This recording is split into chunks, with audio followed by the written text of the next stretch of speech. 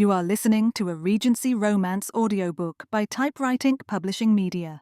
The Distant Duke of Lancaster. Prologue. Are you quite sure about this? Stephen frowned as Lord Hampton looked back at him steadily, clearly entirely unconcerned about asking such a grave question just as Stephen was about to make his way into the church, ready to await his bride. You may glower at me as much as you wish, Lord Hampton continued, when Stephen said nothing. You know that I am concerned. There is no need for you to be. Stephen threw up his hands. Goodness, I am about to be married, and still you bring me a concern about the lady. Lord Hampton shrugged. That is because I have never seen you in such a frame before. You mean that you have not seen me in love?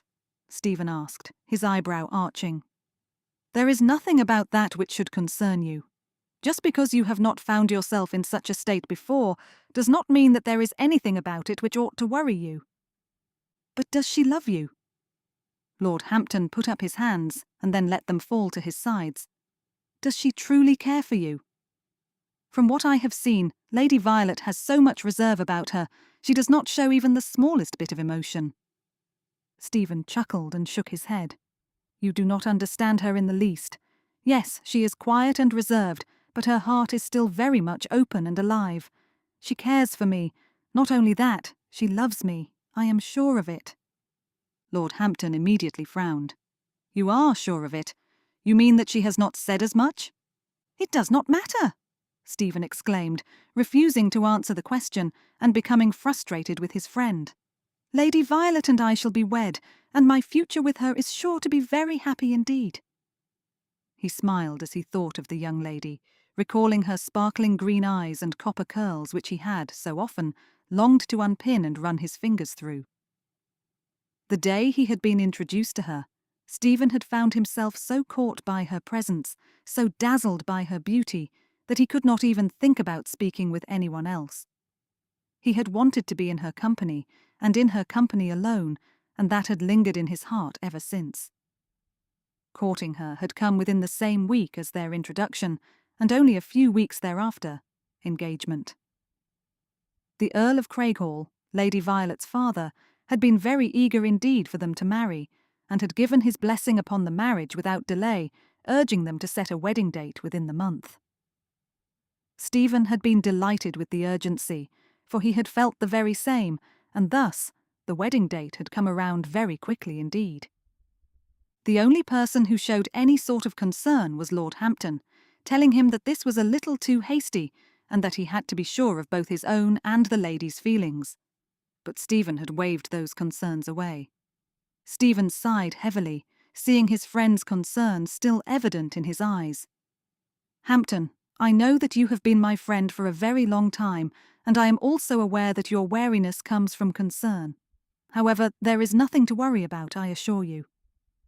Seeing his friend look away, Stephen let out another sigh. When I confessed my feelings to Lady Violet, she not only thanked me for telling her of my heart, but also assured me that I was not alone in them. There now, does that satisfy you? Lord Hampton scowled. I do not need to be convinced, my friend. Regardless of what you say, I shall still think that you ought to be a little more careful and cautious when it comes to matrimony.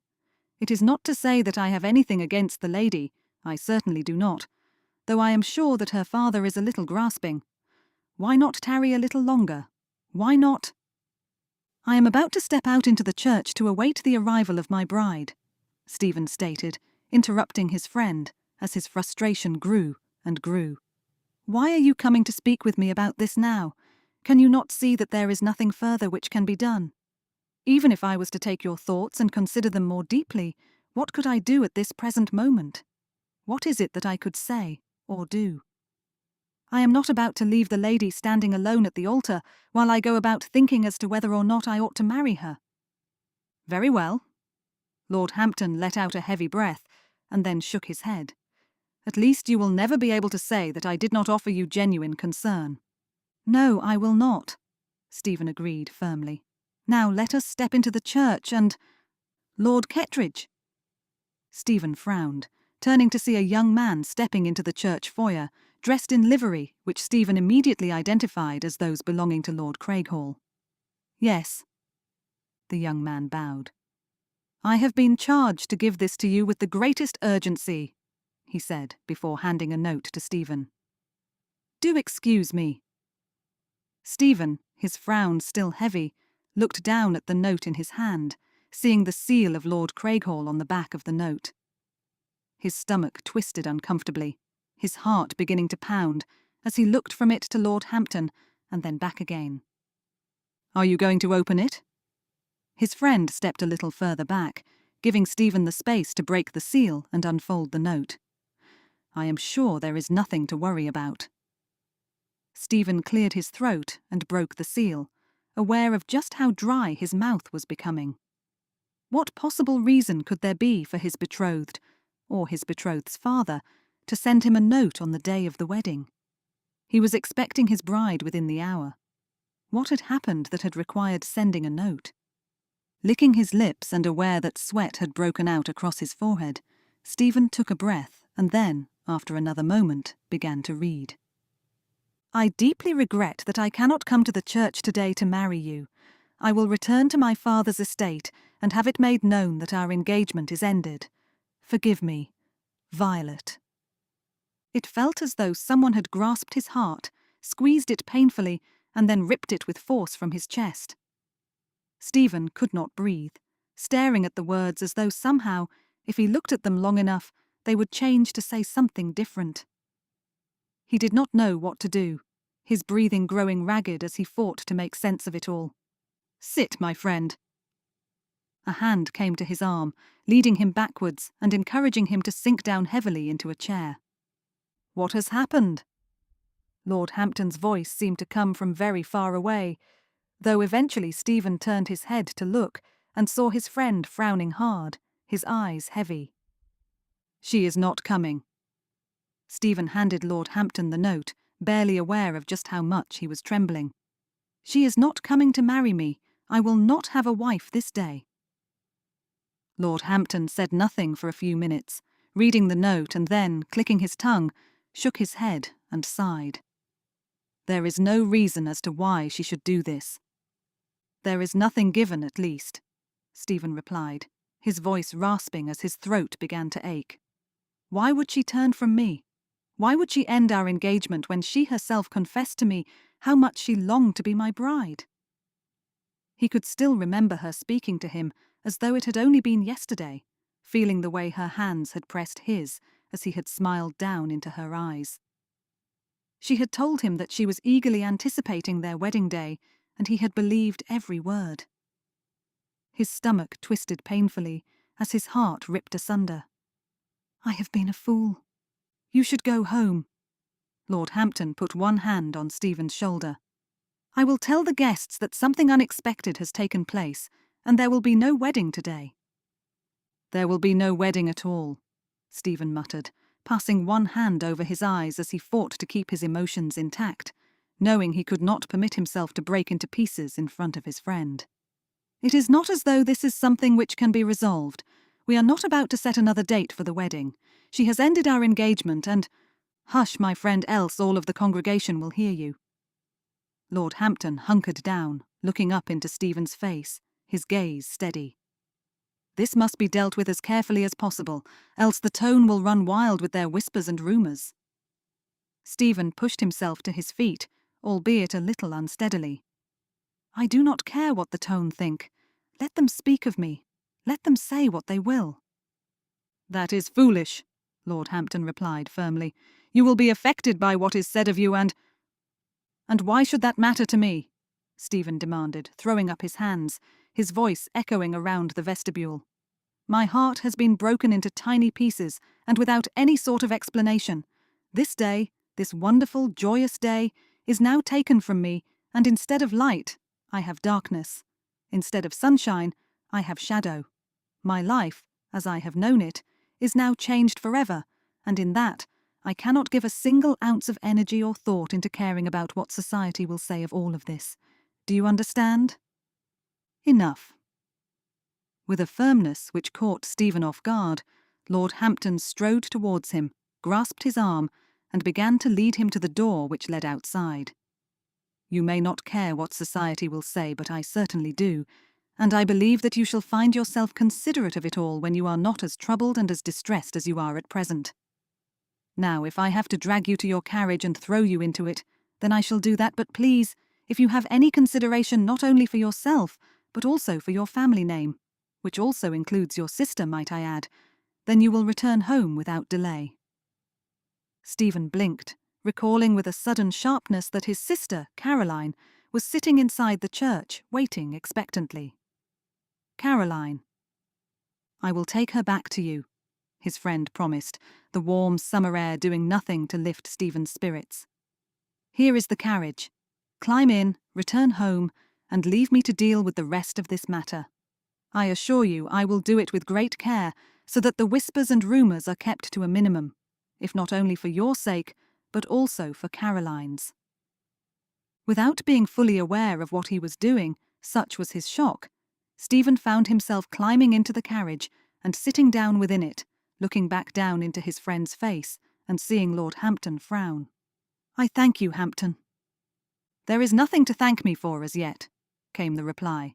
"Now go. I will speak with you later when I return Caroline to you. And Kettridge?" Stephen looked back at him.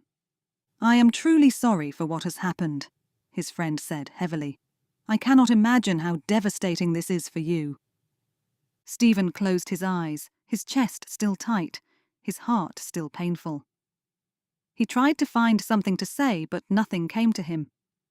Instead, he merely nodded, pulled the door closed, and leaned his head back against the squabs. There was nothing left for him now. Nothing but pain, brokenness and sorrow, and Stephen embraced them all. Chapter 1.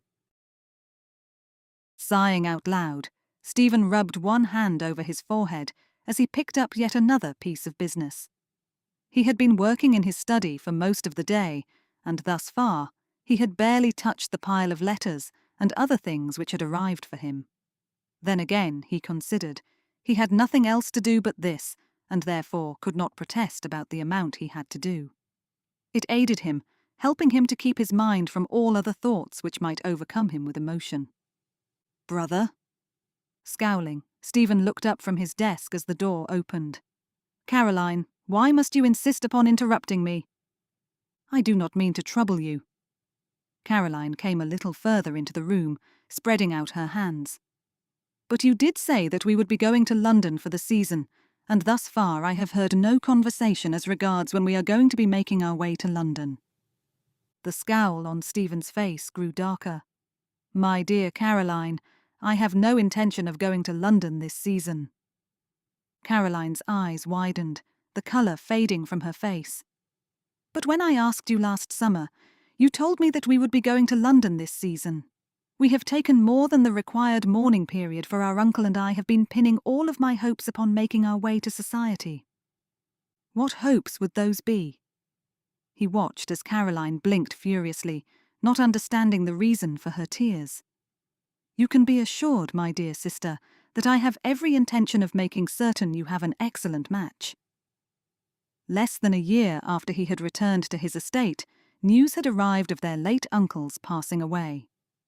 Much to Stephen's surprise, he had been informed that he was now the Duke of Lancaster, given that the uncle's only son had also passed away some years ago, a fact that Stephen had been entirely unaware of. Within a month, he had removed to the Lancaster estate, along with Caroline, and fully anticipated remaining in it for many years to come. Evidently, Caroline had expected differently. "That is not fair of you, brother. What if I should like to make my own match?" his sister asked, her eyes a little glassy. "What if I should like to go to society? What if I should like to meet the various gentlemen and ladies that are present in the hope of securing a suitable match for myself?" Stephen shook his head, finding himself a little exasperated. "There is no need for you to worry about finding a match for yourself, Caroline. There is a difference between being the sister of an earl and the sister of a duke, Caroline. Since you are now the sister of a duke, that means that every gentleman in London will be pursuing you, but not for the right reasons. That is not something that you are at all prepared for. But thankfully I am." Lifting his chin, he looked back at her steadily. You cannot trust the gentlemen of London. You are my sister, and therefore I will deal with such responsibilities.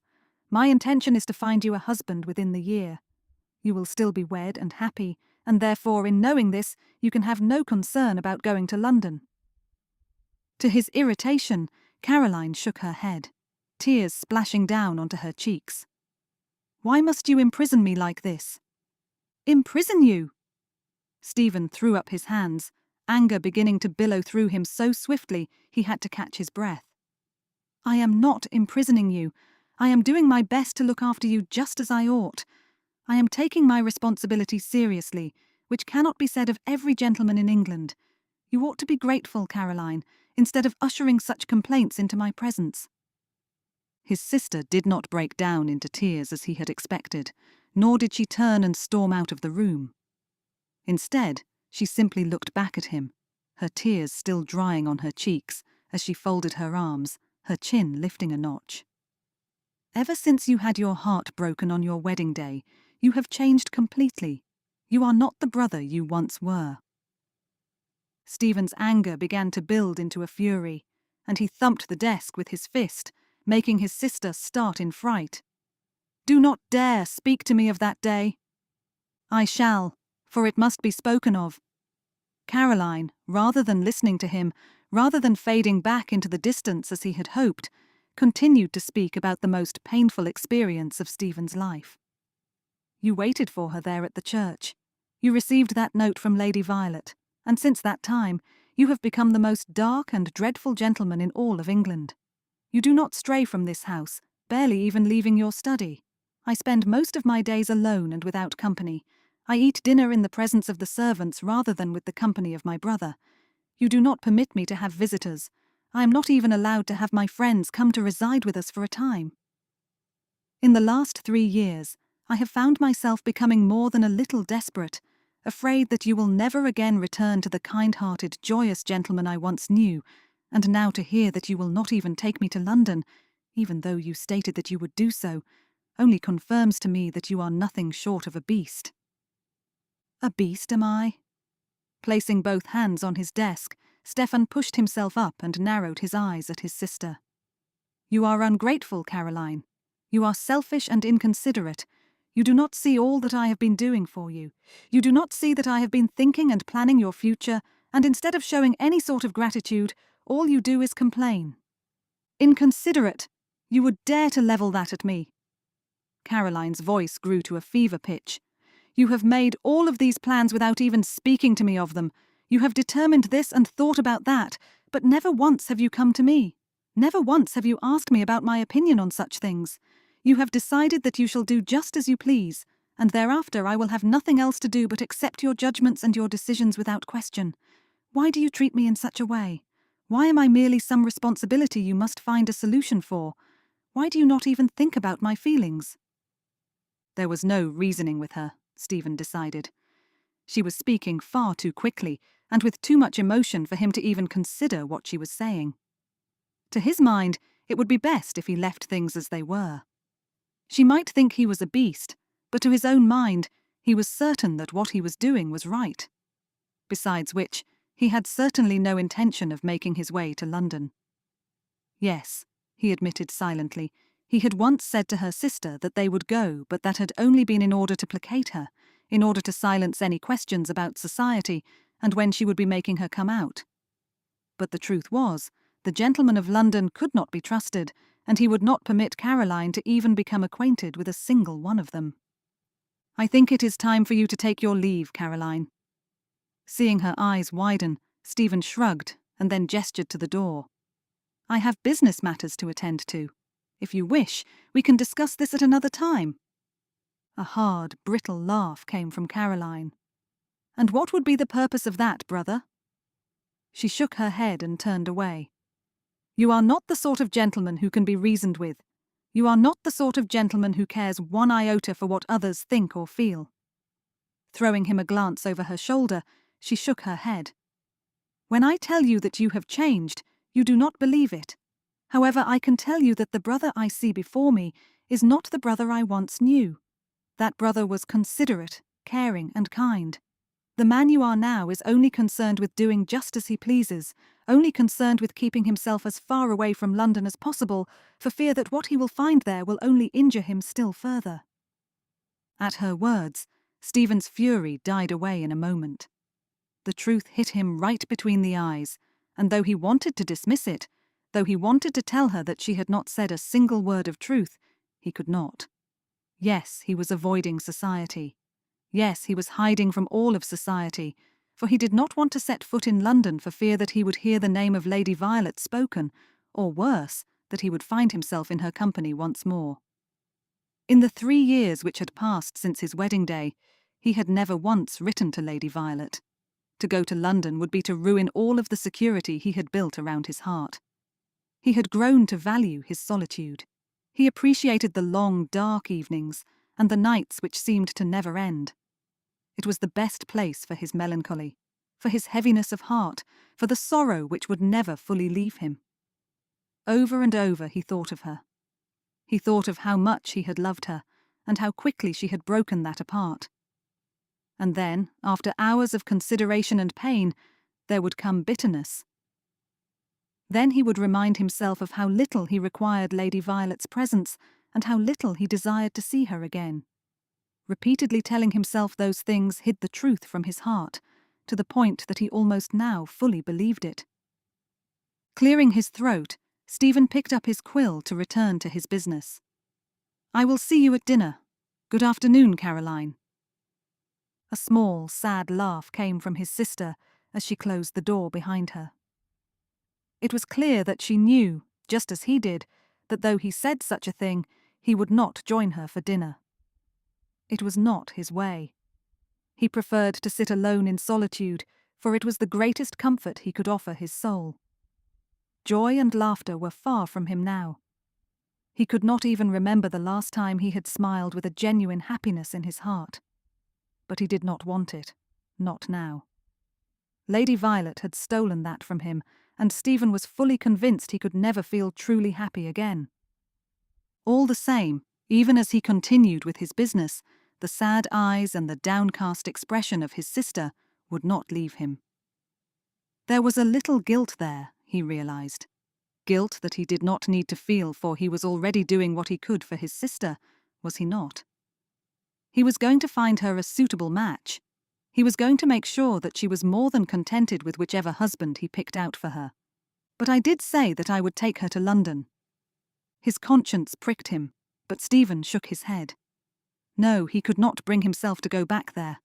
The rumours and whispers might have died down, though he had never heard any of them since he had remained in his estate. But certainly, if he came to stand in the midst of London, the whispers would begin in earnest, he was sure. There might be questions. There might be reminders of that day, and Stephen did not feel as though his heart could cope with such things.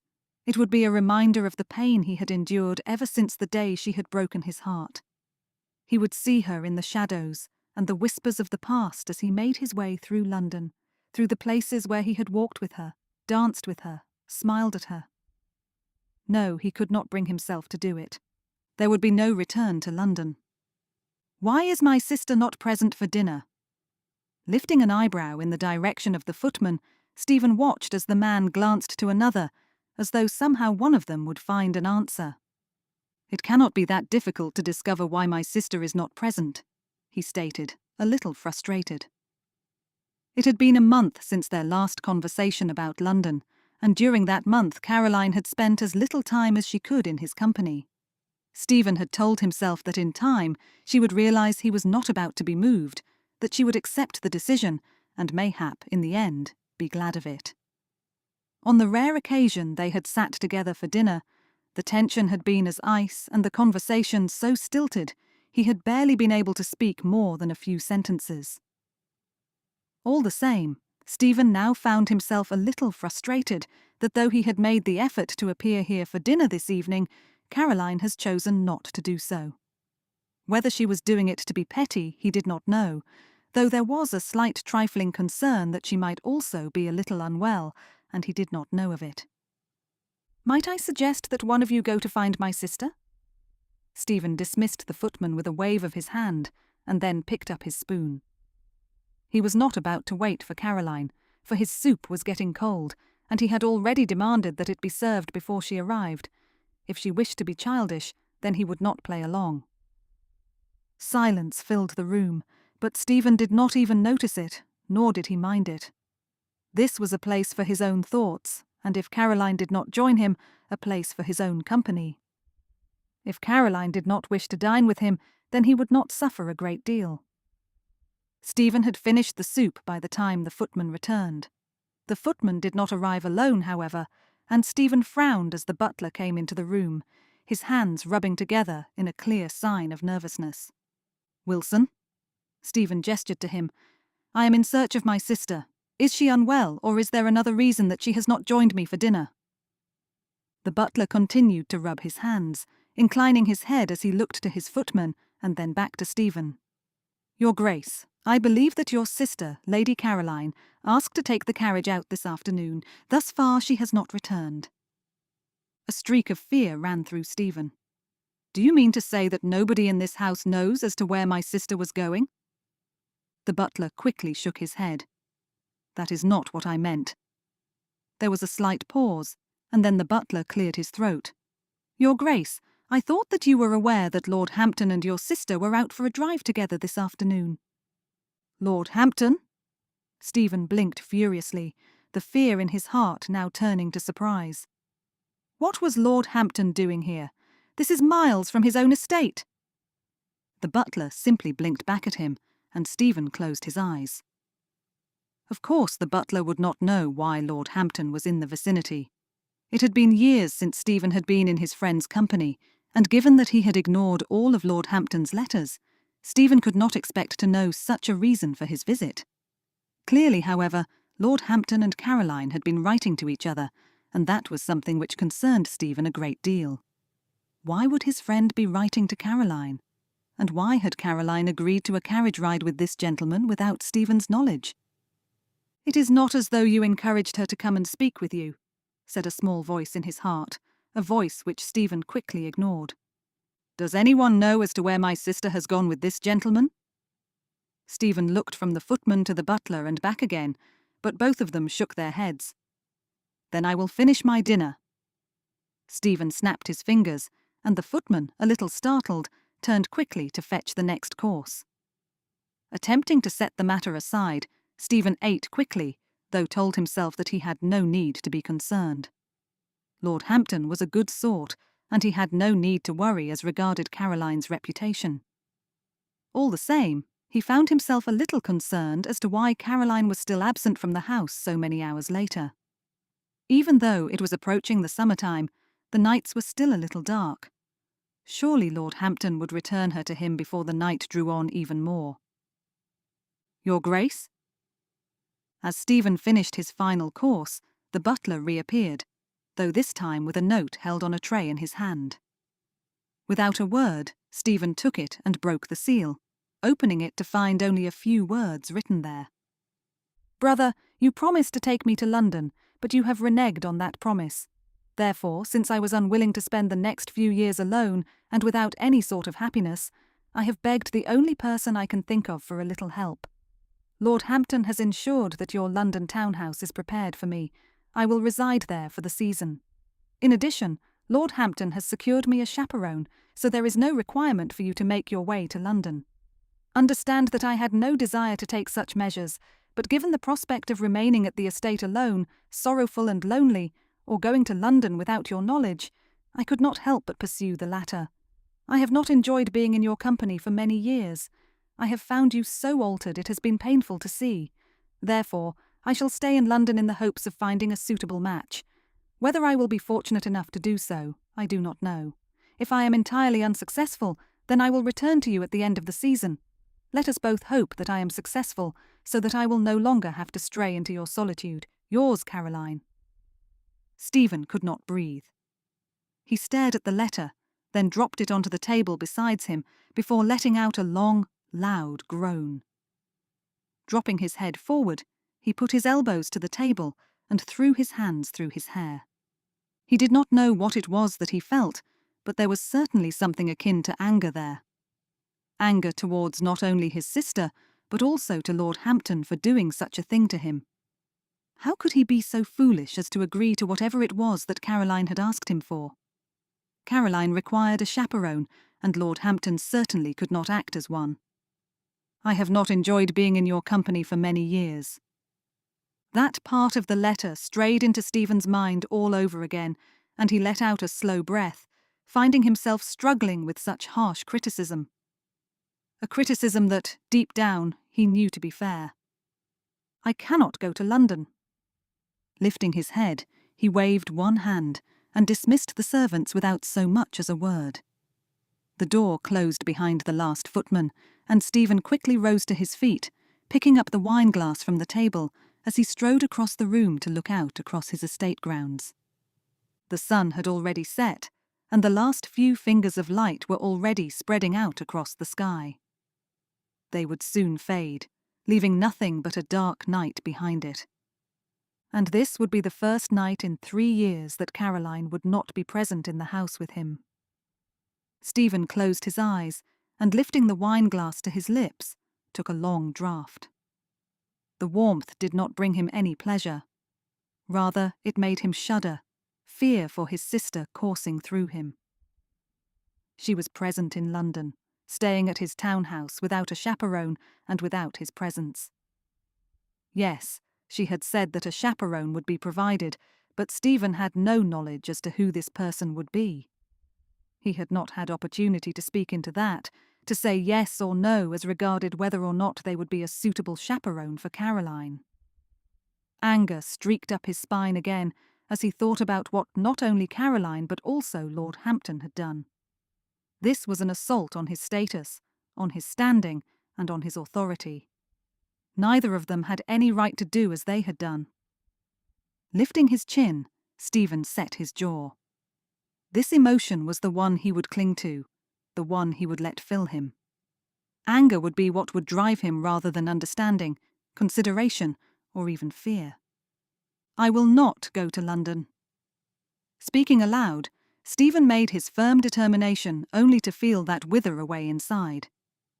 Yes, he could write to his sister and to Lord Hampton and find out who this chaperone was, and to also berate them both for what they had done, in the hope that guilt would return Caroline to the estate.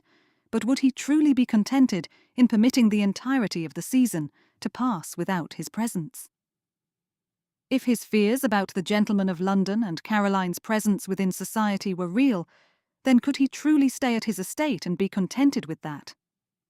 "I will not go to London," Stephen cried again, his voice echoing around the room as his heart began to pound furiously. He had always said he would not return there, would not bring himself back to the place which had caused him so much pain, and that determination remained. He had to pray that firm, insistent and persistent letters would be enough to have Caroline sent back to him. And if they are not? Stephen shook his head, refusing to let that thought take hold of him. Caroline would come back to his estate, he was sure of it, and if she did not, then Stephen would do whatever he could to force her return, albeit without the requirement for him to make his way to London. He could not go back to where his memories of Lady Violet would return to him with force and injure him all over again. It was absolutely out of the question.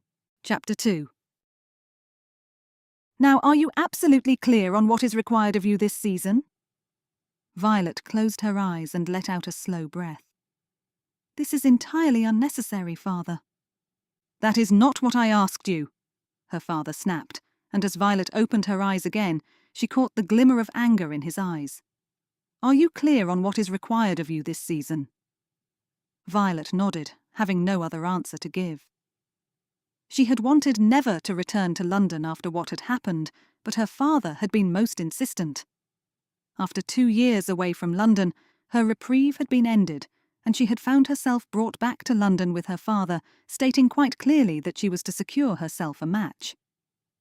However, she had been entirely unsuccessful, no doubt due to the fact that the Tone were fully aware as to who she was and what she had done as regarded the gentleman who was now the Duke of Lancaster.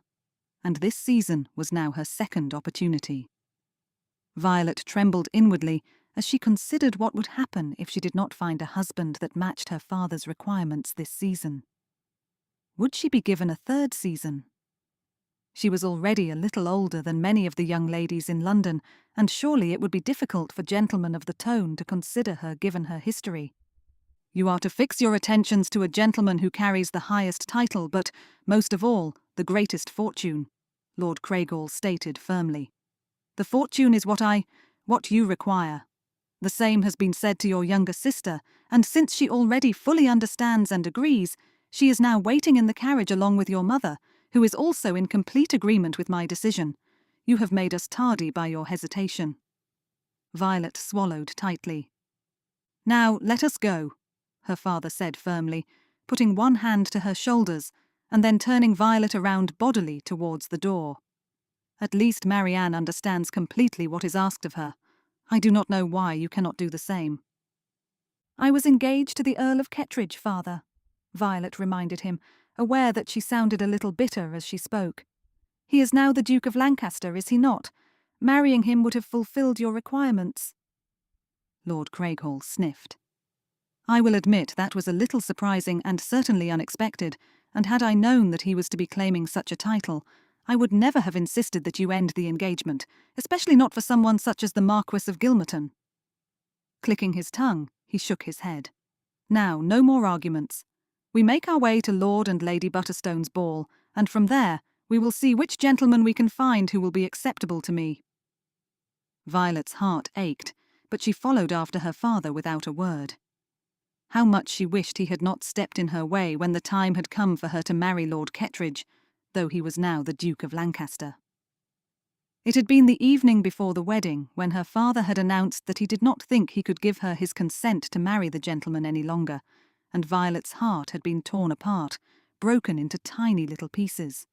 Her father's reasons had not made very much sense, only stating that Lord Kettridge did not have as much coin as he had expected, and though Violet had begged and pleaded with her father, telling him of how much she cared for the gentleman, her father had ignored it all. Her mother had been of little help either, for she had stayed silent and had said nothing, permitting Lord Craighall to do just as he pleased. Thus she had been forced to send him a note instead of going into the carriage to make her way to him, to make her way to the church where he was waiting. 3 years on, that pained her still. Whatever took you so long?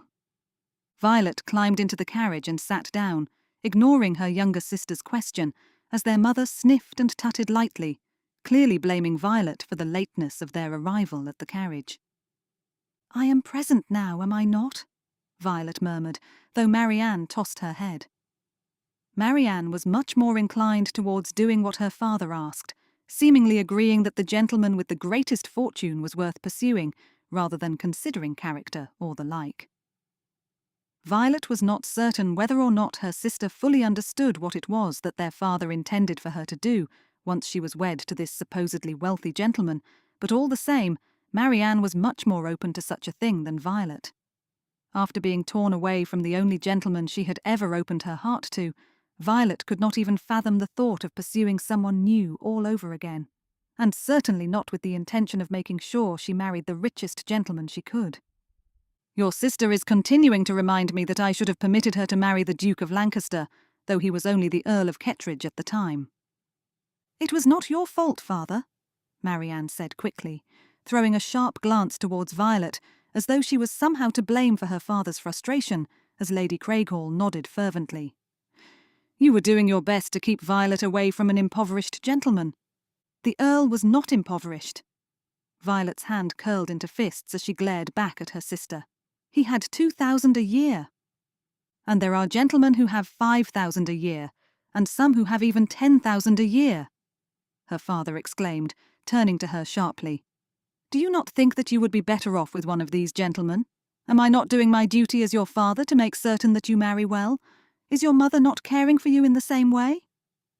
The Earl of Kettridge was to be someone I could marry well, Violet protested, though her throat grew dry and began to ache as her father snorted in obvious derision, and her mother looked away.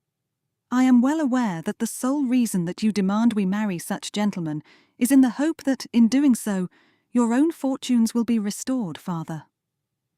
Seeing the way his head snapped towards her, and hearing the swift intake of breath, Violet kept her chin lifted, and her gaze fixed upon her father's, even though, inwardly, she trembled at the obvious anger flashing in her father's eyes. "I do not know what it is that has forced us to economize these last few years, but your clear hope is that my sister and I marry rich, wealthy gentlemen who will then be either generous enough or irritated enough by our persistence to give you money in some way or another. Is that not so?" Lord Craighall took in a long breath, and Violet winced inwardly, waiting for his wrath to fall on her heavily. "How dare you speak to me in such a manner?" Lord Craighall was breathing furiously, sitting forward in his chair and turning to face Violet all the more as the carriage continued to roll forward towards their destination. Lady Craighall had turned her head back towards them both, but continued to stay silent, allowing her husband to dominate the conversation just as he always did. "I want only the best for my daughters, and," he continued, thumping one fist into the other hand, "when you marry whichever gentleman I find for you, why should you not, as grateful daughters, assist me in my own difficulties? Do you not see that I have given you a great deal of coin when it comes to preparing you for society, for marriage?" Violet said nothing, turning her head and looking out of the window. The last 2 years they had not returned to London, and though Marianne and even Violet herself had asked their father as to why they were not returning to society, he had never once given them a clear answer. What he had mentioned, however, was the money which was spent on both of his daughters, on the coin which was required to keep them in the best fashions and the like. And slowly, Violet had begun to realize that her father was in some sort of financial difficulties, and that had been the reason for their absence from London, though, of course, Lord Craighall had never confirmed it. She had once tried to speak with her mother about the situation, but Lady Craighall had feigned a headache and told Violet to leave the matter with her father, which Violet had not had any other choice but to do. "Ungrateful Violet, that is all you are," her father stated coldly. "Marianne, I shall focus my attentions on you first, I think. Mayhap when Violet sees your happiness and contentment, she will realize what it is to be thankful and grateful rather than filled with complaints and frustrations." He cleared his throat. "My dear, you understand my reasons, I am sure. Let us both fix our attentions on Marianne, and leave Violet to stand as a wallflower for a time. That will teach her a good deal, I am sure." Lady Craighall nodded. The urge to respond, to snap a response back to her father, was sharp, but Violet kept her lips tight shut. She had always been a little quieter than her sister, but in the last few years, Violet had learned all the more that it was best to remain as quiet as she could in certain situations. On this occasion, any response she would give her father would only make him angrier, and given that she was now to be left as something of a wallflower, it would not be wise to say another single word. "Thank you, father," Marianne said sweetly, catching Violet's eye for a moment, as she smiled warmly back at her father, making Violet's stomach twist. "I look forward to being acquainted with many new gentlemen and ladies this evening. How unfortunate that you shall miss out, Violet." Violet bit her tongue, hard, and kept her gaze trained on the window, rather than looking at her sister, mother, or her father. This was her first evening back in society, the first evening that she was going to make her way into the tone, and already Violet could see just how dreadful an evening it was going to be. Sighing, Violet leaned her head back against the wall of the ballroom and blinked back the tears which burned behind her eyes. It was not as though she were upset over how eagerly her parents had taken Marianne away from Violet and ushered her into society's arms, but rather that being here again, being in a society ball in the heart of London, was reminding her of all that she had shared with Lord Kettridge, or the Duke of Lancaster, as he was now. Her gaze shifted lightly across the room, never stopping on only one single face, but rather simply meandering. There was no great difficulty in her standing here, adorning the wall and being held back by the shadows, for in truth it was easier than going back through society and having them all glance at her and whisper about her, but the pain in her heart was growing all the more.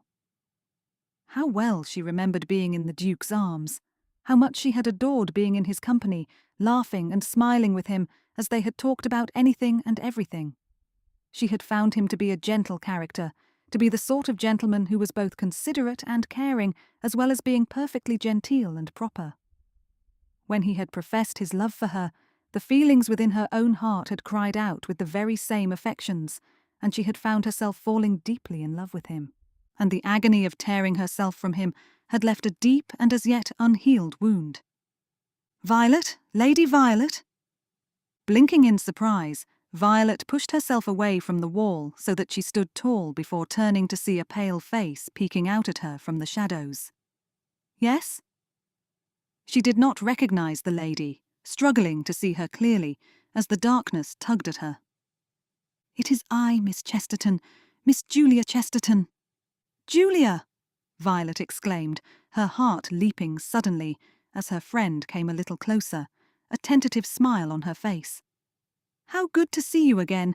I am sorry it has been so long, but—" "I think it has been 3 years, has it not?" the lady asked, coming to embrace Violet for a moment. "Though I have appreciated your letters." A slight flush came into Violet's cheeks. "I have not written as much as I ought to have done." Miss Chesterton only smiled.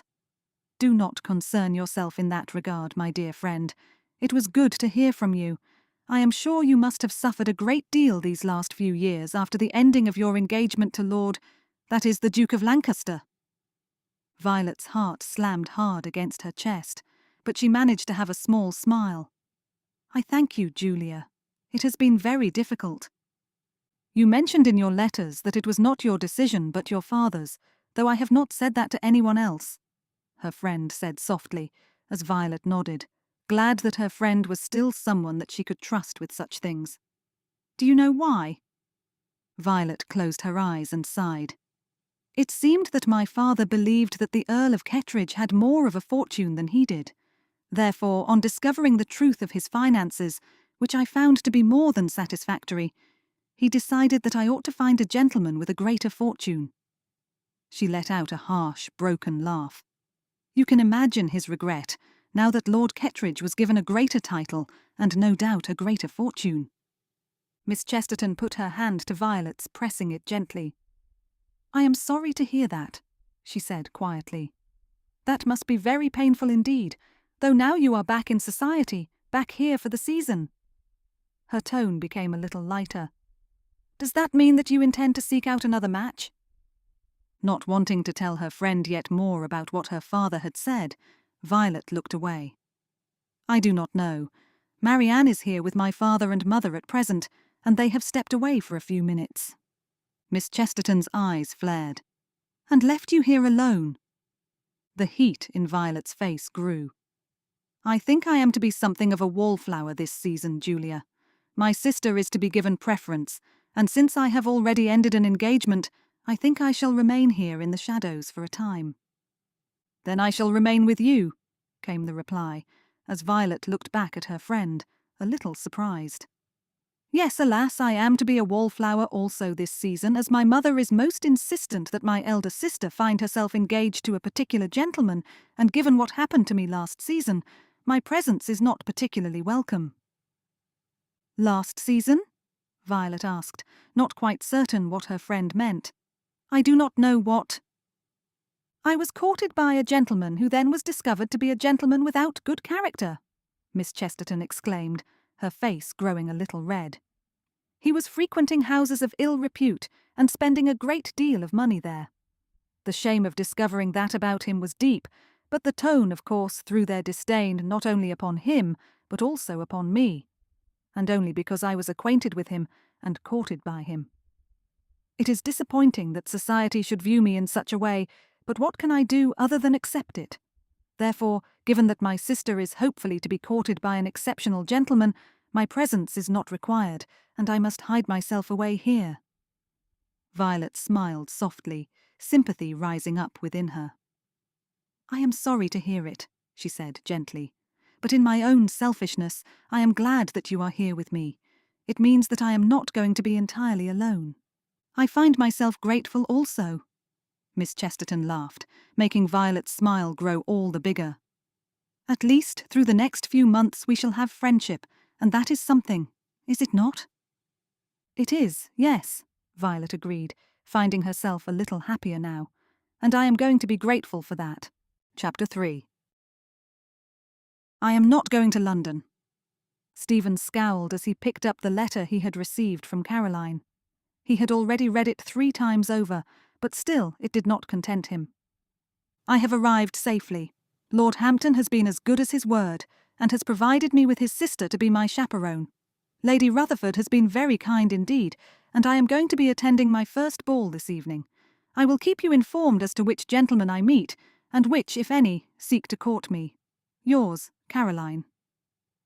Lady Rutherford, Stephen muttered, recalling Lady Rutherford very clearly indeed, for he had known her for many years, just as he had known her brother.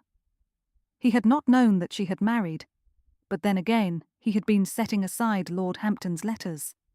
And though she was a suitable chaperone, Stephen feared that she might not have the maturity required to guide Caroline in this particular situation.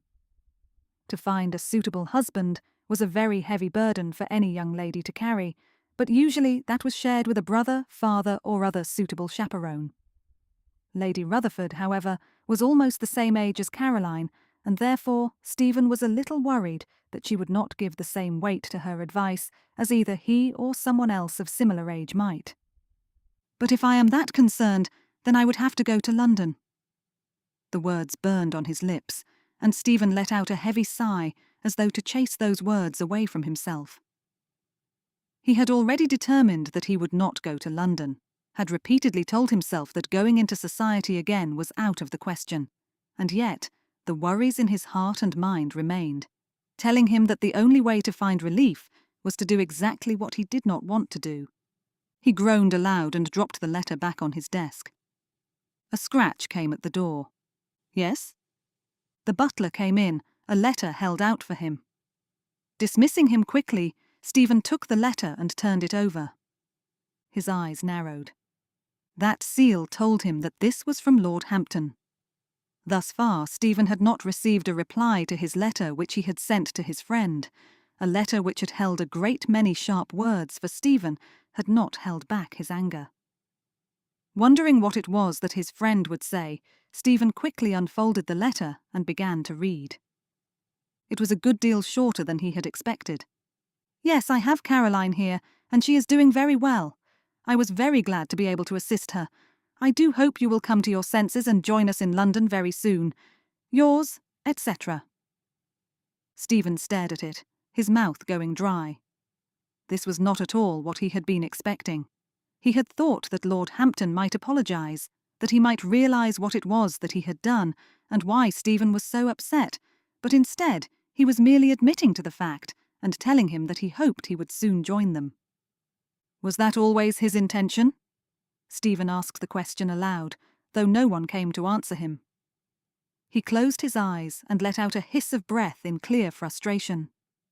Was this what both Lord Hampton and Caroline had hoped for? Not only had it been their hope that Caroline herself would be able to get to London, but, in doing that, he would then soon follow. Had they always wanted to force his hand, to demand that he return to London whether he wished to or not? I will not. Stephen stopped himself from saying anything more, aware that the determination in his heart was beginning to fade away. His shoulders slumped, and walking across the room, he looked out of the window and let out a long, slow breath which fogged the window pane for a moment. This was not what he wanted. The determination to stay at home, to remain at his new estate, and to bury himself in his business affairs was broken apart when it came to his concern about Caroline. Despite his upset, despite his irritation with her, his worry over her situation and well-being would not fade away. If he remained here, he would do nothing other than worry about her, concerned as to what it was she was doing, who she was meeting, and what gentlemen were pursuing her. So, therefore, he had no other choice but to make his way to London. What if Violet is there? The way his stomach clenched made Stephen close his eyes tight. His whole body suddenly chilled. He had been avoiding the thought of Lady Violet for the last 3 years, and though he knew she sat at the back of his mind, the way he filled his mind with everything other than her had worked for him for many months. But now he might have to face her again. A trembling ran through his frame and he scowled at it, clenching his hands into fists as he determined it to pass. He had blocked up his heart, had pushed her out of it, and though she was still sometimes trying to come into his thoughts, he was getting better and better at ignoring them, was he not? There was nothing for him to fear. Have I been a coward? Asking that thought aloud made him shudder, and Stephen closed his eyes, frowning hard at himself.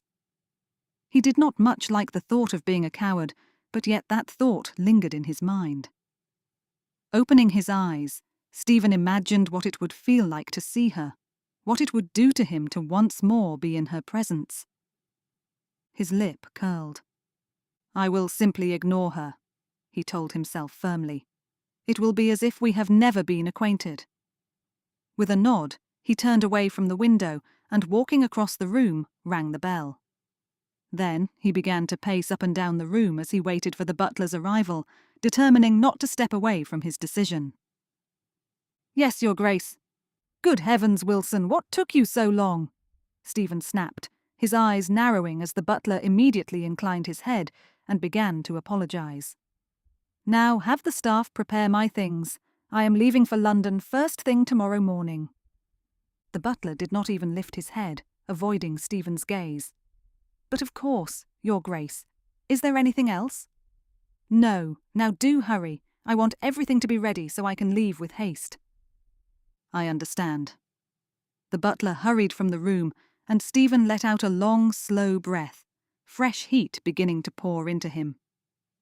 But it was not the heat of concern or worry, but rather of shame. He had snapped angrily at his butler, had spoken harshly when the man had done nothing wrong. It had only come from an outworking of his own upset and frustration. But then again, he muttered to himself, rubbing one hand over his face, I am supposedly something of a beast, am I not? Pain sliced through him as he remembered the way Caroline had shot those words at him. They had struck him more than she had realized, and given the way they came quickly to mind, Stephen knew they had stuck in his heart. Swallowing hard, he walked across the room, poured himself a brandy, and threw it back in one gulp. He was going to London. The decision had been made. Despite the fact he did not want to go, despite his own disinclination towards returning to that place, he had no other choice. His loyalty and responsibility towards Caroline was still present, and very strong indeed, forcing him back into a place and into a situation he did not desire. There was nothing else he could do but pray that perhaps Lady Violet was already married and would not be present. He did not want his heart to pain him all over again. It would be too much for him to bear.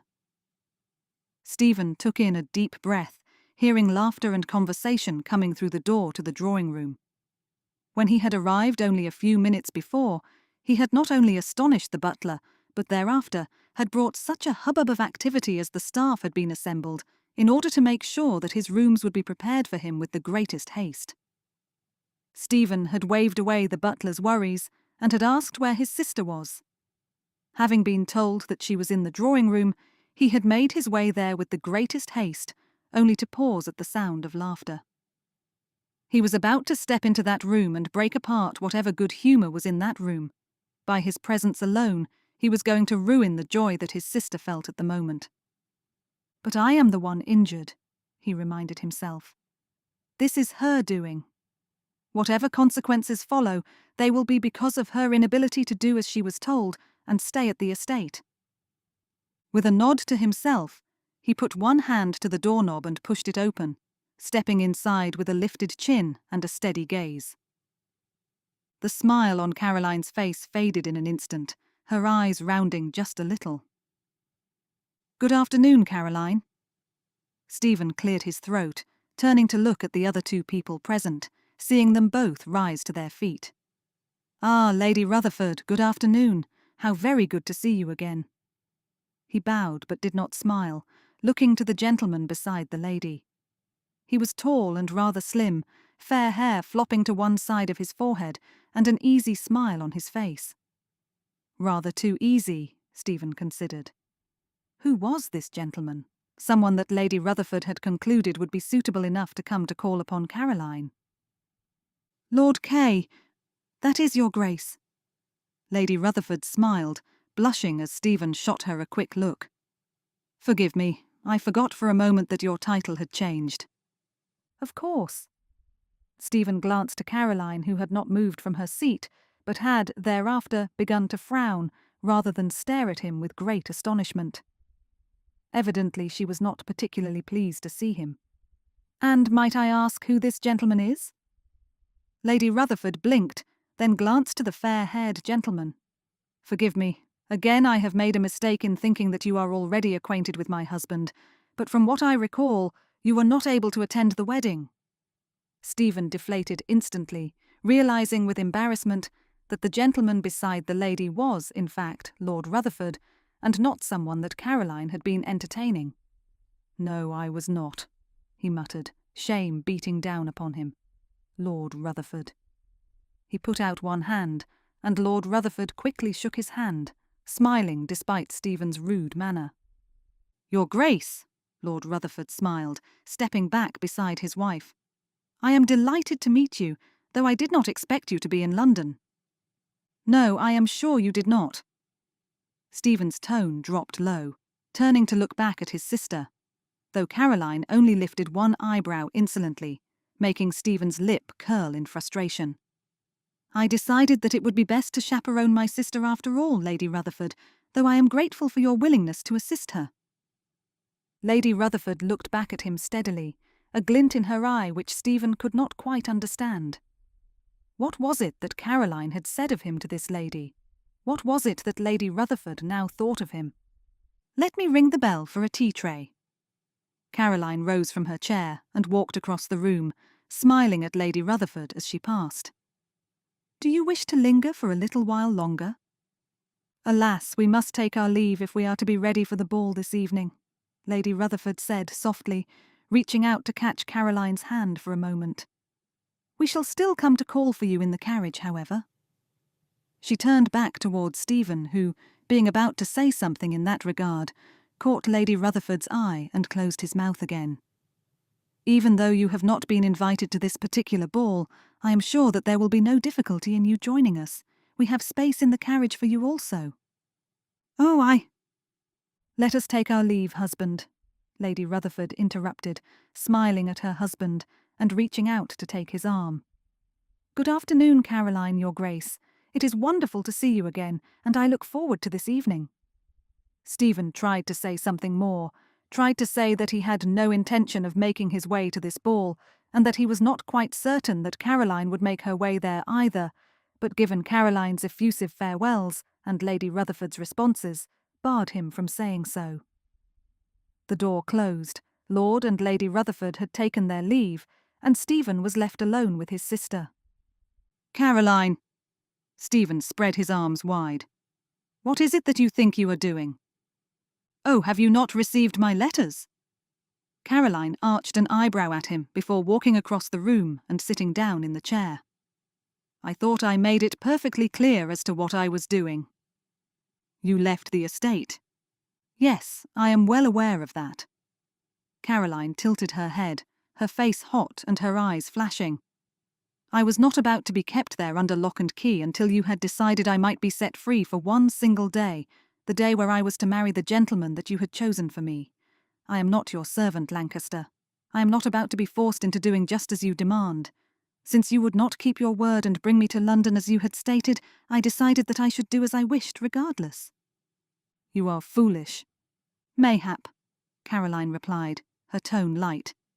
But writing to Lord Hampton made me see that it was not only I who has been concerned for your present state of mind. How could you ignore your friends? How could you ignore the invitation to Rachel's wedding? Did you not think that I should like to be there?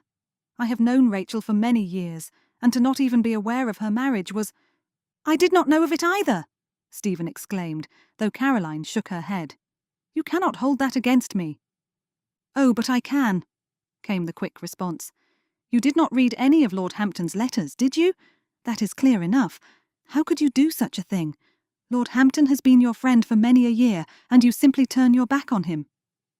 Stephen's jaw tightened. It is not your place to question me, Caroline. I came here because of your foolishness, not because of any guilt on my part. I can assure you, I have none."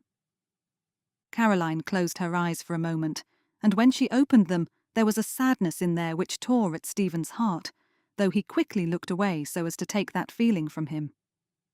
"I am not about to return home with you," she said, her voice a little hoarse. "You are not going to take me back there, Lancaster. I am staying here for the season, whether you wish it or not." "That is not your place, Caroline," Stephen began, only for his sister to get to her feet and cut the air with her hand, her eyes blazing with anger. "Do not think that I will ever obey you again," she cried, tears beginning to splash down onto her cheeks, her voice filling the room. "I will not. You have already injured me more than you know. You have pulled me away from everyone I have cared for simply because of your own pain. I will not leave London, not when I have found the very first traces of happiness that I have felt in a long time." Stephen did not know what he could say to that. The pain in his sister's voice was something he had heard before, but this time it seemed to cut him right to the very core. He did not know what it was about it this time, but he could not give her an answer. He sat down in his chair rather heavily. "Very well, Caroline." She blinked at him. "What do you mean?" "I mean that I will not drag you back to the estate, though there is much that I should like to say as regards what you did in escaping to London, and much that I should like to say to Lord Hampton also." Stephen scowled, hating that he was giving in to her, feeling as though he was losing his authority while at the same time sensing her pain and desiring to lessen it. "But do not expect me to attend balls, soirees, and the like. I will not be in attendance, Caroline. I will be present on occasion, but I already have a chaperone." Caroline sniffed and turned her head away to the door, waiting for the maid to come in with the tea tray. "Lady Rutherford is doing very well, and I am very much in her debt." Stephen said nothing as the maid came in, watching as she set out the tea and the cakes to go with it. He swallowed hard as he caught his sister's eye, finding himself a little lost. What was he to do here if he would not accompany his sister to various social occasions? Had he not been telling himself that Lady Rutherford was not a suitable chaperone? If he truly believed that, then what was it that he was going to do? "I will step out into society when I am ready," he stated, once the maid had taken her leave. "I may take a walk on occasion, but I shall always be present whenever any gentlemen come to make afternoon calls, Caroline. You are never to have company without my presence. Do you understand?" Again his sister sniffed delicately, and then rose to pour the tea. "Do as you wish, brother," she stated, pouring 2 cups of tea and then setting the teapot down. "I am perfectly contented as I am. I do not require your help." "Whether you require it or not, you will be given it," Stephen said firmly, hoping that his tone would brook no argument from her. "No gentleman will call upon you without my presence, Caroline. Is that quite clear?" "Yes, Lancaster." Caroline sat back down but looked away, keeping her gaze far from him, and Stephen felt a heaviness sinking down into his soul. His sister did not want his company, did not desire his presence here, and was, no doubt, rather disappointed that he had chosen to come to London. "You will wish, no doubt, to speak to Lord Hampton at your earliest convenience," she continued, when Stephen reached to sip his tea. "When should you like to visit him? I am sure that—" "You wish me absent from your company already?" Stephen lifted an eyebrow as Caroline glanced back at him. "I am here only a few minutes, and already you wish me gone?" Caroline let out a sigh. "I saw how you spoke to Lord Rutherford when you were not aware as to who he was," she said, frowning. "You were harsh. Your words were sharp and abrupt, as though you thought somehow Lady Rutherford and I were doing something wrong in entertaining such a gentleman. Even if he had been an unattached gentleman, we would have been more than proper in our sitting with him. If that is how you are going to be during my time in London, brother, then why should I be glad about your presence here? Why should I want your company?" Finding himself both upset and a little angry, Stephen set his cup down and then rose to his feet. "I shall take a short rest in my rooms," he said as calmly as he could. "I will perhaps join you for dinner." Caroline let out a small exclamation. When he shot her a look, she could only roll her eyes. "Brother, you did not join me very often for dinner at the estate," she said crisply. "You need not pretend that you have any intention of joining me for dinner here." Stephen wanted to find a response, wanted to say something that would tell her she was mistaken, but he could not. The thought of sitting with Caroline for dinner was not a pleasing one, and deep in his heart, Stephen knew that if he could avoid it, then he would. With a heart that held a great deal of trouble within it, Stephen made his way from the room and closed the door tight behind him, wondering whether or not he had just made the most dreadful mistake in coming to London. Chapter 4. "You are looking well this evening." Violet offered her friend a small smile. "Thank you for your kind words. I confess that I did not make a particularly strong effort this evening, given that I knew I would be standing in the shadows." Miss Chesterton nodded in clear understanding. "It can be difficult," she confessed, sighing heavily. "One wonders why my mother insists that the maids give me just as much attention as my sister, when she knows as well as I do that I am to be a wallflower for the evening."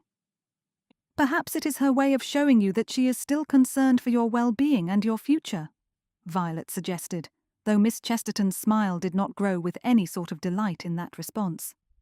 "I know that your sister is the focus at the present moment, but mayhap, once her happiness is secured, you will find yourself encouraged back to the centre of things." "Ah, but then I should leave you alone, and I do not want that." Miss Chesterton smiled as Violet laughed softly. "Now I think that we should take a turn about the room this evening. What say you to that?" Violet nodded, and together the two ladies began to walk around the room, though they still kept to the back of it, hiding themselves amongst the shadows, just as two wallflowers were expected to do. "There are many gentlemen out this evening." Miss Chesterton sighed softly, making Violet look at her in surprise, though her friend quickly laughed and blushed just a little. "Yes, I confess that I myself am interested in the gentlemen here in London. Why should I not be? I am to seek out a match for myself at some point, I hope, so I may as well know the names of the gentlemen that are present, even if I am not properly introduced to any of them as yet." "I see." Violet tilted her head, considering. "I do not think that I am interested in any gentleman as yet." "Is that because of—" Miss Chesterton closed her eyes briefly, her face flushing. "Forgive me, I did not mean to ask you such a thing." Considering for a moment, Violet pressed her lips together and then nodded to herself. "I do not mind speaking of my previous engagement, not with you. You know very well that I trust you." "For which I am very grateful." Violet smiled gently, though it became a little wistful as she let her thoughts drift back to the only gentleman she had ever felt herself in love with. "The ending of my engagement was not something that I found in the least bit delightful," she said quietly. "It was not my doing nor my choice. My heart was tied to his, and in that I found myself broken-hearted when my father forced the end of the engagement." "And so you are uncertain as to whether or not you will be able to consider another gentleman because of that?" Miss Chesterton's eyes flared. "Does that mean that your heart still holds an affection for him?" Violet nodded. "Even after 3 years of separation?" A small, sad smile pulled at the corners of Violet's mouth. "It does. To be truthful, I thought that the pain would replace it, that when I finally began to recover from the ending of our engagement and indeed coming to terms with the realization that I would not have the marriage I had longed for, the love I felt for him would no longer be there, or that it would be extensively diminished." Miss Chesterton's eyes were still a little wide. "But it was not." "It was not. Rather, it seemed to grow a little, as if to suggest there was nothing within my heart which would not be held back from him." "That must be rather difficult." A small frown flickered between Miss Chesterton's eyes. "To still carry on with that affection, to have a heart filled with love for a gentleman that you cannot tie yourself to any longer, must be a heavy burden to bear." Violet nodded. "It has been." She swallowed against the ache in her throat, refusing to let the heat behind her eyes turn to tears. "But that is why I do not want to be in any gentleman's company as yet, even though my father insists that I find myself a suitable match, though he, of course, will determine whether or not the gentleman is rich enough in order to be suitable for me." A small sigh came from Miss Chesterton. "I am sorry to hear that. Wealth does not make a gentleman. No, indeed it does not. A fear began to spike through Violet's mind, and she let herself speak of it. My greatest concern is that my father will force me to marry a gentleman of his choosing, who will certainly have a great fortune, but will have nothing within his character which would draw me to him. Miss Chesterton bit her lip and nodded. To have a cruel husband would be a very great trial. But my father does not care as to whether or not a gentleman will treat me with consideration, Violet continued quietly. The fortune is the only matter for consideration. They continued to walk in silence for some minutes, both alone with their thoughts, which no doubt were of a similar kind. Violet tried her best not to think about what her father would have planned for her, letting her gaze flick through the gentlemen and ladies near them, only for her eyes to catch sight of someone she recognized. Violet stopped at once, her breath hitching, her heart pounding furiously as she swallowed hard. "What is it?" Miss Chesterton asked, clearly not understanding what had stopped Violet so suddenly. "Is it—" "Caroline. Though she will be Lady Caroline now. She is here." Violet's words came out in snatches, her heart still pounding furiously, though a cold chill ran down her frame. "And if she is present, then does that mean that her brother is here with her?"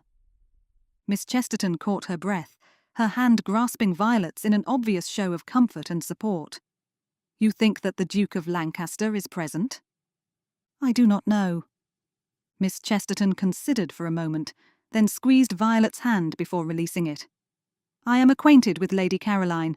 Why do I not go to speak with her and find out where her brother might be?" Violet shrank back all the more into the shadows, suddenly afraid of what it was that Lady Caroline would say, should Miss Chesterton mention that she was present. "I do not know what it is that Lady Caroline thinks of me, or about what took place on my wedding day. I have no doubt that she will think very poorly of me, however, for I will have injured her brother most severely." "There is a chance that she will not feel as upset with you as you fear," Miss Chesterton replied softly. "Now, let me go speak with her, and I will return to you thereafter, informing you of what has been said." Violet nodded, and watched Miss Chesterton step away, only to call her name. Miss Chesterton turned around, her eyebrow lifting as Violet pressed her hands tight together, fear and anxiety pouring through every part of her. "Please do not mention that I am present this evening unless it is asked of you," she begged, relieved when Miss Chesterton began to nod. "I know that you will understand why." "Of course."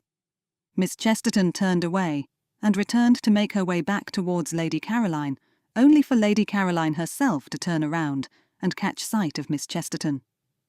She broke into a warm smile, though Violet noticed how her eyes went to where Violet herself stood, perhaps wondering where Miss Chesterton had emerged from, or why there was no one else walking with her. Violet wrapped the shadows around her shoulders a little more closely and watched with careful eyes. "I cannot imagine the anger and the upset I will have caused her also," she thought to herself, wondering what it was that the Duke of Lancaster would have said to his sister on the day of the wedding. I did not ever write to her once that day had passed. Mayhap I should have. When she had first met the gentleman who was to become her betrothed, Violet had quickly been introduced to his younger sister, who had been present in London but, given that she was not yet out, had not attended a great many social occasions. They had quickly become friends, and Violet had found the young lady to be pleasant, charming, and delightful. She had been intending to make her debut the following year, and Violet had been thrilled at the thought of being able to assist in chaperoning her. How much damage she had caused when she had written that letter, ending her engagement and the wedding itself. It had not only been him that she had injured, Violet realized, but she would also have caused pain to Caroline too. If I could apologize for that, then I would do so. Her breath caught in a gasp as she saw Miss Chesterton turn and gesture back to where Violet stayed hiding. She did not know what it was her friend was doing, given that Violet had specifically asked for her not to mention Violet's own presence here in the ballroom. Yet, for whatever reason, Miss Chesterton appeared to be doing exactly that. Violet's stomach twisted violently, and then began to roll as sweat broke out across her forehead.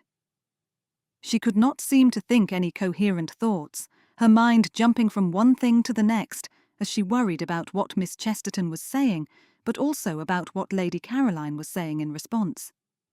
Was she telling Miss Chesterton how little she wanted to be in Violet's company? Was she being restrained, albeit with words, by Miss Chesterton, preventing her from making her way over to Violet and throwing insults and fury into her face? Miss Chesterton laughed, just as Lady Caroline grinned broadly, making some of Violet's doubts fly away. It did not appear as though the young lady was holding on to any sort of anger. Mayhap Miss Chesterton had not said a single thing about her presence, and all would be quite well.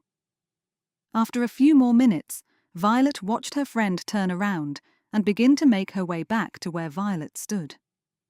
A gentleman bowed to Lady Caroline and thereafter led her away to dance, giving Violet the confidence to step out of the shadows to greet Miss Chesterton.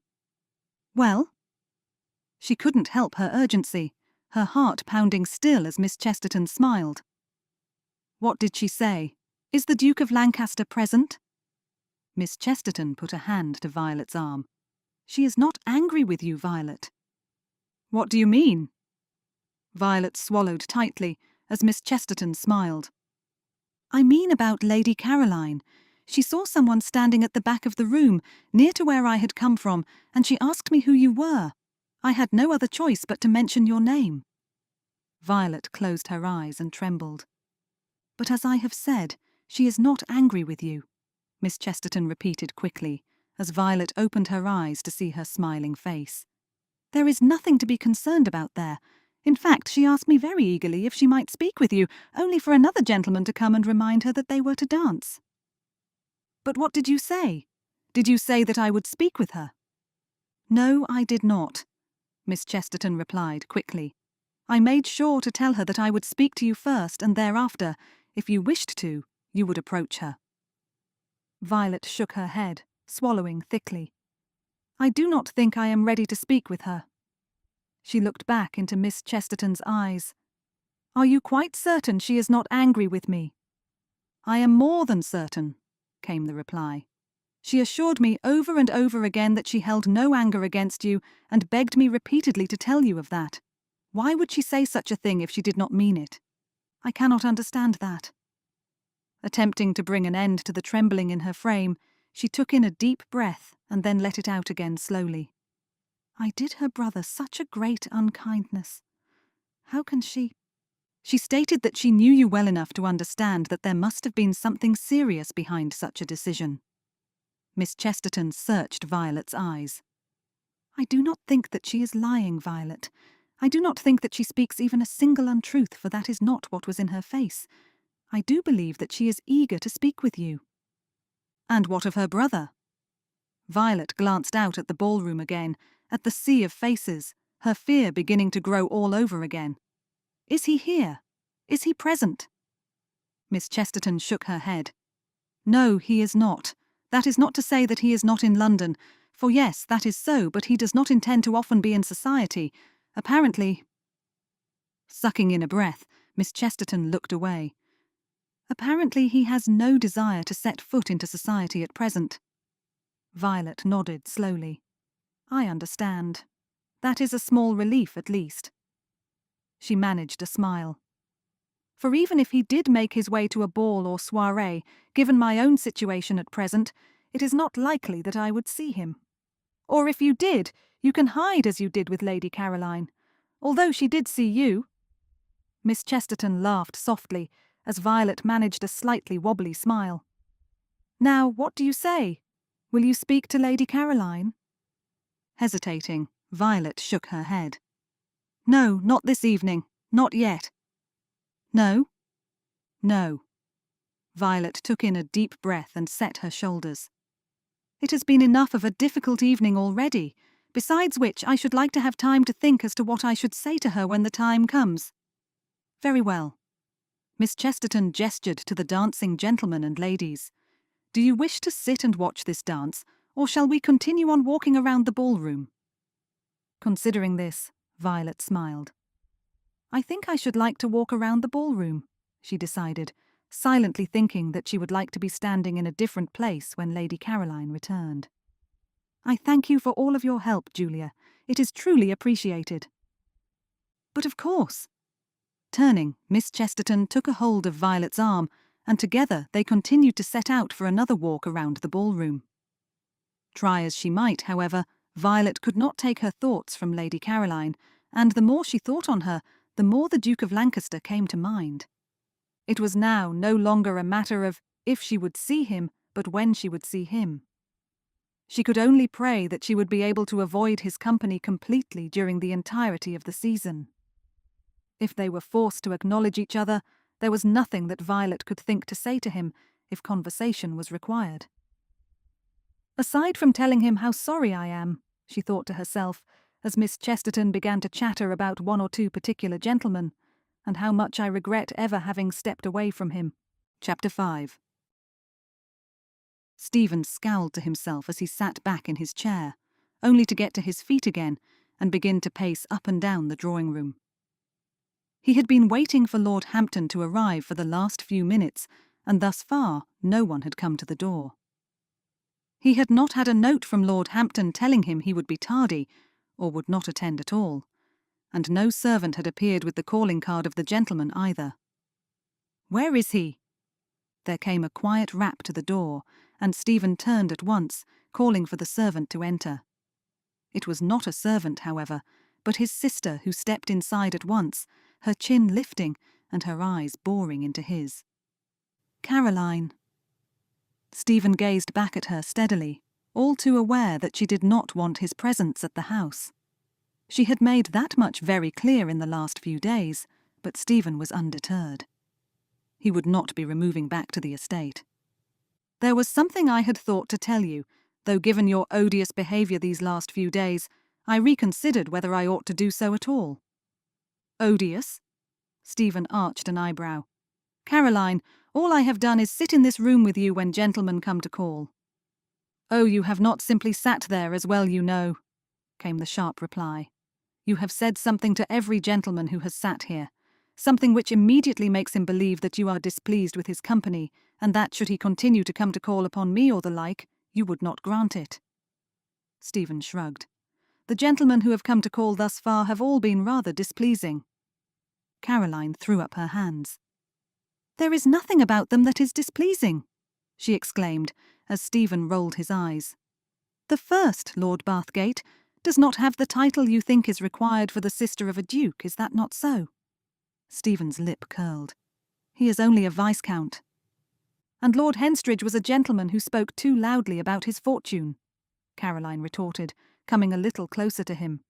"Though he has a superior title to Lord Bathgate, and the fortune to go with it." Stephen looked away. "He is arrogant." "Do you not think that I would be able to make these decisions for myself, brother?" Caroline asked, her tone dripping with ice. "These gentlemen are only coming to call on me. They are not asking to court as yet, and, should they ask, I would be able to say either yes or no depending on my own consideration of the gentleman."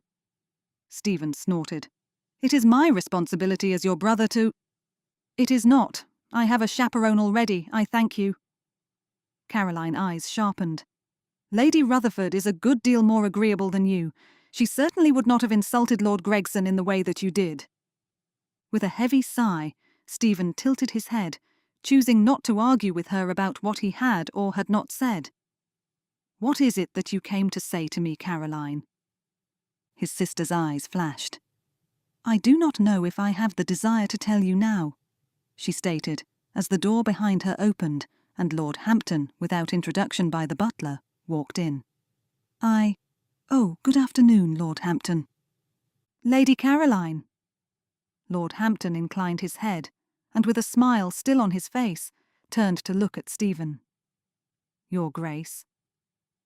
It was the first time that Stephen had set eyes on his friend in some years. The gentleman had not changed at all, though the ease of manner was not something Stephen appreciated. The way that he smiled made Stephen scowl, as though Lord Hampton believed that he had done nothing wrong in stealing Caroline to London in the manner that he had done. "Lord Hampton." Hoping that the tone of his voice was as cold and unbending as he intended, Stephen's jaw tightened. Do excuse me for a moment. My sister was going to say something to me and— Oh, Lord Hampton does not have to step out. I am sure that he is already aware of this. Aware of what? Caroline gave him a small smile, though her eyes remained cold. Violet is here. A tremor instantly ran through Stephen's frame. His feet rooted to the floor as heaviness settled into every part of him. You saw her? Lord Hampton asked as Caroline nodded. I did hear that her father and sister were in London, but I did not know that she was present also. Caroline nodded. Oh yes, she is certainly very present indeed. I did not speak to her myself, but to her friend, Miss Chesterton. Her gaze slid back towards Stephen. Do you know that she was back in the shadows of the ballroom? The shadows, Stephen stammered, aware of the crack in his voice as he struggled to contain his emotions. What do you mean that she was in the shadows? As a wallflower might be, came the reply. Miss Chesterton did not tell me that she was there, of course. It was only that I noticed her and asked Miss Chesterton who it was standing so far away. Miss Chesterton hesitated, but informed me that it was Lady Violet. I believe that Lady Violet did not want to come to speak with me, but it was not because of her dislike of me or any such thing. Then why? Lord Hampton asked, taking the question from Stephen's mind. Why did she stay back? Because, Caroline replied quietly, she is afraid of what my reaction will be to her. After all, she did cause my brother a great injury, and now, no doubt, fears that I will respond to her presence in a less than jovial manner. It would be just as she deserved if you did, Stephen stated, taking in a deep breath and letting it fill his chest. I do not know why she would expect anything else from you. To speak to her in such a way, or even to give her the cut direct, would be more than justified.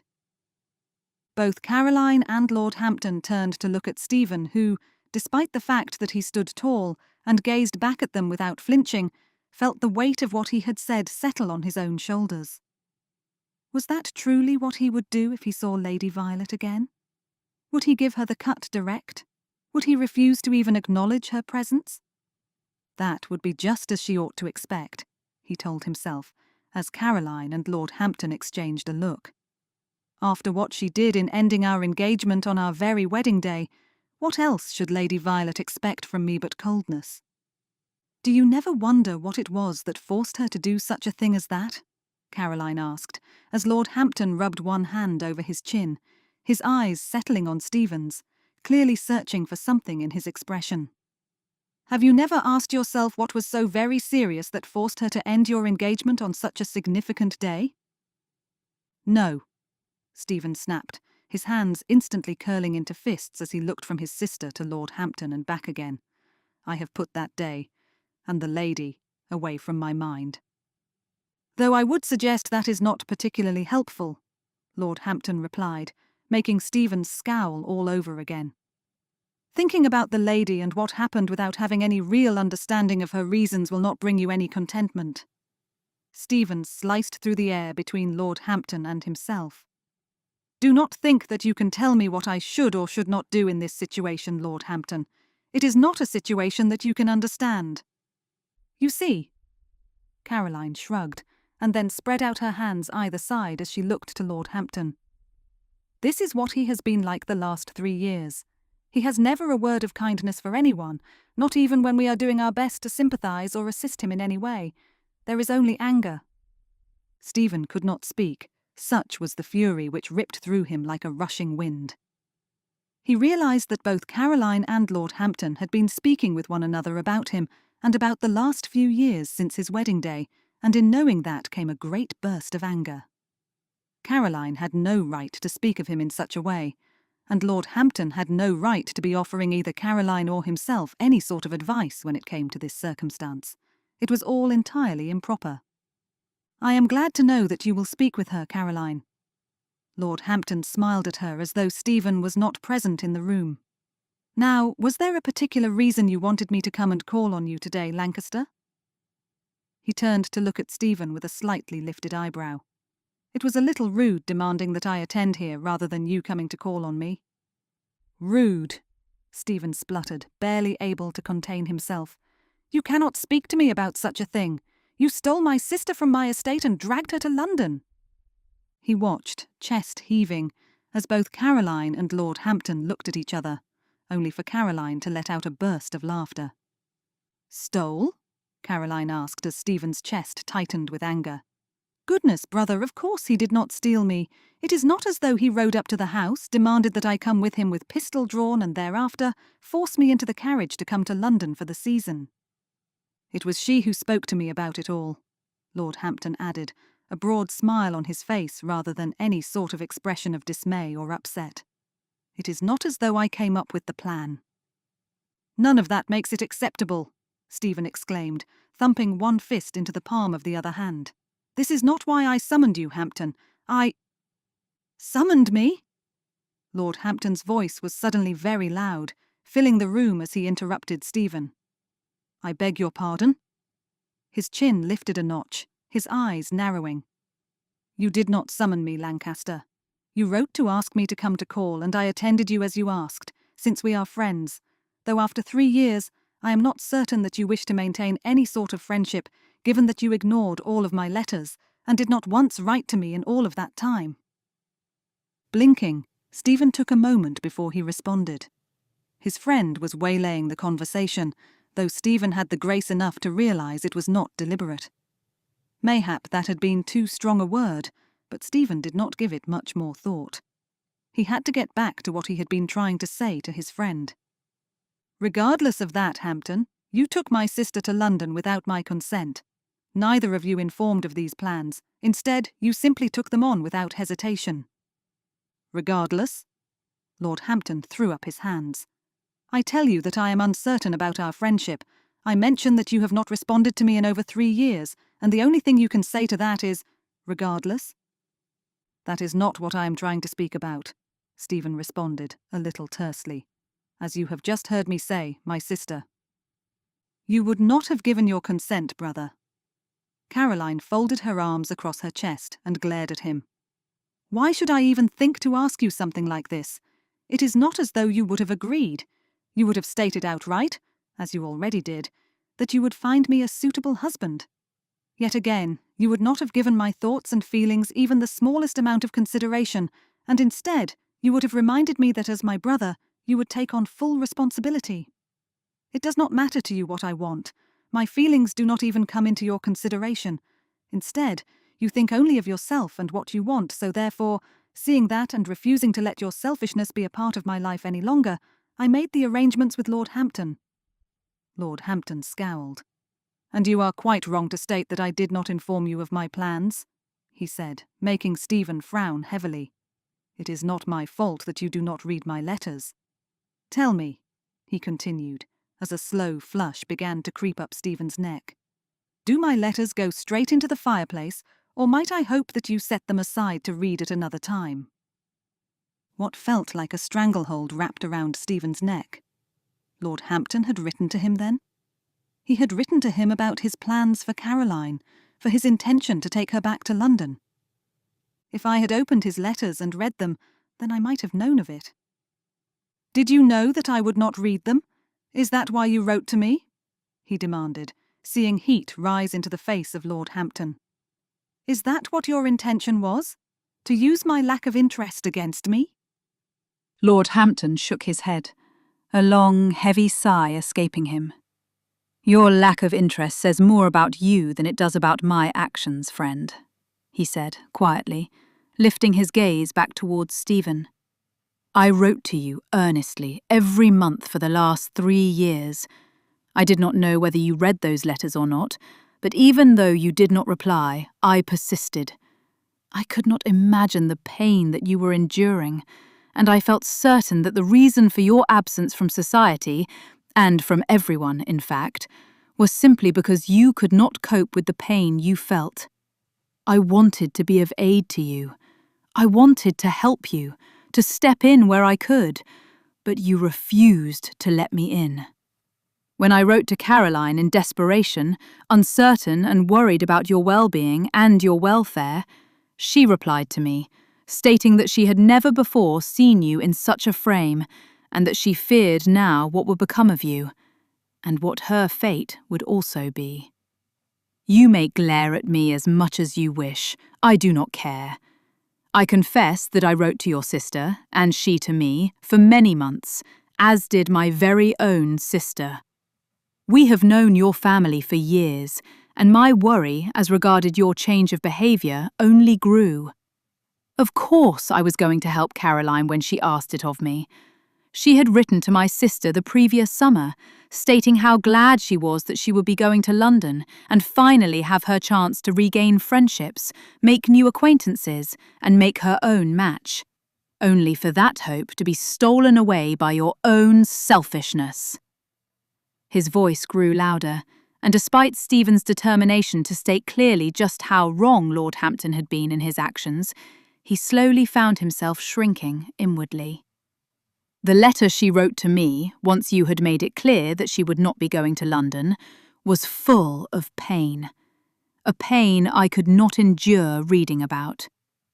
When she asked if I would assist her in coming to London by herself, I could not refuse. You may not see the injury you cause, you may not see the suffering you bring, but I did. Of course, I could do nothing but aid her in the hope of helping Caroline to escape the darkness that you had forced around that estate, that cave that you have retreated to. Do not think that you will gain any sort of apology from me, Lancaster. You may be a duke now, and no doubt you will expect me to refer to you as Your Grace, given your status, but I shall not show you such respect. Lord Hampton drew himself up, his face red and his eyes blazing. You are not worthy of that sort of respect, Lancaster, not when you are nothing but a beast. You have taken your pain and wrapped it about yourself, forcing Caroline to share in it rather than do your duty to her as you ought. I am not sorry that I did what I did for her. I am not in the least bit regretful. Rather, I am glad, proud even, that I came to her aid as I did. To my mind, my actions were justified. I will not apologise for them. Before Stephen could give even the smallest response, Lord Hampton turned and, taking Caroline's hand, bowed over it. "Forgive me for my loud manner, but it could not be helped," he said, in a voice that was a good deal quieter than only a few moments ago. "Good afternoon, Caroline. I will see you again this evening, I am sure." "I will walk with you to the door," Caroline replied, not even glancing at Stephen as he narrowed his eyes at her. "I do not think that there is anything further that is required to be said at this juncture." So saying, she took his arm and the two of them turned away, leaving Stephen standing, staring at them as they walked out of his presence without so much as a "by your leave." He opened his mouth to speak, to call them back, to demand that he be given an explanation, but nothing came out. His shoulders rounded, his spirits sank, and slowly he sat back down in a chair, a fresh heaviness settling over him. That did not go as I had planned. The words Lord Hampton had shouted at him continued to reverberate not only around the room, but also in Stephen's heart. He did not want to listen to them, did not want to even consider them, but the more he tried to push them out of his mind, the more they persisted. Letting out a groan, Stephen put his head in his hands, his elbows on his knees as his fingers pushed through his hair. He had anticipated that Lord Hampton would walk into the room and would stand, his hands behind his back, and his head lowered as Stephen had made it more than plain how little he thought of Lord Hampton's actions. He had expected his friend to feel regret, to be humbled, to apologise profusely, but instead Stephen had been left feeling small and inadequate. It was not a feeling he appreciated. Scowling, Stephen rubbed one hand over his face and let out a heavy sigh. "So, Violet is here. She is here in London, and I am going to see her." That thought made his stomach twist with such a fierceness he was forced to get to his feet. Going to pour himself a brandy, he realised with shock that he was trembling. A light shudder continued to pass over him, and though he tried to fight it, though he tried to push it away, it lingered. If even the thought of seeing Violet again triggered such a worry in him, then what would being in her company again be like? Stephen closed his eyes and swallowed tightly, hating the sensations that brought to him. At some point, in one moment, he would lay eyes upon the woman who had brought him so much injury and so much pain, and there was nothing he could do to avoid it. Chapter 6. There she is again. Violet pressed her lips together tightly as she walked behind her sister and her father through St. James's Park. A cursory glance around the park had drawn her attention to one small group of ladies and gentlemen, and within that she had spotted Lady Caroline. Violet turned her head away quickly, finding herself still very anxious indeed when it came to the lady. Yes, Miss Chesterton had reassured her that all was well, and that Lady Caroline did not hold anything against her, but that did not convince Violet that all would be well. What if Lady Caroline had only said such a thing so as to convince Miss Chesterton to say that to her, only to secretly plan to berate her publicly thereafter? "Will you keep pace with us, Violet?" Lady Craighall snapped, turning her head and throwing an angry glance towards her. "You are dawdling." "Though do still remember to stay behind us," her sister added, her sharp tone and sweet smile clashing furiously. "I am to be the one noticed, not you. You would only bring the worst sort of attention." Violet did not respond other than to lower her head. She struggled with all that her sister placed upon her, the harsh words and reminder of her lower status, even in her family's eyes, biting down upon her. The sun was warm, the air pleasant, and yet Violet's spirits sank low. Her sister was correct in all that she said.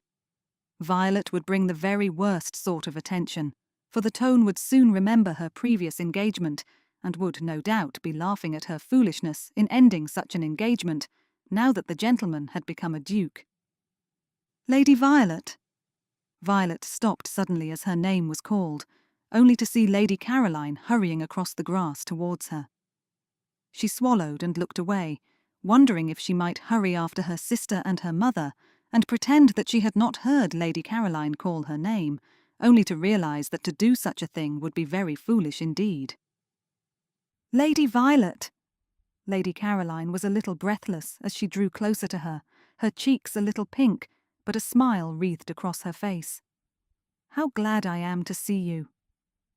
Violet dropped into a curtsy, keeping her gaze low. "Good afternoon, Lady Caroline." "Oh, please do not concern yourself with such formalities," Lady Caroline exclaimed, as Violet managed a small smile though still struggled to look at the lady. "I am not in the least bit different now that my brother has become a duke. I can assure you I am just as I always was."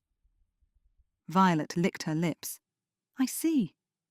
She did not know what else to say, unable to look into the young lady's eyes, and finding herself worrying about what it was she was going to say to her. There was a short silence, and Violet, glancing ahead to where her mother and sister had stopped, found her fingers knotting together as she held her hands in front of her. "This is difficult, is it not?" Lady Caroline smiled a little ruefully as Violet glanced at her and then nodded. "I am sorry for that," Lady Caroline continued with a small sigh. "It has been a long time since we have been in one another's company, and I am sorry I did not write to you."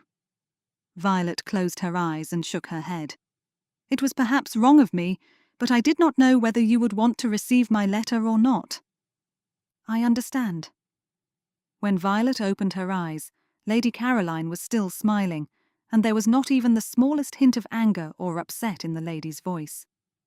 "Though I will not pretend that I understand what took place, and I certainly will not give the impression that I have always been quite contented with what took place, I do want to assure you that I would have been glad of your letter."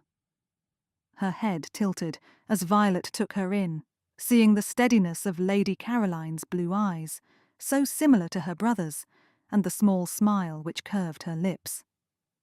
Lady Caroline, she recalled, had always been something of an open character, whereby she could never easily tell lies or express any sort of falseness without it becoming clear in her expression, and so, on this occasion, Violet found herself accepting what Lady Caroline said. She sighed. "I am all the more grieved that I did not write to you then," she said quietly. though I can only apologize for what injury I must have caused you by stepping away from your brother." Her voice cracked as she spoke, her eyes closing tightly to hide the sudden rush of tears. It was more than dreadful for me to do such a thing. When she opened her eyes again, Lady Caroline was studying her again, the smile no longer lingering on her lips. "I know that it must be spoken of, and I do not want to hide from it, but might I ask you something?"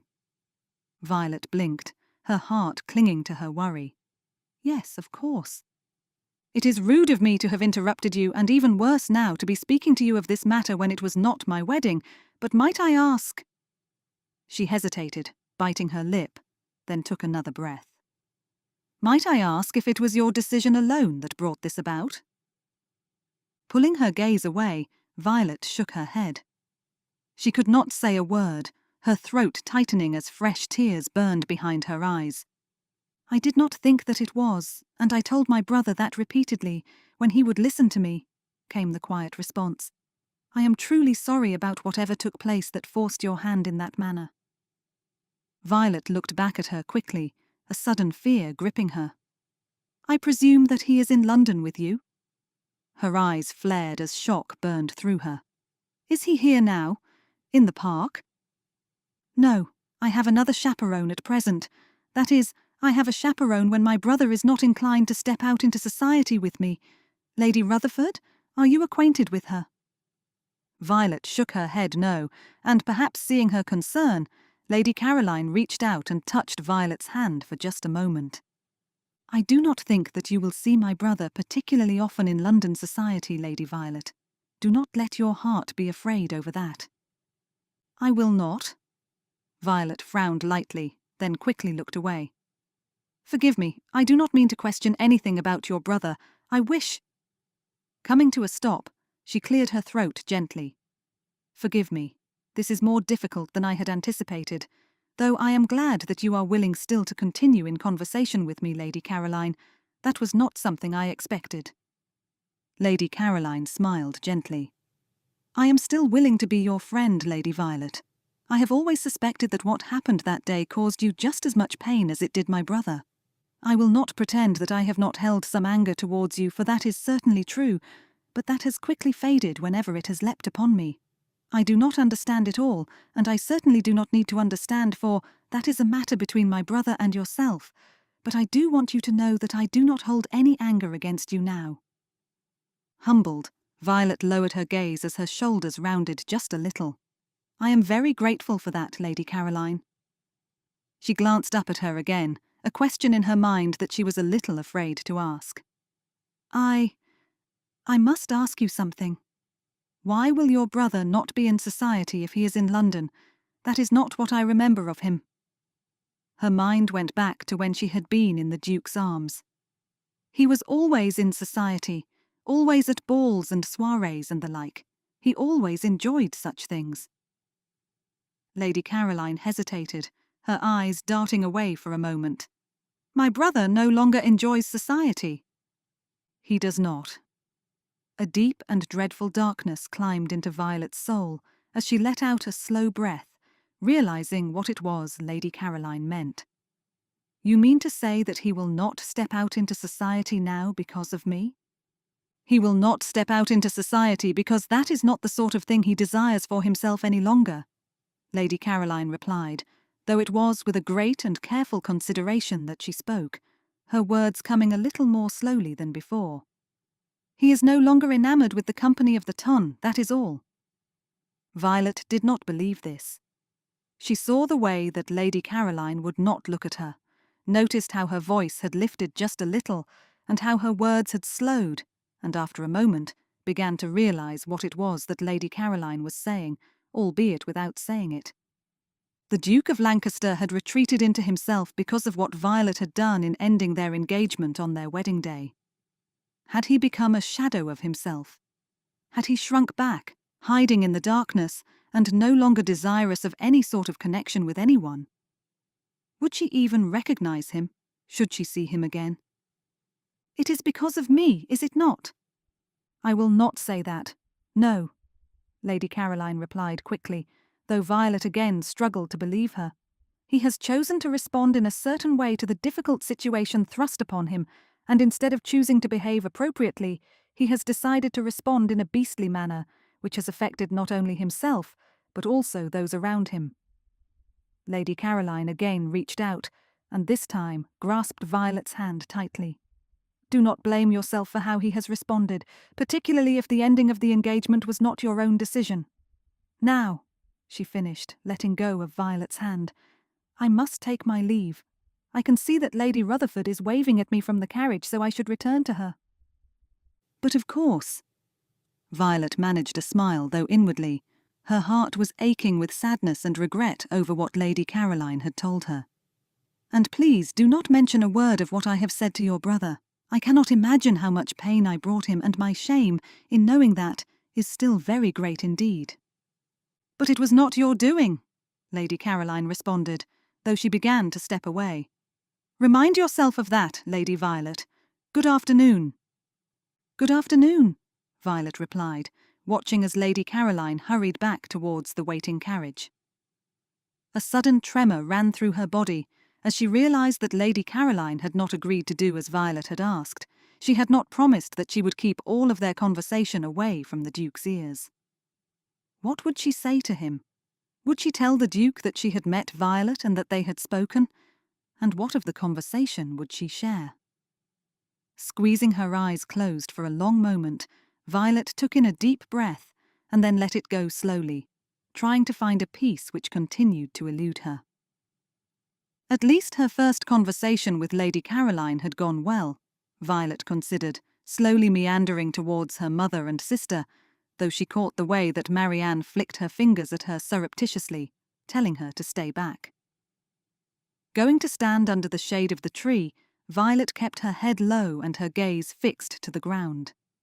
No matter where she went, no matter what she did, Violet was sure that this continued heaviness would remain with her. Perhaps it would never truly leave, and mayhap that was exactly as she deserved. Chapter 7. Brother? Stephen closed his eyes and sighed, only for the door to swing open and Caroline to walk into his study regardless. You need not look so disgruntled simply because I have come into your study, his sister declared, snapping at him. I have come because you have received an invitation. We all have, in fact. All? Stephen arched an eyebrow as his sister handed the letter to him. Who else do you mean? I mean Lord and Lady Rutherford and Lord Hampton, his sister responded, though she did not walk from the room, but instead sat down and looked back at him steadily. You have not yet stepped out into society, even though you have been in London for a se'nnight. I am very well aware of that, Stephen responded quickly. And I have been quite contented here also, Caroline. I have done my duty as regards the gentlemen who have come to call upon you, and— Are you going to attend the masquerade ball or not?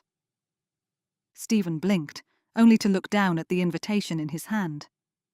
A masquerade ball? Yes.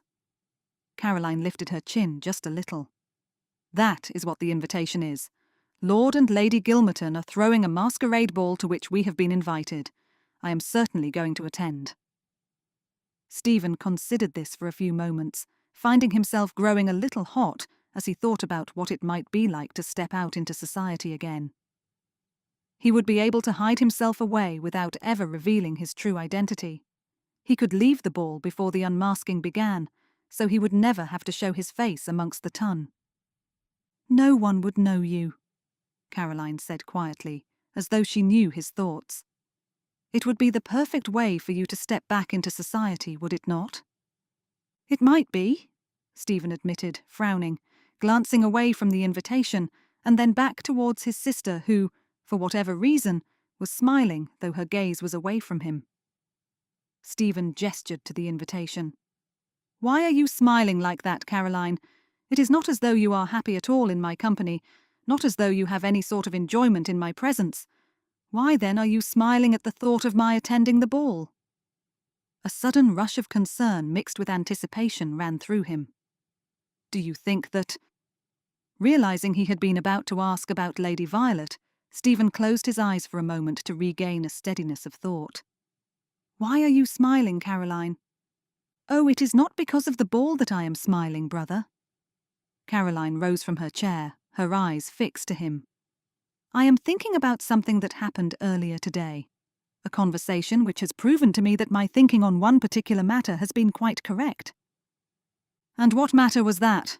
Stephen asked, unable to keep that question from his lips. Who were you speaking with? Caroline tilted his head. I spoke with Lady Violet this afternoon. It was as though a lightning bolt had struck him. Stephen was pinned to his chair, unmoving, barely breathing, as his eyes stared back into Caroline's. Ever since Caroline had told him that she was present in London, he had been unable to stop thinking of her, though he had forced himself time and again to set her back out of his mind. It had been a bitter battle, a difficult struggle, and it had forced him back into himself all the more. All thought of going out into society had been chased from his mind, and though he had sat with Caroline and the gentleman who called upon her, he had chosen not to step out, not even into White's. Do you want to know what we spoke of? Caroline asked, her voice a little softer now. I will tell you if you ask. Stephen's throat knotted, and he looked away, aware of the desperate war within him. Yes, he wanted to find out what it was that Lady Violet had said to Caroline, but at the very same time, he told himself to remain strong, to put all thought of her away from him and his thoughts. She did not look very well, Caroline murmured softly. She seemed lonely. Lonely. A streak of anger ran down Stephen's spine. Of course she appeared lonely. The Tone will no doubt be aware of her return, and they will all want to speak of what she did. Therefore she will find herself with very few friends. The way his heart twisted had Stephen scowling. He did not know whether it came from a sympathy for the lady, a desire for her not to escape such things, or from a sense of almost relief that she was receiving some sort of consequence for what she had done to him. That does not surprise me, Caroline. His sister shook her head and let out a heavy sigh, her shoulders dropping a little. Is that truly how you feel, brother? She asked softly. You are still so angry with her, so upset that you cannot see the pain that she too is in. Pain? Stephen let out a hard laugh, his voice filled with raw anger. Do not mock me with those words, Caroline. I am in pain. I am the one who has endured our separation, who was thrown aside without warning or without explanation. And you think that she too was not injured by that? No, I do not. Throwing up his hands, Stephen got to his feet. She was the one who decided to do such a thing. She was the one who ended our engagement and ruined what was going to be a happy future. So no, Caroline, I do not think that she was injured. Caroline opened her mouth, then closed it again and turned away. Where are you going? There is no point in me speaking with you any longer, Caroline replied, turning back to look at him. I have said this to you before, and I will say it again. Lady Violet did not want to end your engagement. Stephen snorted. I am aware that you have said that before, Caroline, but you know, therefore, that I have never listened either. You cannot know what it was that Violet thought when she penned those words. You cannot know of her intentions. Neither can you, she retorted quickly, and though what you say might have been true at one time, it is no longer true now. Those words sent Stephen back to his chair as he sat down heavily, a strange weakness stealing strength from his frame. I spoke with her, as I told you, Caroline continued, her hand on the door handle as she pulled it open, ready to step out. And I know for certain now that she did not want to write those words. She did not want to end the engagement. So therefore, brother, I can tell you for certain that she has endured just as much pain as you. Without another word, Caroline stepped out of the door and walked out of the study, leaving Stephen to sit alone. The room seemed suddenly cold, wrapping tight fingers around his heart and squeezing painfully as he fought to take in steadying breaths. She had not wanted to write those words. She had not wanted to end their engagement. Stephen closed his eyes, throwing his head back to rest against the chair as he breathed steadily, his whole body suddenly ignited with a fire which nipped at his fingers and burned his toes. Violet did not want to end the engagement. It does not matter, he said aloud, sitting up straight and opening his eyes as he spoke aloud to the room. It does not matter whether she wanted to or not. The fact of the matter is, she did end the engagement. She knew exactly what she was doing and what would happen when she did so. I cannot for a moment think that this makes any difference. His resolution grew steady as he continued to tell himself such things, to the point that when he picked up the invitation to the masquerade ball, he had managed to put all of his thoughts as regarded Lady Violet away from his mind. It did not matter whether she had been willing or unwilling to write those words. The only thing that mattered was that she had done so, and in doing that, had broken not only his heart, but also the happy future which they had expected to share. That had been her doing, and Stephen was not about to let himself forget it.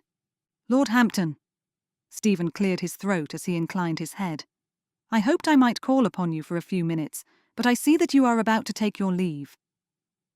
Feeling strangely uncomfortable within the four walls of his study, Stephen had chosen to make his way to Lord Hampton's townhouse in the hope of speaking with his old friend. Quite what he was to say to him, he had not yet decided, but there was, mayhap, an apology to be made. If Lord Hampton had, as he had said, written to Stephen about his intentions for Caroline, then Stephen did have to apologise for throwing to Lord Hampton that he had been irresponsible and silent on his plans to do so. Quite what else he was going to say, Stephen had been uncertain, but he had determined to do it anyway. "You have stepped outside of your townhouse, I see." Lord Hampton did not smile, but gestured to the street. "That is good. Now I am about to take a short walk to the heart of London, and you may join me if you wish. We can walk and talk at the same time, I am sure." Stephen shook his head. "No, I thank you." "Why ever not?" Lord Hampton frowned. "You cannot be afraid of being seen, I am sure. The gentlemen of London are already aware of your presence and will, no doubt, have shared that with the ladies of the ton. You have been sitting with Caroline every time a gentleman caller has come, so it is not as though your presence here will come as a surprise to anyone."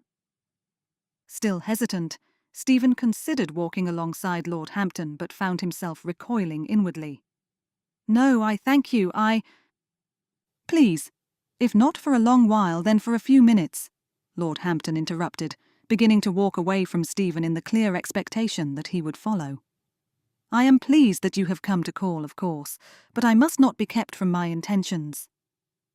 Sighing, Stephen squeezed his eyes closed for a moment, only to blow out a long breath and then follow after his friend who, Stephen noticed, immediately grinned. He disliked this and almost turned back around again, having no desire for his friend to be pleased with how he had managed to overcome Stephen's intentions, but his feet continued on regardless. "Good."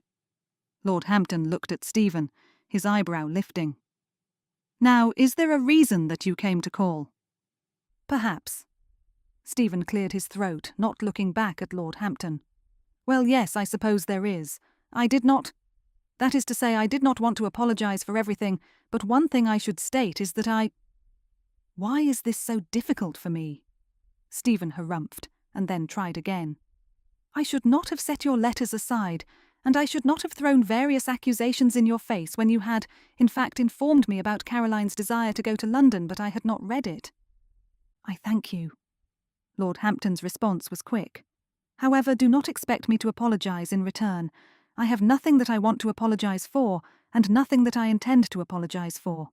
The more I see of your sister, the more I see the happiness which she has found here in London, the more I am convinced that I did right in bringing her here."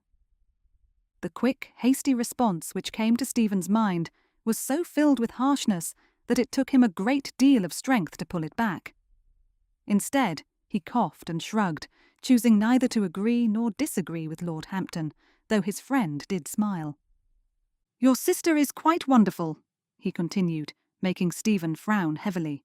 "I am surprised that you have not found her a suitable match as yet. There must be a good many gentlemen who have called upon her and—" "My sister is desirous of making her own match," Stephen interjected, "though I will not permit her to engage or even be courted by anyone I find unsuitable." "I hear you have been rather harsh with more than a few of them," came the reply, perhaps overly so. Stephen shot a look to his friend, but Lord Hampton merely shrugged and smiled, making it quite clear to Stephen that he and Caroline had been speaking about Stephen's actions as regarded the gentleman who had come to call. Just what was it that Caroline had been saying about him, and why did he find it so disconcerting that she should be speaking with Lord Hampton? "Lady Rutherford is more than suitable, if you should ever wish to step back," Lord Hampton said, a little more quietly. "My sister is well able to understand which gentlemen are seeking a true connection with Caroline and which are only seeking her for her dowry and status." Stephen scowled. "I am more than able to look after my sister, I thank you." "That is debatable." The words hung in the air between them, and Stephen did not know what to say or do to have them removed. They stung him a little, making his skin prickle and his heart clamour. Perhaps he had not taken a great deal of care of his sister. Perhaps he had not done all that he should have for her. In coming to London, Stephen had to admit that there was a fresh happiness about her, a happiness which he had not seen in some time. "Are you going to attend the masquerade ball?" Pulled from his thoughts, Stephen glanced to his friend. "I might." "I think that you should. It would be good for you to return to society. Hiding from Lady Violet will do you no good." Stephen's dark look returned. "I am not hiding from her." "Yes, you are." Lord Hampton stopped suddenly, one hand going to Stephen's arm. "No, I am not." A little irritated with his friend's insistence, Stephen pulled himself back. "Whatever is the matter?" Lord Hampton grinned suddenly, then turned to face Stephen with a lift to his eyebrow. "Then prove it to me." "Prove what?" "That you are not hiding from her," Lord Hampton replied firmly, turning to face Stephen as his arms folded across his chest. "Do you not see her? She is standing just over there." Stephen blinked furiously, his heart beginning to pound with such force it made him a little nauseous. His eyes went behind Lord Hampton to where a group of ladies stood clustered together, and, as he studied them, his eyes fastened to one familiar face. She was standing a little away from the others, a step or two back, but talking animatedly to another young lady that Stephen vaguely recognised, though he could not remember her name. His breath hitched as Lady Violet looked over in his direction, and before he knew what he was doing, Stephen had taken a small step so that he now stood a little more in front of Lord Hampton, hiding himself from Lady Violet all the better. "What is it that you are doing?" Lord Hampton asked, his tone a little sing-song, as though he knew exactly what it was that Stephen was attempting to do, but did not want to say it outright. "Why are you—" "Excuse me." Stephen turned on his heel without giving a word of explanation to his friend. "I must return to my carriage." "Then you are hiding," Lord Hampton stated, his voice carrying forward as Stephen stopped, turning around to face his friend again. "Is that not what you are doing?" "You know nothing of what I think or feel," Stephen hissed, his voice filled with both anger and frustration as he cut the air between them with both hands. "Nothing." "I am not mocking you, friend." Lord Hampton frowned, that smile gone from his face. "But surely you can see—" "You must excuse me," Stephen interrupted again, making his way back along the street the way he had come, hearing Lord Hampton's declaration ringing in his ears. He could not bear to stay, could not bear to let her see him, or for him to see her more clearly. His heart ached, his whole body hot, sweat breaking out across his forehead as he made his way back towards the carriage, his only means of escape. Chapter 8. "Are you ready to depart?" Violet sat very still as the maid tied the mask around her eyes. "I will be in just a moment." "Do hurry up," Marianne complained, hurrying to the door. "I do not want to be tardy, and I am afraid we will be tardy. I do not know why you had to have your hair done so intricately for this evening. It is not as though you will be dancing or even noticed by any gentleman." Violet rose to her feet, a quiet murmur of thanks on her lips to the maid. "I do not think that is true, Marianne," she said, a gentle confidence emboldening her heart. "Do you not see that there is something different about this evening?" She touched her mask with one hand as her sister gazed back at her, her eyes clearly filled with uncertainty. I am to be as any other young lady is this evening, am I not? For the first time since I have stepped into London, I am to be as free as any other. When the invitation had first arrived, Violet had not made much of it. It had only been when Miss Chesterton had come to call, abuzz with excitement, that she had finally realised what such an invitation meant. She was going to be able to dance with any gentleman she pleased, able to be as free with any gentleman and any lady as she wished. She did not have to give them her name, and they did not have to know who she was or what had happened in the past. Marianne's shoulders visibly drooped. So that is why my hair is done so very well, Violet continued, walking past her sister and stepping out into the hallway, a true joy in her heart. And that is why I am wearing my very best gown for this evening. I shall be just as you, Marianne, and no one shall be any the wiser. What had been even more of a relief to Violet was that her father and mother had not made any statement about either herself or Marianne attempting to make connections with any sort of particular gentleman. After all, there was very little point in doing so, given that it was a masquerade, so even as she stepped into the ballroom, Violet's heart leapt with such a joy that she could barely contain herself. "Violet?" She turned quickly, then smiled as she took in Miss Chesterton. "My goodness, you look quite wonderful." "I thank you, and thank you for wearing that silver pendant around your neck, else I would not have been able to recognize you." Miss Chesterton laughed as Violet slipped her hand through her arm. They had both agreed that they would be known to one another, and Violet had shown Miss Chesterton the pendant she would wear, so that her friend would recognize her. "I am glad to have you with me this evening," Violet replied, as her parents and Marianne continued to make their way into the heart of the ballroom, albeit without Violet. "Now I do hope to dance this evening. Would that not be exciting?" "It would be wonderful." Miss Chesterton sighed, her lips in a warm smile. "Now, who shall we go to speak with first?" She let out a quiet giggle. "Goodness, we may step out with a rogue or a scoundrel, and then what will become of us?" Violet laughed with her, a nervous excitement wrapping around her heart. "It will be quite all right, for we do not know who they are, and they will not know who we are," she stated quite firmly. "Look, there are a few gentlemen and ladies standing together. Do you think we might go to join them?" "Yes, I think we should try." Aware of just how furiously her heart was pounding, Violet made her way along with Miss Chesterton to where the small group was standing. There were 3 gentlemen and 4 ladies, though they all smiled and nodded as Violet and Miss Chesterton stepped into view. "Good evening," Violet said, hearing the slight tremble in her voice and blushing furiously because of it, though the mask hid most of it from view. "What a wonderful evening this is to be." "Yes, indeed." One of the gentlemen smiled and then chuckled. "I would make an introduction, but given that we are all masked at present, that might prove a little difficult." Violet laughed along with the others of the group, finding herself softening away from the nervousness which had plagued her the last few minutes. This was what it felt like to be a part of society. "The quadrille has just been announced." One of the gentlemen turned to Violet, his eyes lighting up from behind his mask. "What say you, my lady? Should you be willing to step out with me for the quadrille?" It took Violet a moment to realize that he was speaking to her. She felt a fresh heat hit her cheeks, and she began to nod, struggling to find the words to assent. It was the first time any gentleman had asked her to dance this season, and as such, she was a little overwhelmed. "Yes?" The gentleman's eyes twinkled, and Violet flushed, aware of her own embarrassment. "Yes, I should like that very much. I thank you." There was no dance card to sign, no promise of a future connection.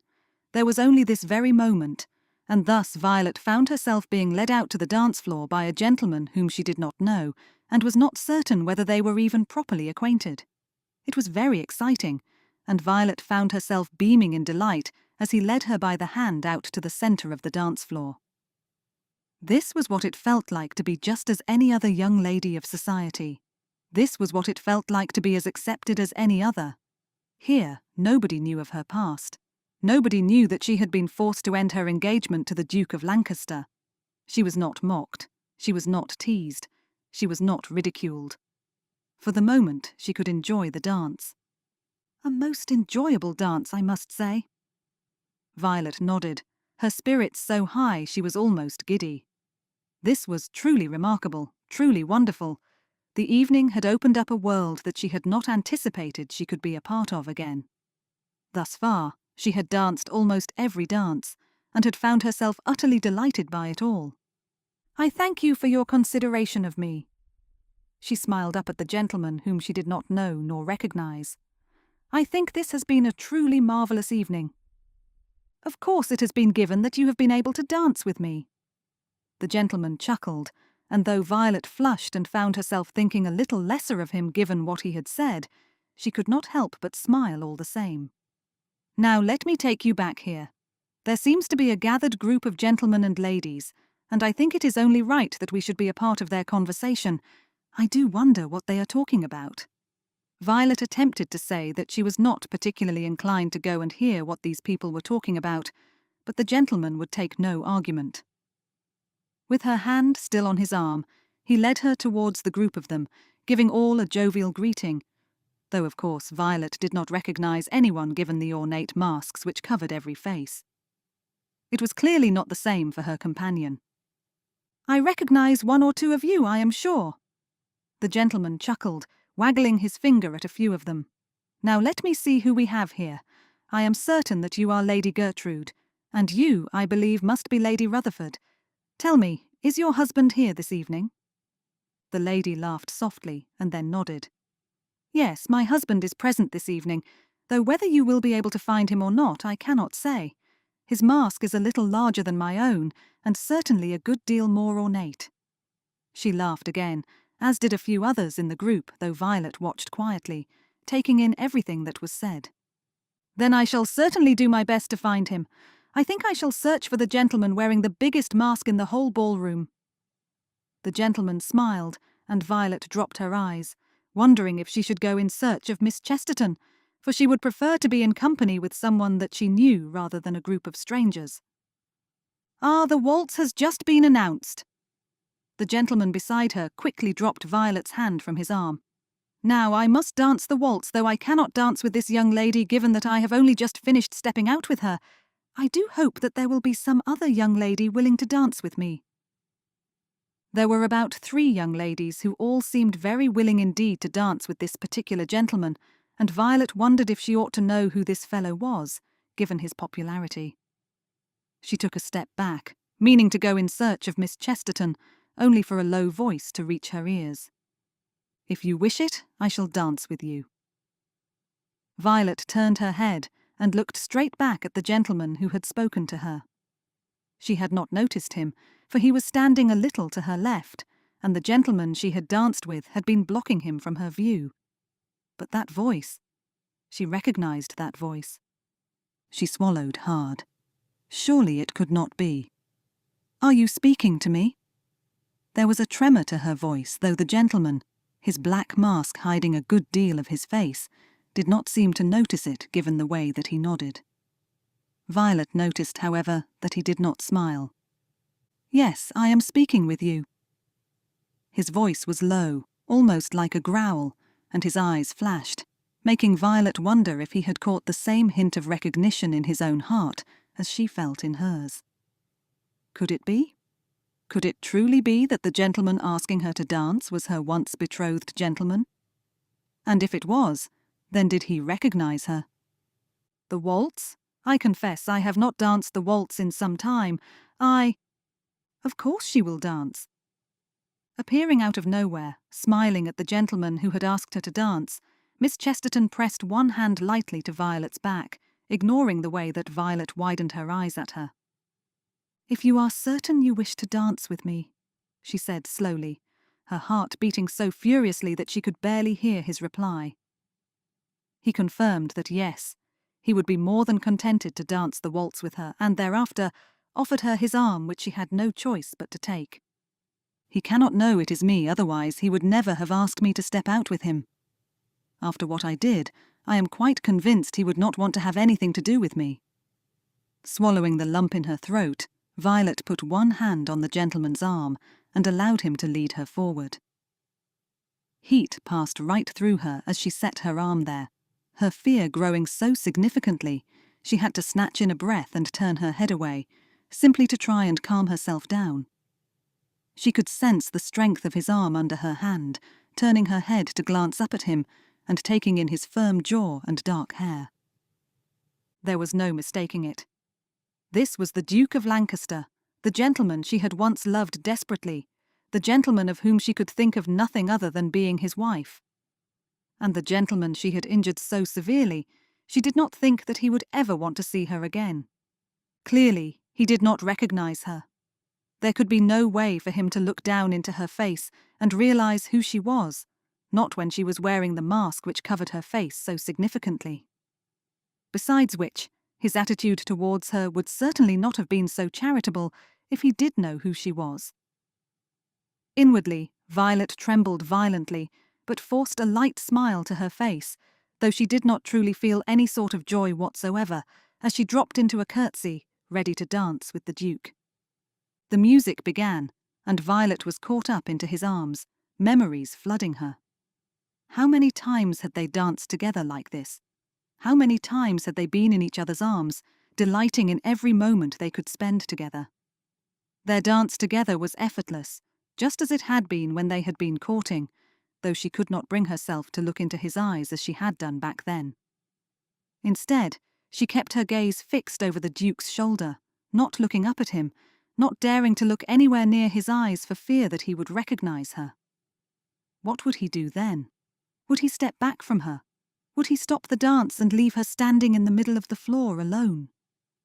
Fear began to wrap itself around her, and Violet's breathing quickened, her whole body turning to ice as she thought about what he might do should he discover her true identity. The waltz continued on for what felt like a long time, as though half the evening was going past. The Duke said nothing, and when the dance came to an end, he stepped back and then bowed. Violet curtsied, relief surging through her as she fought the fear of recognition. "I thank you," the gentleman muttered, his mouth still in a thin line as he turned back towards the group they had just come from. "I have not danced the waltz for some time." "Nor I," Violet replied quietly, taking his arm and continuing to walk with him back towards the others. "I thank you." The gentleman stopped for a moment, and then turned his head to look down at her. He opened his mouth and then closed it again, a frown darkening his expression, and his eyes became like flint, looking back into hers. Violet's stomach twisted. Her breathing grew quick and fast, her mouth going dry, her hands clammy. She could not make out his expression, could not even see his full face, but yet something about the way he was looking at her, something about the way his eyes flared, told her that he knew who she was, and that he had only just realized it. "V? Violet?" Before she could say another word, before she could even think about what it was she had to say, the Duke of Lancaster turned on his heel and practically ran from her side. He was gone in an instant, lost in the crowd, and she was left alone. Shame began to crawl up her spine, and Violet dropped her head, making her way forward so that she too could disappear into the crowd. "Violet!" Miss Chesterton caught her hand, and Violet saw the concern written on her friend's face. "Violet, what is wrong? Why did that gentleman—" "That was the Duke of Lancaster," Violet said softly, seeing the way Miss Chesterton's eyes rounded in shock. "And he has only just realized that the person he stepped out to dance the waltz with was me." Chapter 9. The waltz had been very enjoyable indeed, Stephen considered, as he bowed towards the young lady with the brown curls and small smile. Having been encouraged to attend the masquerade ball, he had found himself not only promising his sister that he would attend, but also that he would dance at least one dance. And something about that young lady had caught his attention. Perhaps it had been the way that the gentleman who had danced with her before had dropped her hand so quickly, or the way that she had turned her head away, making to step back, and perhaps a little embarrassed that she had been treated so. Stephen did not know. All the same, Stephen had not been able to catch himself before he had asked the young lady to step out to dance with him, and even though she was clearly surprised, astonished even that she should be asked. Stephen had not been able to retract his request. Quite why she had been so astonished, Stephen did not know, but all the same, he had found himself enjoying the waltz immensely. That had been something of a surprise. "I thank you," he murmured, offering her his arm as they made their way back to the side of the ballroom. "I have not danced the waltz for some time." "Nor I," came the quiet reply. "I thank you." "The last time I waltzed," Stephen thought to himself, a frown settling between his brows, "it was with Violet. I remember how wonderful it was. We moved with such ease that—" He stopped, his heart suddenly trembling furiously as he turned to look down at the lady. Her eyes widened behind her mask, and Stephen took a step back, making her hand fall from his arm. "Number—" The way his chest tightened and his throat constricted told him that there was a chance that the very thing he feared, the greatest worry of his heart, had, at this very moment, been fulfilled. And he had done it all unwittingly. He studied her again, taking her in, seeing her for the very first time, and taking in the familiarity which now clung to him.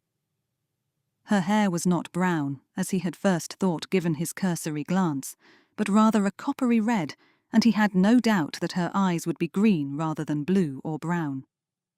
Her height, the way she had settled into his arms as they had danced, all of it spoke of a familiarity which he now understood. Before him stood Lady Violet, who had captured his heart and then broken his heart, shattering him completely. Lady Violet, who had ravaged his thoughts for years and years, who had broken into his dreams at night. Lady Violet, who had caused him so much suffering. She had been the one he had chosen to dance with.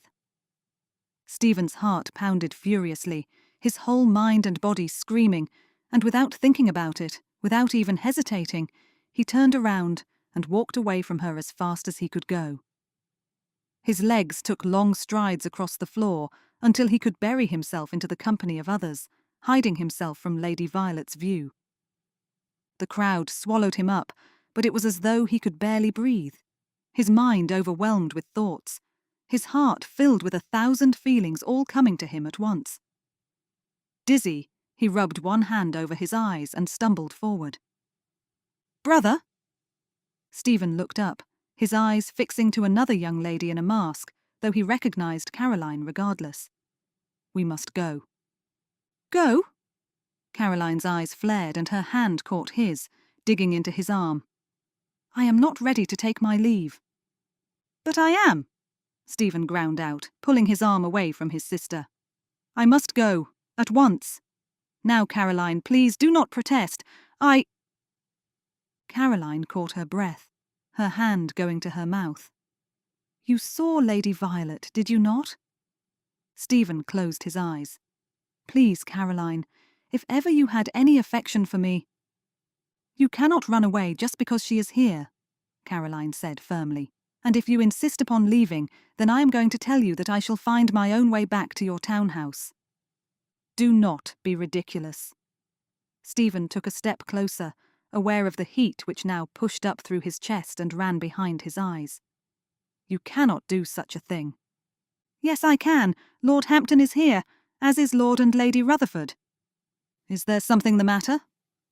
Stephen turned his head and narrowed his eyes, taking in a gentleman he quickly recognised to be Lord Hampton, given that the gentleman had a very small mask, on which did not hide a good deal of his face. "Hampton, please, this is not—" "Would you be able to return me to my brother's townhouse at the end of the evening?" Caroline asked, ignoring Stephen's protests. "My brother is quite determined to leave, and I am not at all prepared to do so." "Leave?" Lord Hampton turned to frown at Stephen. "The evening is only half done. There is still the unmasking, and then the food, and— He has seen Lady Violet, though quite how he has recognised her I do not know," Caroline interjected, before Stephen could say anything. "But because of that, he is insistent, and states that he must depart immediately, which I think to be most unfair." "Unfair?" Stephen protested, throwing up his hands. "It has already been a good few hours here, and—" "Of course I will return you, Lady Caroline." Lord Hampton smiled. I am all ready to return my sister to her townhouse along with Lord Rutherford. You will be perfectly chaperoned, and therefore all will be well." With a smile, he turned back towards Stephen, his eyebrow lifting in question. "I am sure that there is nothing for you to protest about now, Lancaster. It is not as though there is anything to protest about." Stephen opened his mouth and then closed it again, his gaze snapping away from his friend and his sister. He did not much want his sister to be in company with Lord Hampton, for there appeared to be a good deal of closeness there, which was something Stephen did not appreciate. "I must insist, Caroline." "Why must you?" Caroline asked, her lip curling as she looked up at him, refusing to move an inch. "You are intent on ruining my happiness, are you not? This is the first evening you have stepped out in society, and even now you are determined to put yourself first, are you not?" "It is really no trouble," Lord Hampton added, his tone a little more gentle now. "Besides, as I have said, my sister is present this evening and is certain to be a more than suitable chaperone." Stephen let out a slow breath and then shrugged, seeing the worry in his sister's expression and wishing that he was not the sort of brother who caused the lady so much pain. If he insisted upon taking her with him, then she would be right in her statement that he only thought of himself, that he only put himself first. But at the same time, if he left her here, then he was trusting her to Lord Hampton, and for whatever reason, that caused him all the more concern. "Then it is settled," Lord Hampton stated, slapping Stephen on the shoulder even though he had said nothing. "I will return Caroline to you at the end of the evening, though," he continued, tilting his head and looking at Stephen steadily, "I do not think that you should run away from the ballroom just because you have seen Lady Violet. What is it about seeing her that causes you such distress? Surely it was always bound to happen." "Yes, it was," Stephen replied sharply, "but I cannot help my feelings, Hampton. They have ripped through me like a fire, and the only way I can think to douse them, the only way I can think to get a hold of them, is to depart. So might I suggest that, even though you have managed to do as you please as regards my sister, that you permit me to take my leave without any further difficulty?" Lord Hampton's eyebrows lifted, and he stepped back, a tightness to his jaw now. "Of course. Do not let me hold you back. I was simply attempting to be a friend to you and, in that, offering you a little of my advice." Stephen stopped dead, turning to look into Lord Hampton's face, and then turning to see Caroline sigh and shake her head, looking away from him as she did so. His heart sank, and his shoulders dropped, though he said nothing more. With only a grunt, Stephen hurried forward and made his way out of the ballroom, beginning to despise himself as he walked out into the crisp night air. He was doing what he ought not to do, he was all too aware of that. He was speaking sharply to Lord Hampton, even though his friend was doing all he could to be of aid not only to him, but also to Caroline. He was permitting his feelings to overwhelm him, to rush through him and bite down hard at him, to the point that he was now being practically chased from the ballroom by those emotions.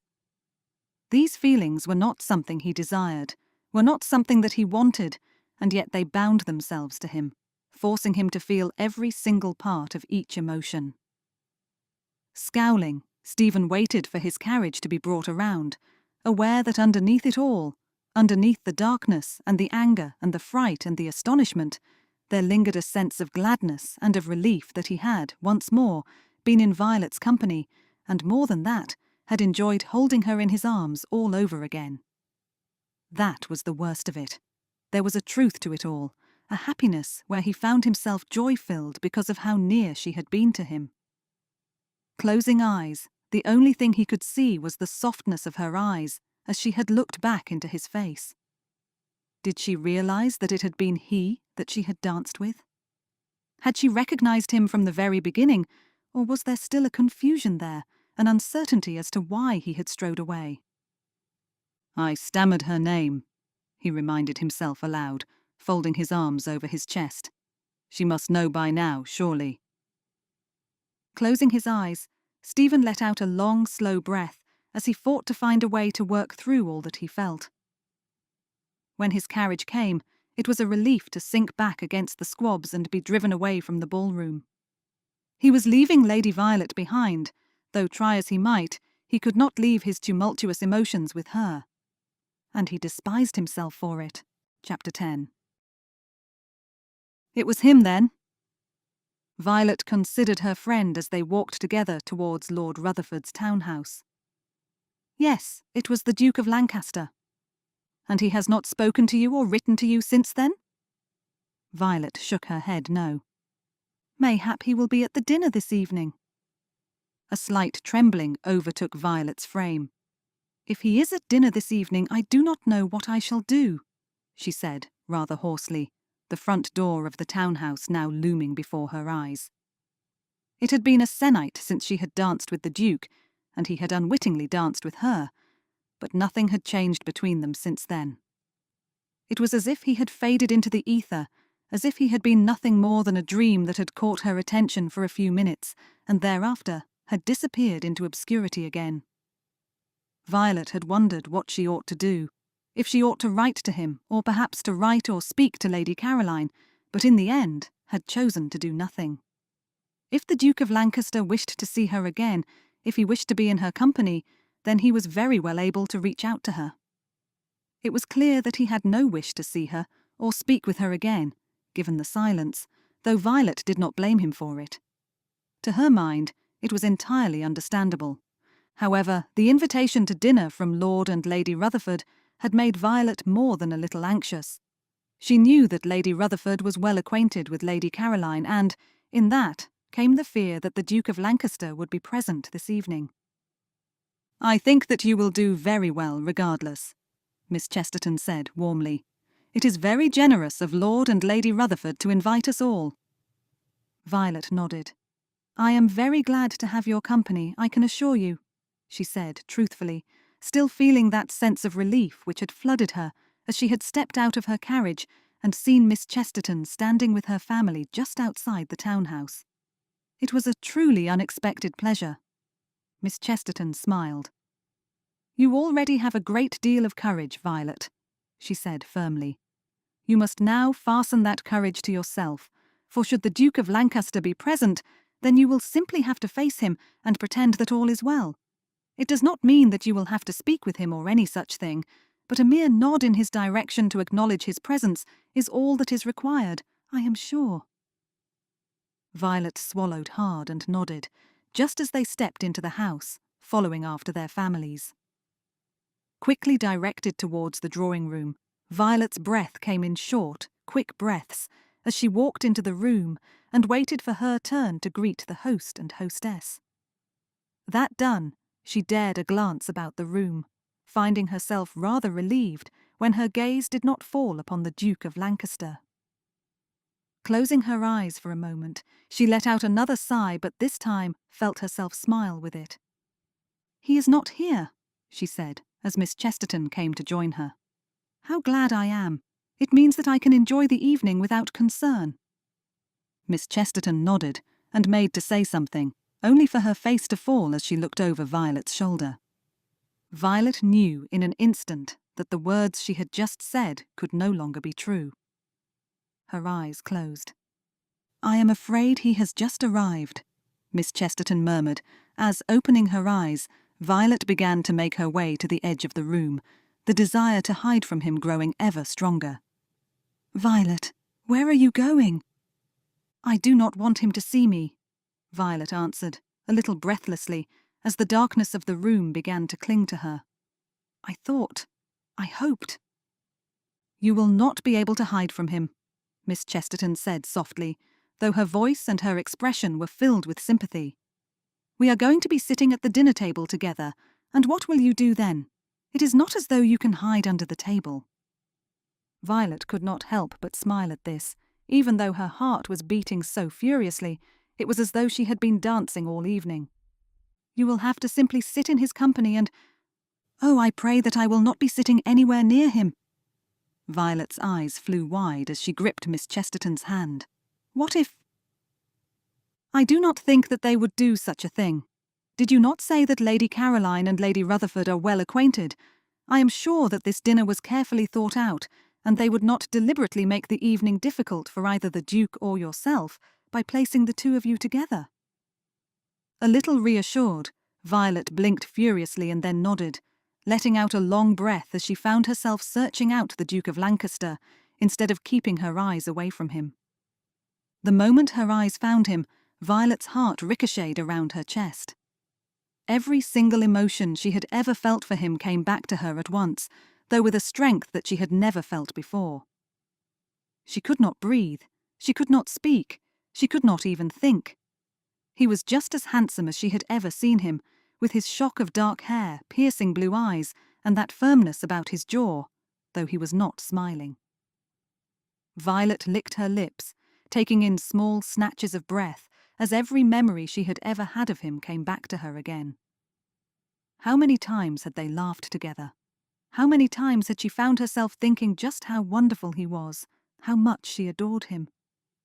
Their swift courtship and engagement had been a surprise to some, but she had felt it to be the right thing, the correct path for them to follow, and when he had asked her to marry him, she had been utterly overjoyed. That joy was not present now. Instead, there was only regret and disappointment, sadness and pain. My heart still holds him there. That was the truth of it, Violet realized. Even though it had been years since she had last laid eyes on him, there was still a love and an affection there which she could not deny. Dancing in his arms had been a great shock, filled with a fear and a dread that he would recognize who she was.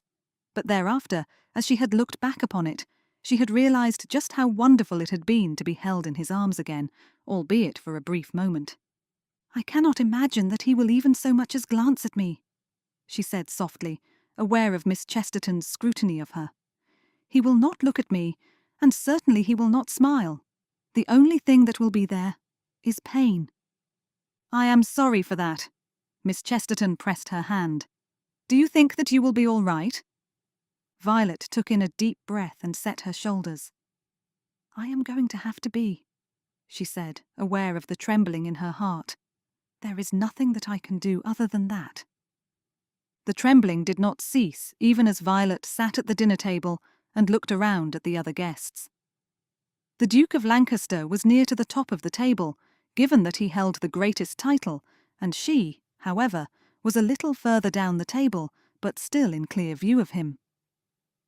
It did mean that they could not have a private conversation, which was a great relief to Violet, but it also meant that whenever she chanced to look up, her eyes were inclined to catch upon his, and she did not much like that. The second course was already upon them, and though there was a good deal of conversation, Violet had not had much opportunity to say anything. "Lady Violet, is it?" Violet looked to her right, smiling briefly at the gentleman beside her.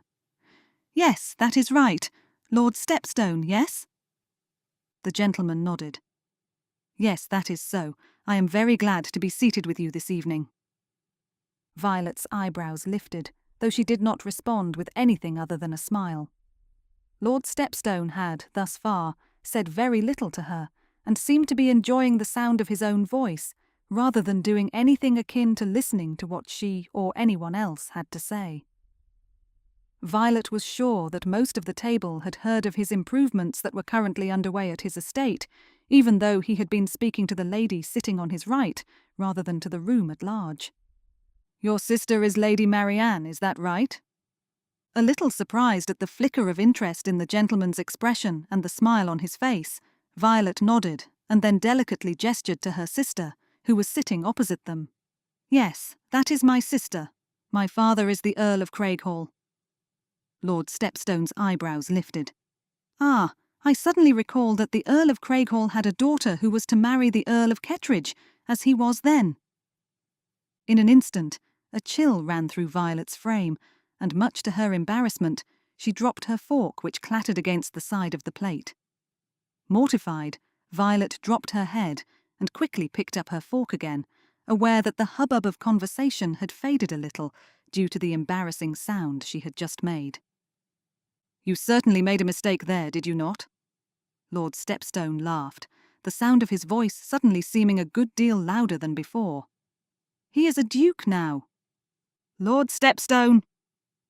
Violet dared a glance up, a little surprised to see that the person who had interrupted was none other than the Duke of Lancaster himself. He was smiling, though it was no smile that Violet had ever seen on his face before. It did not light his eyes or even lift his expression. Instead, it was as though it was forced, but Lord Stepstone did not seem to notice. "Yes, Your Grace," he beamed, as Violet lifted her fork to her mouth, barely tasting whatever it was she had been eating. "I hear that you are making improvements to your estate," the Duke said, commanding the attention of everyone around the table. "Might you tell me about them? I confess that since I have removed to my new estate, I find myself wondering whether or not I ought to make any improvements myself, though I do not know where I am to begin." This, of course, caught Lord Stepstone's attention at once, and he immediately began to exclaim over what it was that he had been doing, in great detail. Violet closed her eyes and breathed out slowly, relief flooding her, as well as a peculiar feeling of appreciation. When she opened her eyes, she could not help but look back at the Duke of Lancaster, and saw, much to her shock, that he was looking directly back at her. Her throat constricted, and she swallowed tightly, unable to pull her gaze from his. She wanted to thank him, wondering if he had done such a thing deliberately, asking that question so that she would not have the attention of the room lingering on her, or have Lord Stepstone asking her any further questions. The Duke's gaze slowly pulled from hers and returned to Lord Stepstone, though no smile stayed on his face, no flicker of interest in his expression. Violet pressed her lips together for a moment, and then looked away again, finding her heart filled with both gladness and pain at the very same time. "I should speak to him," she told herself silently. "If nothing else, to thank him for what he did for me just now." Her heart quailed as she thought about standing beside him again, about speaking to him as she attempted to find the words to thank him. Would he give her even a few moments of his time? Would he accept the appreciation from her? Or would he turn his back on her and walk away, just as he had done at the ball? "There is only one way for me to find out what he will do," Violet told herself firmly. "I must speak to him. There is no other way." Chapter 11. Stephen did not know what it was that had forced him to interrupt Lord Stepstone's questioning of Lady Violet, but he had heard Lord Stepstone's loud exclamation, had seen Lady Violet's face flush, and seen her drop her fork.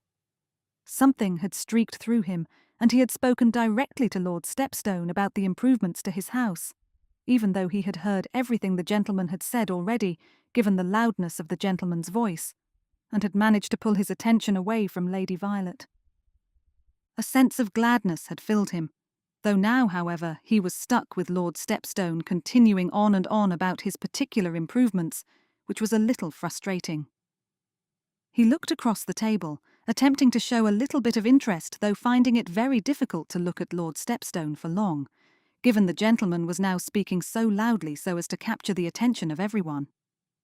Without meaning to, without having any true desire to do so, Stephen found himself looking into the eyes of Lady Violet, and, as she looked back into his face, the shock which ran through him was overwhelming. Swallowing hard, Stephen found himself unable to take his gaze from hers. It was the first time this season that he had looked back at her with the full awareness of who she was, and as the moment drew on, a sense of uneasiness began to rifle through him. This was the young woman who had caused him so much pain and sorrow, the one who had injured him more severely than any other, so why then was he fighting to pull his gaze away from hers? Why was it that looking into her face was bringing him a soft yearning, which he was unable to take away from himself? "Your Grace, I must thank you for asking such a question, and for being willing to listen to me," Lord Stepstone continued, and with those words, Stephen found himself slowly returning his attention to the gentleman, rather than letting himself linger on the lady instead. "I do hope that some of what I have said will be of interest to you." Stephen cleared his throat and forced a smile, though it did not linger long. "Indeed, Lord Stepstone, I have a great deal to consider now." Lord Stepstone beamed at him. "Wonderful. Mayhap we can talk more over port. I should be glad to hear about your estate.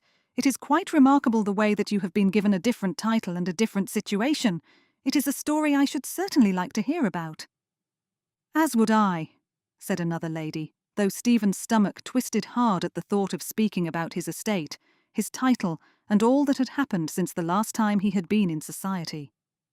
There came a few murmurs of agreement, and a few gentlemen and ladies looked at him expectantly, but Stephen did not do as they had asked, choosing instead to lift his shoulders in a half shrug and then look around the table.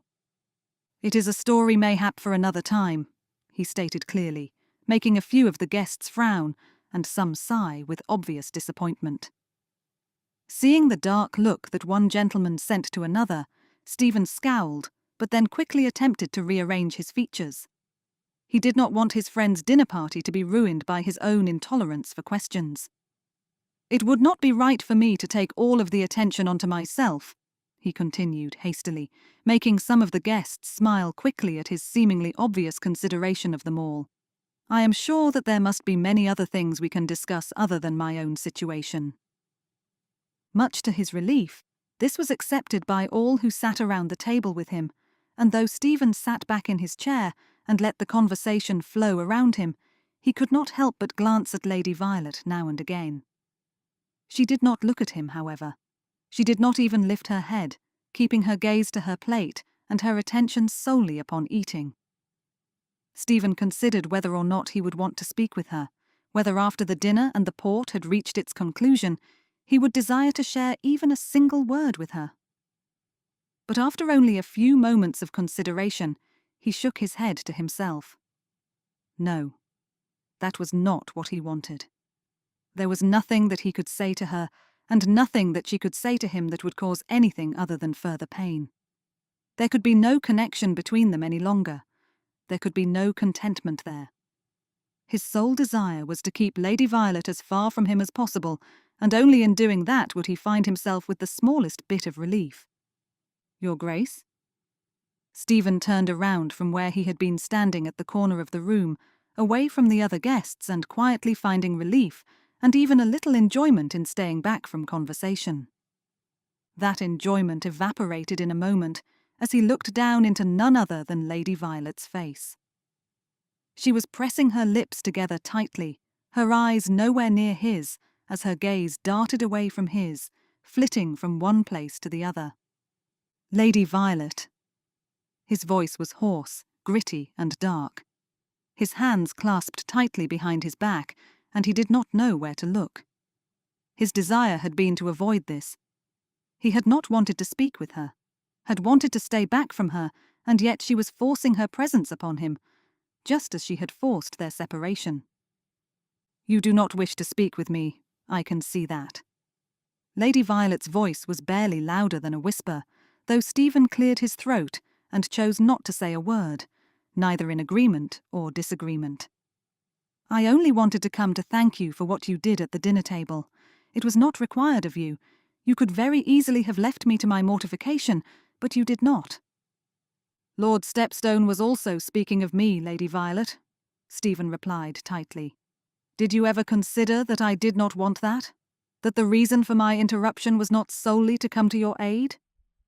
It was a lie, of course, for he had seen her embarrassment and had found himself eager to spare her from further shame, but now that he was in her company, now that he was speaking with her directly, a lie came to his lips very easily indeed. He narrowed his eyes as he saw her shoulders slump while she dropped her head. His heart ripped asunder, but he settled his gaze on the wall behind her and did not say another word. His words had injured her, but was that not just as she deserved? After everything that she had done to him, did she not deserve a little of the same back from him? "I shall thank you regardless," she said eventually, the silence between them growing thick, tension rippling between them. "Whether you did so for your own self or not, I will thank you for what you have done, for it helped me a great deal." Stephen sniffed, but said nothing. "I will take my leave of you now," she continued softly, her head lower than ever before. "Do excuse me for interrupting you." The urge to say something more, to say even a single word that would keep her in his company a little longer, grew strong indeed, to the point that Stephen found himself blurting out her name. "Violet." She turned, her eyes finally alighting on his, a gentle hope flickering there. Stephen cursed himself silently for saying her name, and instead turned his head away directly. You are very welcome." Out of the corner of his eye, he saw her blink, and then, after a moment, move away from him directly. Stephen found himself frowning, torn between anger and frustration, as he tried to sort through all that he felt and all that he desired in that one moment, but instead he felt as though he was being sucked into a whirlwind. This one evening had rattled him completely, had thrown him about when he wanted nothing more than to remain steady and firm, and it had all been because of her. "Was that Lady Violet I saw you speaking with?" Stephen scowled as Lord Hampton came to stand beside him, all too aware of the interested look on his friend's face. "I have no desire to speak of Lady Violet." "But you did speak with her, yes?"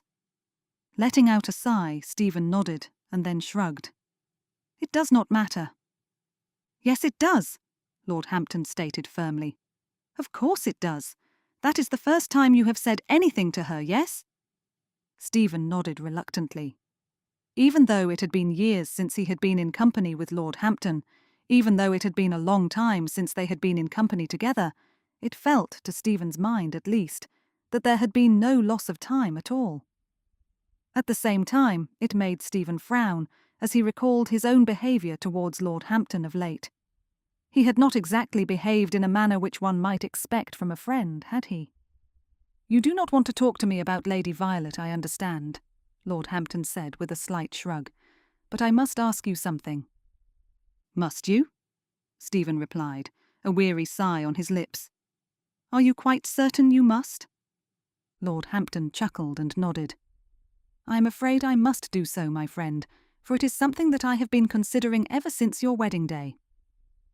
At the mention of this, Stephen scowled heavily and looked away. "I must ask you whether or not you have ever considered what it was that forced Lady Violet to end your engagement," Lord Hampton continued, his voice dropping a little. "Have you ever wondered why she was forced to send you that note?" "Forced?" Stephen let out a mocking laugh. "You sound like my sister." Lord Hampton merely lifted an eyebrow at that, and Stephen quickly realised that the reason Lord Hampton was asking such a thing was precisely because he had been listening to Caroline. "Whatever makes you think that my sister is correct in her assumptions," he continued, when Lord Hampton said nothing. "To my mind, it was always a pretence, always a mockery of me." "By that, you mean that you do not believe that Lady Violet did in fact care for you in the way that she said?" Stephen nodded, silently questioning why it was that he was speaking of such things. He had always kept his feelings to himself, aside from when he had been pressed by Caroline, and in that he was not at all inclined to speak of his own feelings. "What if it is as Caroline, and as Lady Violet herself has said?" Lord Hampton asked, still keeping his voice low. "What if she had no desire to end the engagement? What if her hand was forced?" "There was no reason for her hand to be forced," Stephen stated a little angrily. "Her father had given us his consent, and had given it with great enthusiasm, I must say. Her mother, too, seemed more than agreeable. There could be no reason for her to end the engagement aside from her own realization that she could not lie to me any longer. Or," he finished, his tone dark, "because she realized she had fallen in love with someone else and wished to pursue him, though obviously that did not succeed." He let out a hard laugh, but saw Lord Hampton shake his head. "I think you are mistaken.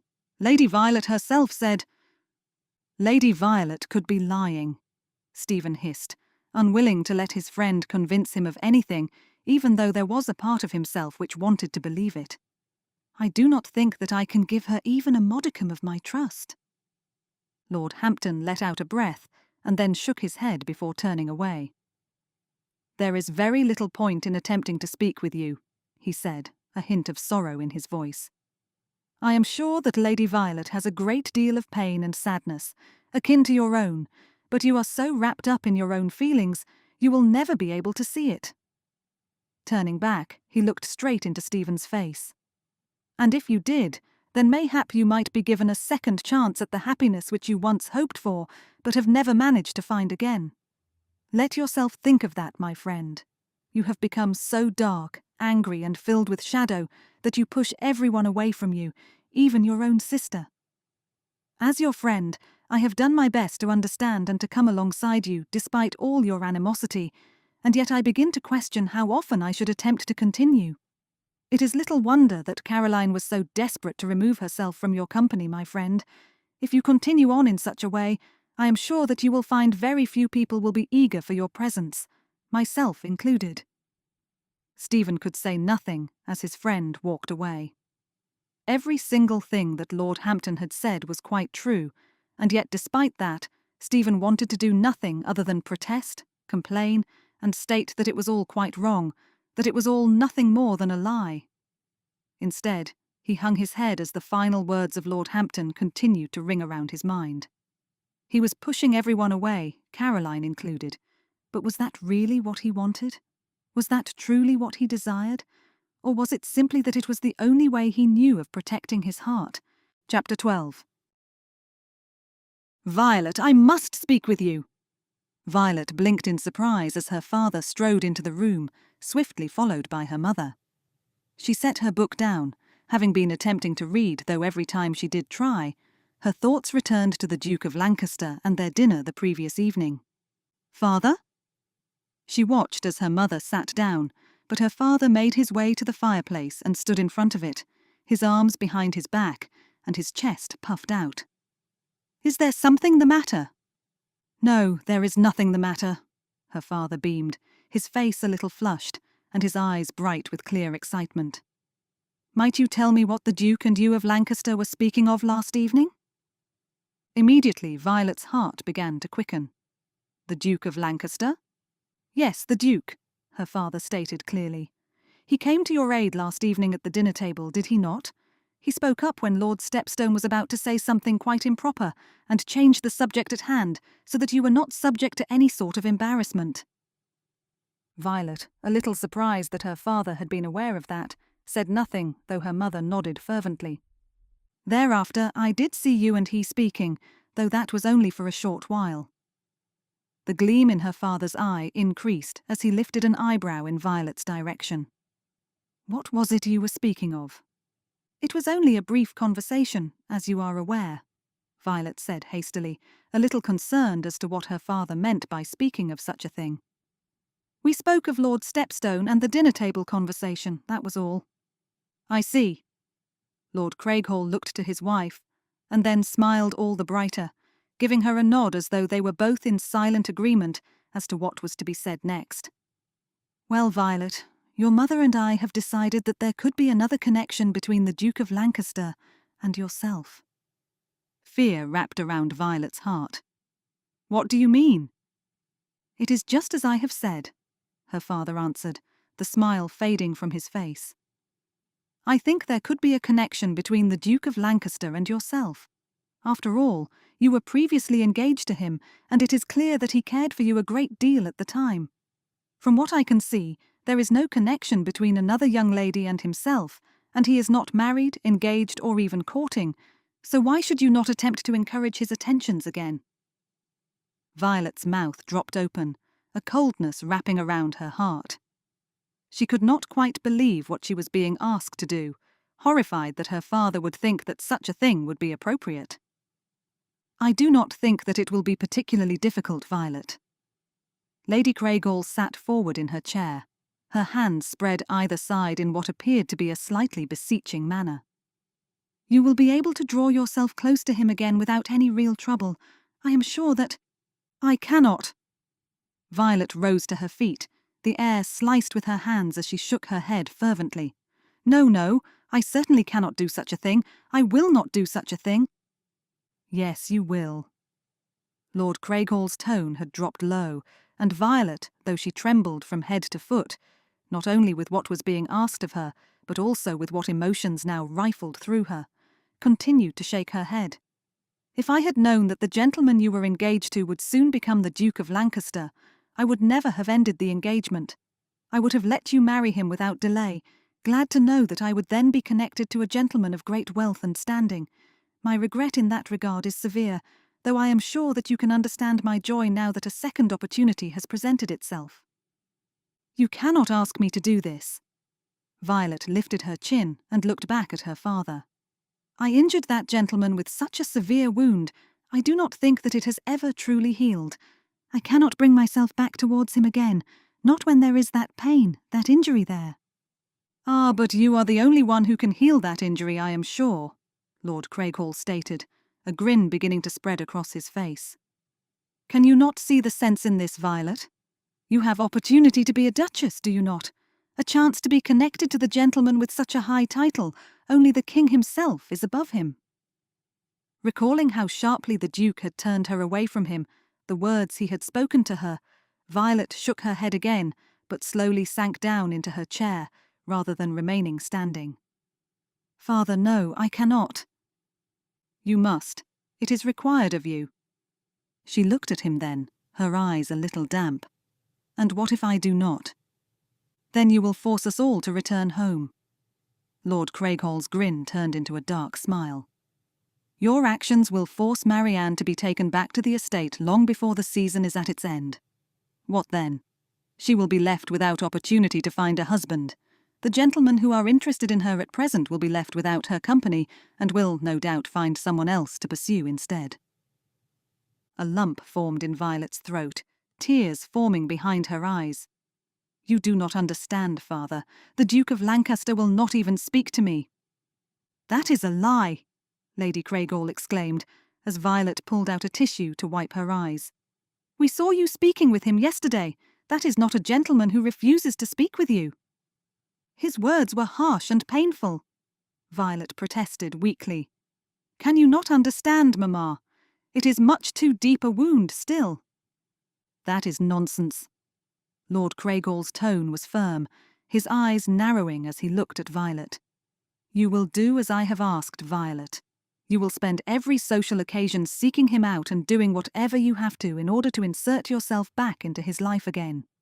You will speak with him, smile at him, and do all you can to encourage his attentions towards you again. If you fail, that is one thing, but if you have attempted to draw him back towards you, then that is quite another.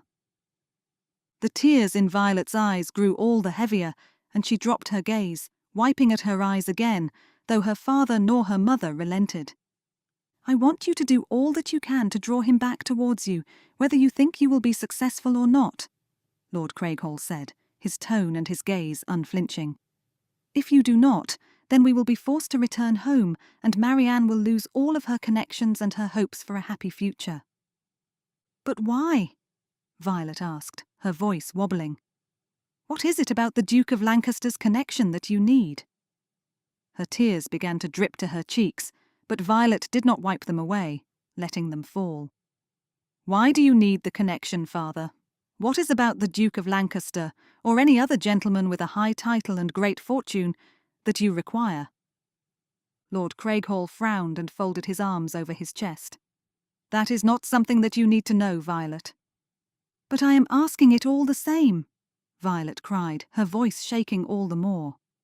Please, father, what is it that you require from this connection? What is it about a great fortune that requires you to push me towards such gentlemen? Lord Craighall lifted his chin. My financial matters are entirely my own, Violet, he replied, his voice filled with anger now. Do not think that you can ask me such things. You are much too bold and much too improper. What sort of daughter do you think you are that you can demand such things of me? Violet wanted to say that she had no intention but to find out the truth, wanting to understand, needing to understand. But the anger in her father's voice and the fury in his expression prevented her from saying anything further. Instead, she dropped her head and closed her eyes, all too aware of the tears which continued to fall. Neither her father nor her mother were moved, however, for her father reiterated what was required of her and thereafter made to quit the room.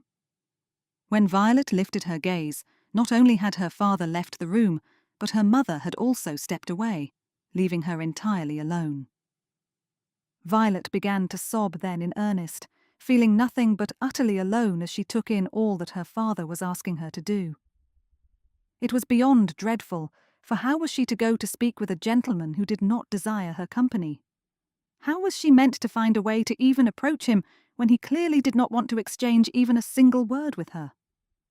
And how am I meant to draw near him again when my heart still yearns for him? That truth made her heart burn with such a sadness and such a regret, she broke down into tears all over again. Seeing the Duke of Lancaster last evening had been difficult, but what had caused her even more trouble was his rejection of her company when she had gone to share just a few words of thanks. He had been harsh, telling her that he had not been thinking of her, but of himself, though at the very end he had offered her a brief word that was not particularly hard, but it had not been pleasant either. Her heart had broken all over again. It had been as though in approaching him he had rejected her, just as she had been forced to reject him all those years ago. He was making it quite clear that there was to be no reconciliation between them. There was not to be even the smallest acquaintance, the smallest hint of friendship. And yet somehow her father expected her to speak into that, to force herself close to him again. However, was she to do that? And just how much more pain was she to endure because of it? You could not refuse. Violet shook her head as she and Miss Chesterton stood near Miss Chesterton's mother and sister, with Violet's own mother, father and sister already disappeared into the crowd. Hyde Park was filled with people, both gentlemen and ladies, as they fought to find a place where they might be seen by others. Carriages were at a standstill, with people waving from their open doors and hoping that their presence would be noted. Violet did not particularly enjoy the fashionable hour, but was grateful that she had found Miss Chesterton. The news her father had delivered to her earlier that day had immediately spilled out, and Miss Chesterton had been just as astonished as she. "If I refuse, then Marianne will suffer," Violet said softly, aware of the ache in her heart which continued to build and build and build as she spoke. "I cannot do that to my sister. She is doing so well, and there are so many gentlemen who are coming to call on her. To force my own decision upon my father, mother and sister would mean that Marianne would be dragged back to our father's estate, and her season and her situation would be quite ruined." Miss Chesterton frowned. "Do you think that your father would really do such a thing?" "Yes." Violet closed her eyes briefly. "Yes, that is what I believe.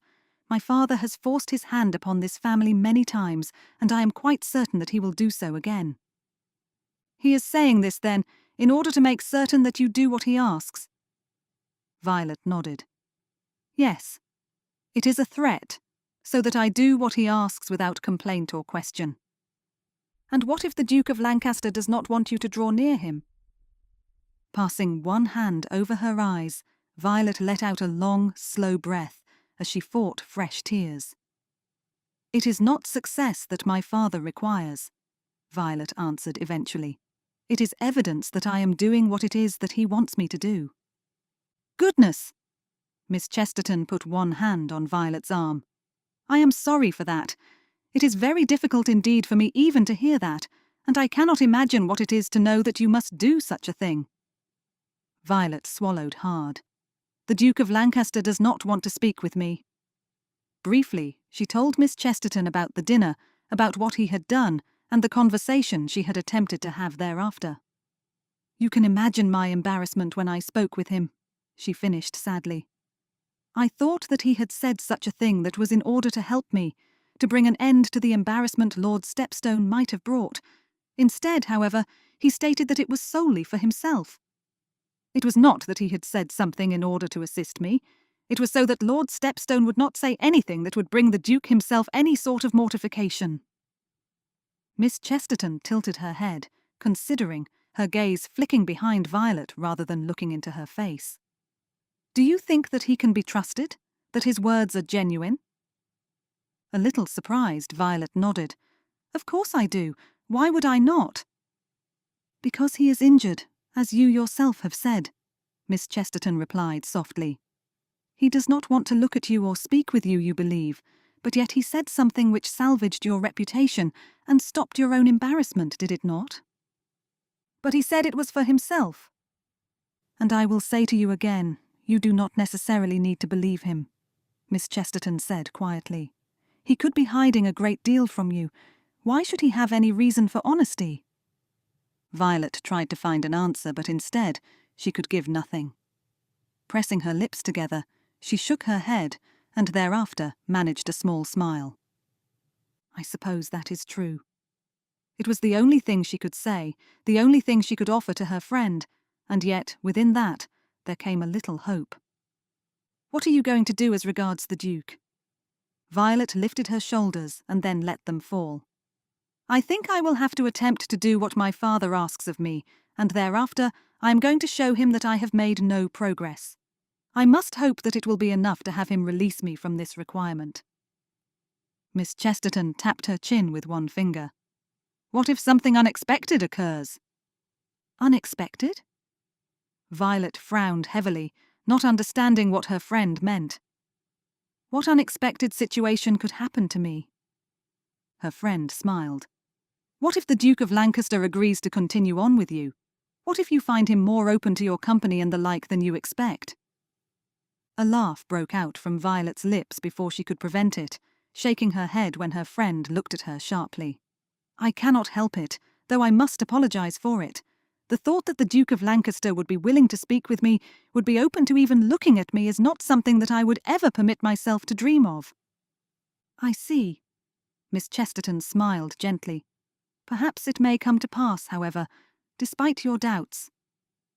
Violet indulged her friend with a smile but said nothing more. She did not want to upset Miss Chesterton, and certainly would never permit herself to laugh aloud at her friend for what had been said, but all the same, Violet was silently convinced that what Miss Chesterton had suggested would never come to pass. The Duke of Lancaster would never permit her to grow close to him again. Of that she was absolutely convinced. Chapter 13. It is good to see you out this afternoon, brother. Stephen scowled but said nothing, ignoring his sister's cheerful expression and choosing instead to let his gaze run across Hyde Park. There had been no particular reason for his decision to come to the fashionable hour, he had told himself, though what Lord Hampton had said to him after the dinner party had certainly been running through his mind since. Do you think that we will see Lady Violet this afternoon? Stephen turned to her sharply, his eyes narrowing just a little. Why are you so insistent on bringing that name here? I saw you speaking with her last evening, came the reply, Caroline showing no interest whatsoever in the sharpness of his tone. Lord Hampton spoke to me thereafter, though he did not say what it was that passed between you. That is good of him, given that you have already said more than enough to each other of late, Stephen grumbled, making Caroline's eyebrow lift. What I said to him, and indeed what I said to Lady Violet, is none of your business. Someone turned around to glance at them just as Stephen finished speaking, and much to Stephen's surprise, he looked straight into the face of Lady Violet. Heat poured into his face as he realized that she must have heard him speak her name.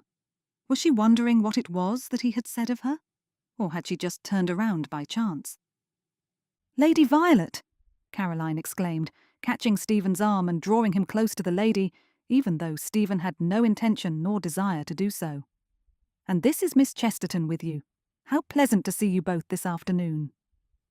Stephen found himself standing opposite Lady Violet, with Miss Chesterton on one side and Caroline on the other. He inclined his head, though he chose to remain entirely silent rather than offer anything to the conversation. He seethed inwardly, wondering what it was that Caroline was doing in forcing him to come into conversation with Lady Violet. Had he not made himself perfectly clear already? Did she not understand that this was the last person he wished to speak with? It is a very pleasant afternoon, is it not?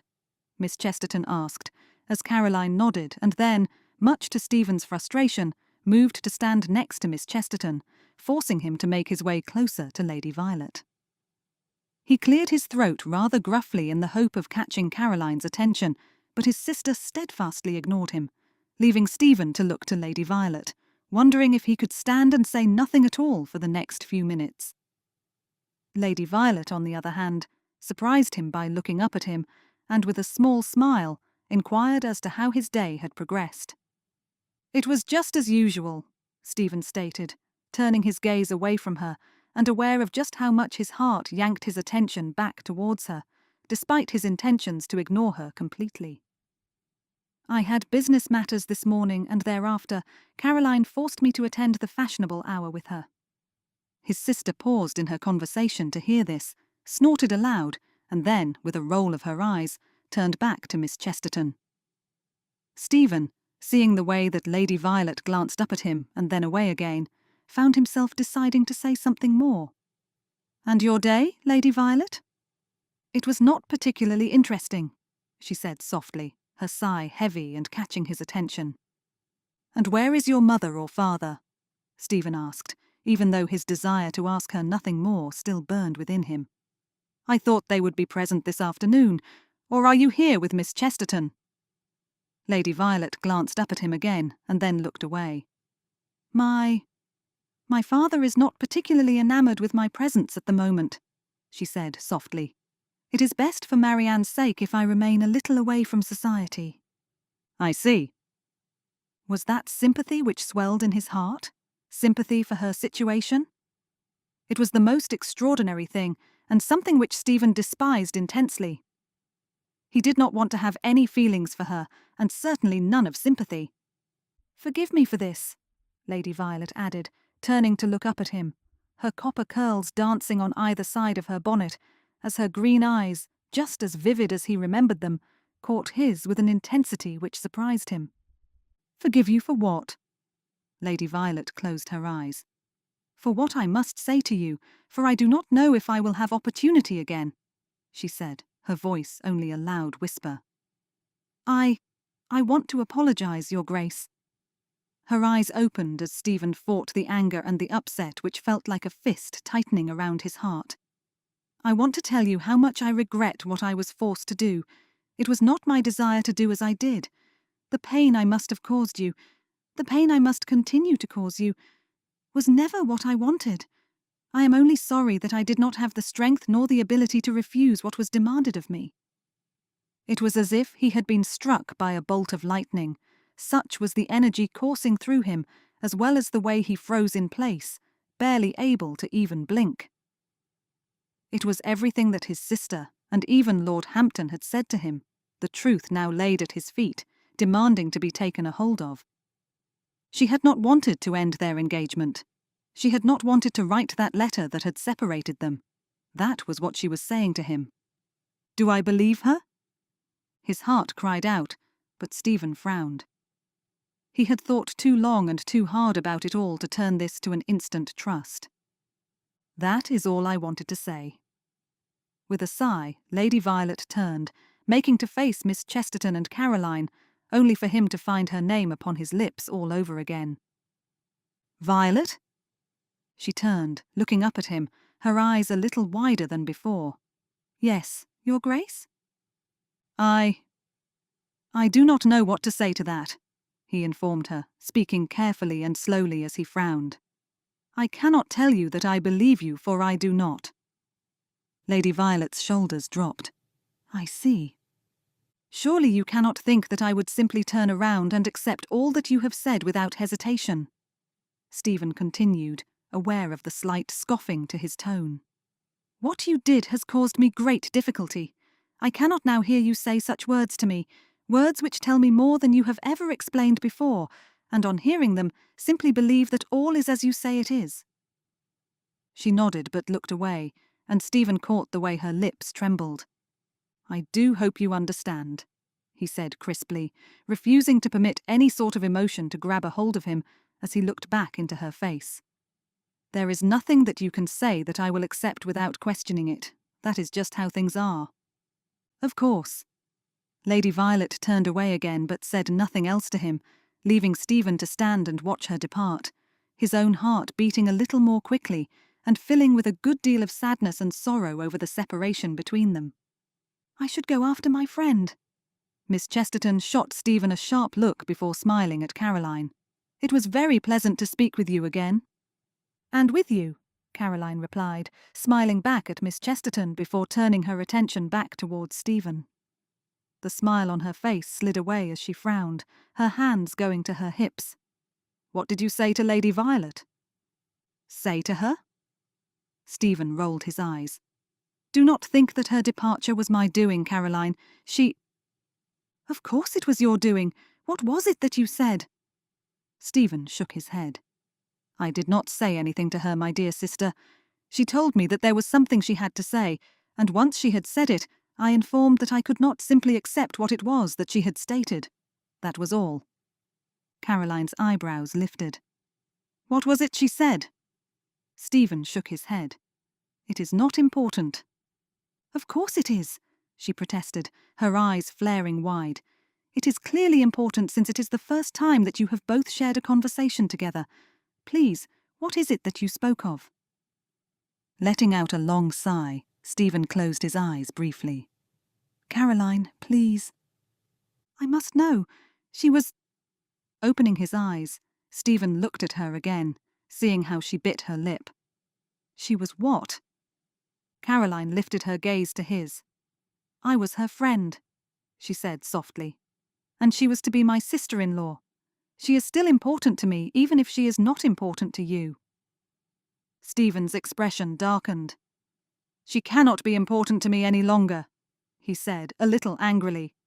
You cannot expect such a thing from me, Caroline. His sister said nothing, looking back at him expectantly, until Stephen, letting out a long and heavy sigh, realized he had no other choice but to tell her the truth. Lady Violet told me that she did not want to end our engagement, but that she was forced to do so, Stephen told her, as Caroline's eyebrows lifted. That is all. And you did not believe her? Throwing up his hands, Stephen attempted to keep a hold of his temper, fully aware that they were still in company and would be overheard by a good many gentlemen and ladies if he did not keep a hold of himself. I have every reason not to do so, Caroline. This is the first explanation I have ever received as to why she ended our engagement, and... You would not have read her letters, even if she had attempted to explain, Caroline interrupted, her cheeks a little flushed. You have been much too angry with her, much too furious to even consider what she would have to say about it all. But I must ask you, what purpose do you think that she would have in stating such a thing? Why would she tell you such a lie, if that is what it is? Why would she not? Stephen replied, his own anger growing as he squeezed his hands tight into fists. She could have been saying such a thing in the hope of returning to my affections. And why would she do that? Because I am a duke now, am I not? Stephen turned his head away. Come now, Caroline, I am sure you can understand this. I am a gentleman with a greater title, a vast fortune, and as I have been reminding you, a great expectation from society that I will marry, and that I will marry well. It would be the choice of any young lady to marry a duke, would it not? So why should not Lady Violet be the one to pursue such a thing? Why should she not try to come back into my attentions, given that she and I shared that beforehand? Caroline's face, to Stephen's surprise, drew into such an angry expression, Stephen almost took a step back. How dare you say such a thing of her? She hissed, coming closer and prodding one finger into Stephen's chest. Did you not know Lady Violet at all when you were first courting, when you were first engaged? She is not the sort of creature who should ever treat you in such a way, Caroline continued, her eyes as sharp as flint, biting into his face. She would not lie. She would not use guile in an attempt to secure your connection to her again. None of that is true, Lancaster, and quite frankly I am astonished that you would think such a thing. Stephen opened his mouth to try and respond, to try and find a way to tell her that he was perfectly well able to say such a thing. But Caroline turned around and marched away, leaving Stephen to stand alone.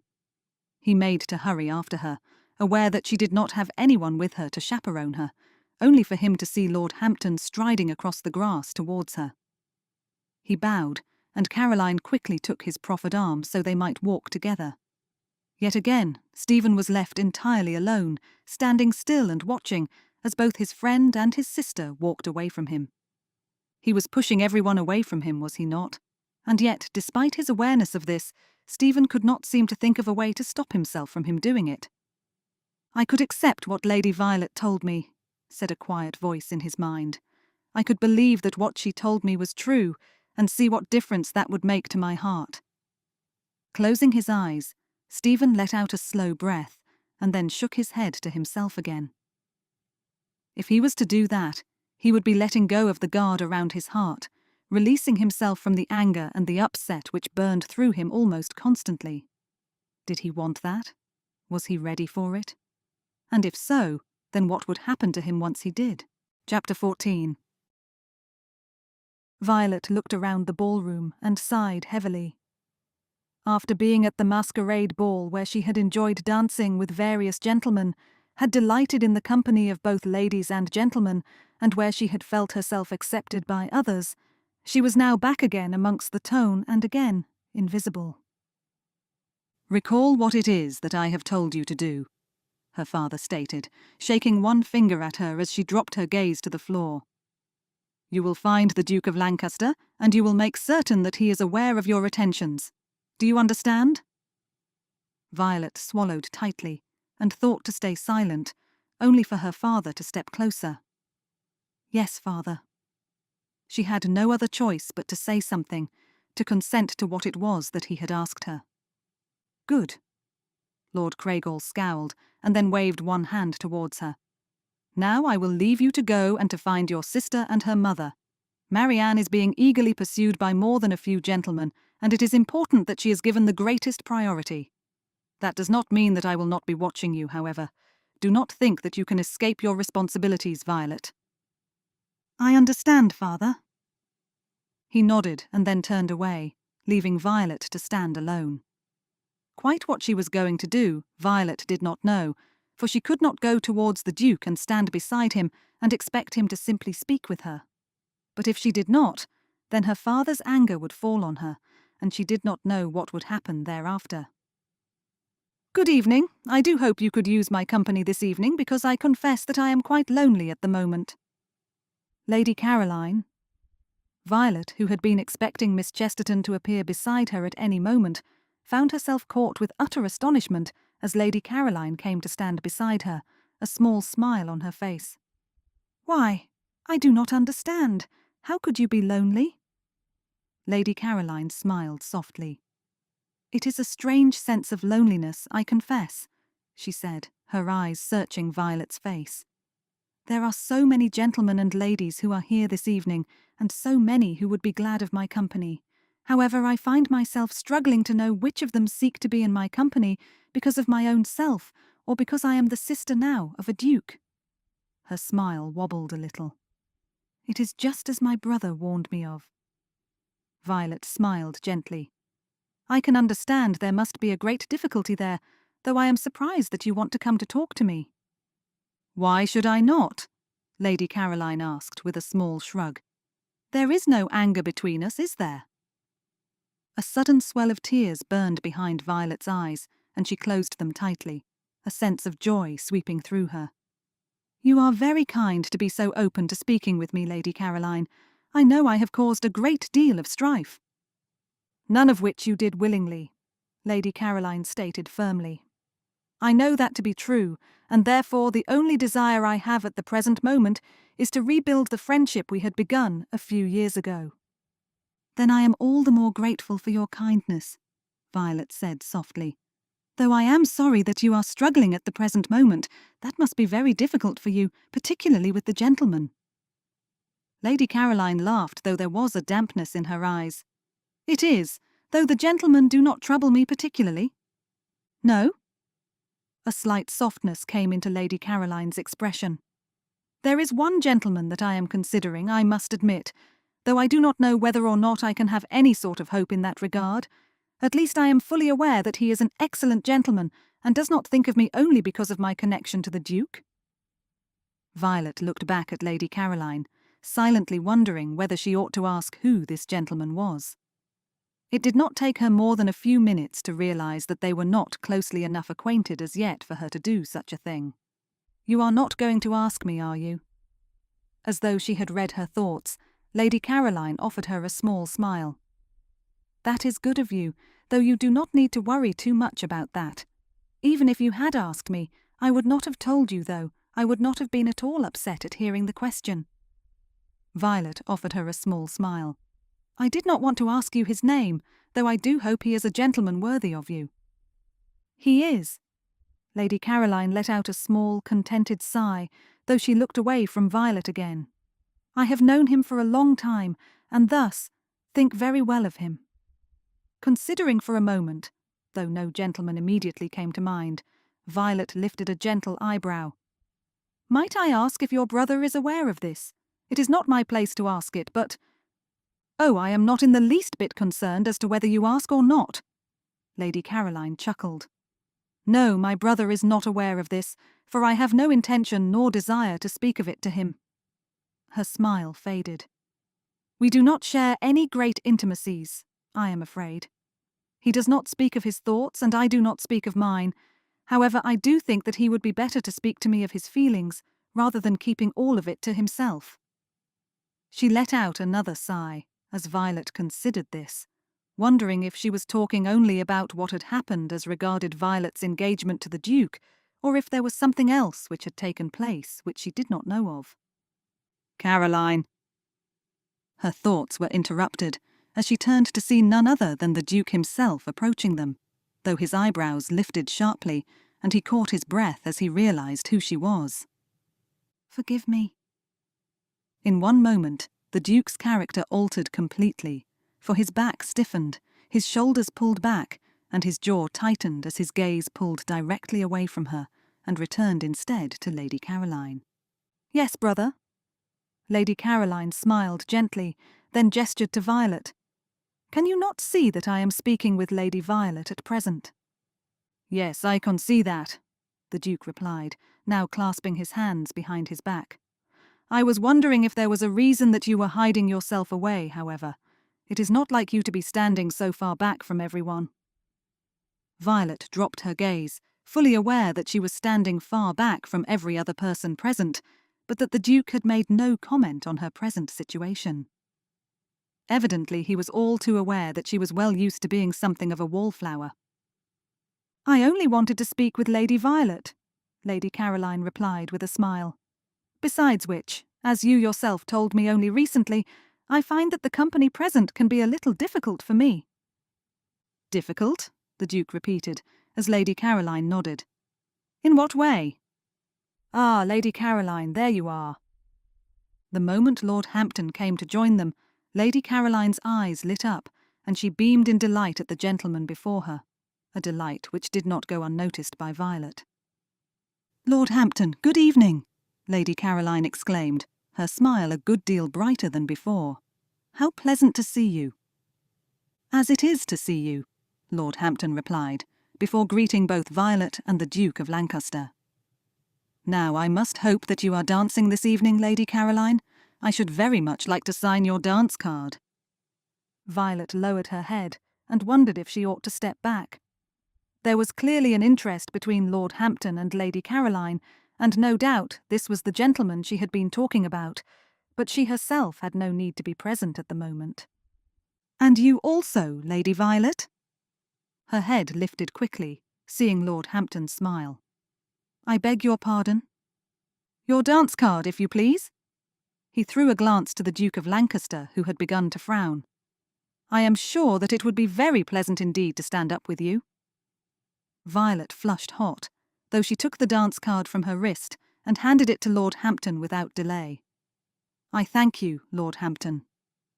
"But of course, it would be very rude for me indeed to take only Lady Caroline's dance card, and not your own also, Lady Violet.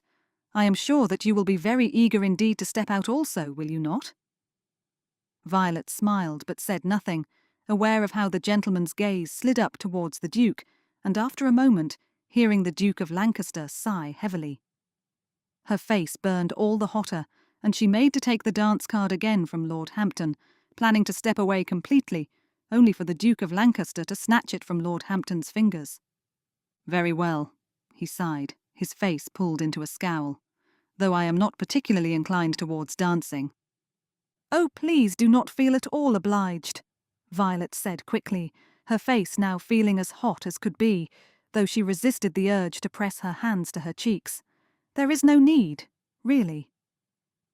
The Duke did not so much as look at her.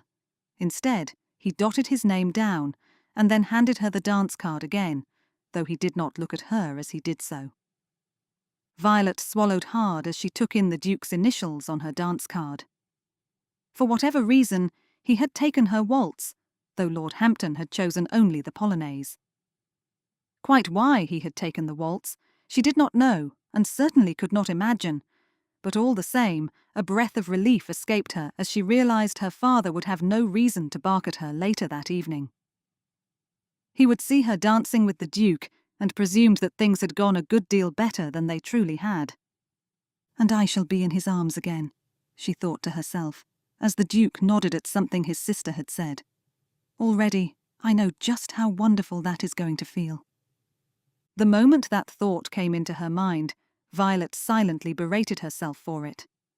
She could not let herself think anything akin to that, not when she knew all too well that there could never be any sort of real connection between the Duke of Lancaster and herself. Even though her father was hopeful that she could rekindle something, Violet would do what she could to make it appear that she was doing so, while privately being fully aware of just how little the Duke thought of her. "Lady Violet?" She looked up, glancing to her left, and she saw Lady Caroline in deep conversation with Lord Hampton, which meant she was practically alone with the Duke of Lancaster. "Your Grace?" I have been thinking about what you said." Clearing his throat gruffly, the Duke put his hands behind his back and lifted his chin so that he was not quite looking at her. "I am still a little disinclined to believe you, however. I do hope you understand that." Violet blinked, not certain what the Duke of Lancaster meant. "You are disinclined to believe." "That you had no true desire to end our engagement," he said crisply, his eyes finally meeting hers. "You can understand my skepticism, I am sure. You never gave me a clear explanation as to why our engagement had to end, and thus I found myself considering all manner of ideas." Closing her eyes briefly, Violet accepted the stab of pain which ran through her heart. "I understand, Your Grace, but yet, if it means anything at all, I can assure you that I speak the truth." A flicker came into his eyes. "You did not want to end our engagement. You are telling me that is the truth?" Violet nodded, an ache in her throat preventing her from speaking. How desperately she wanted him to believe her. She would do anything if only he could accept her words as true, though she was fully aware that her desperation would mean very little to him. "Then why?" he asked, taking a small step closer to her, his eyes searching hers. "Why did you do something that you did not desire?" The way he looked back into her eyes was so profound, so desperate in his search, Violet wanted to weep. "I had no choice," she managed to say, a whisper replacing any sort of strength in her voice. "It tore my heart into 1,000 pieces to write that letter, but it was demanded of me." "Demanded of you?" The Duke frowned hard. "By whom?" "My father." "Your father?" The frown grew all the heavier. "Why would he do such a thing? He had already given me his consent and appeared to be very eager indeed for our marriage. That does not make sense to me." "I know it does not," Violet protested weakly, "but that is the truth. You do not know of the tears I cried, and the desperation with which I begged him to change his mind again, but he did not relent. I even tried to leave my father's townhouse to make my way to the church on my own, but I was prevented from doing so. My father stood guard over me, and with various threats and promises, forced me to write that letter. And I did not understand his reasons even as I wrote it. It was only later on, in the months that followed, that he gave me his explanations." The Duke's frown lifted just a little, his gaze steadier than she had ever seen it before. It tore through her heart, burning right into her chest as she sucked in air, her breathing becoming a little shallower. "Tell me." She shook her head, though it was not to refuse him. "You will think him the most pitiful of gentlemen, for that is indeed what he is. The truth is, Your Grace, that he did not think that your fortune, at that time, was substantial enough." The Duke's eyebrows shot towards his hairline. "It was a dreadful reason, but he is determined still that my sister will find a gentleman with the greatest fortune, and that shall be the gentleman she will tie herself to," Violet finished, the words tumbling out of her now for fear that she would not get opportunity to say these things to him again. "You cannot know of my heartbreak, Your Grace, nor my regret. If I had been able to find a way to escape from my father's demands, I would have taken it. I tried to escape from his demands, tried to run from his house, but it was impossible. I am sorry for all the pain that it caused you, for the agonies which came to you because of it, but it was truly not my doing. I had no desire to write such a thing to you, but I had no other choice. For some moments, the Duke of Lancaster said absolutely nothing. Instead, he simply looked back into her face, as though he were trying to ascertain, simply by looking, whether or not she spoke the truth. Tears came into Violet's eyes as she fought to keep them back, refusing to let them fall. He did not need her tears, not now. Not when she had just told him everything. It is about fortune. Eventually, as the Duke spoke, shock rippled across his expression, sending his eyes flaring wide as he rubbed one hand over his chin and looked away from her. Fortune? This time the word was a little louder than before, anger tracing the edges of it. Violet nodded, daring to say nothing as she gazed at him, praying that he would believe her. But for what end? Why should my fortune affect your father? I am aware that every parent is concerned for their child and their future, but to worry that I would not be able to provide for you is nothing but foolishness.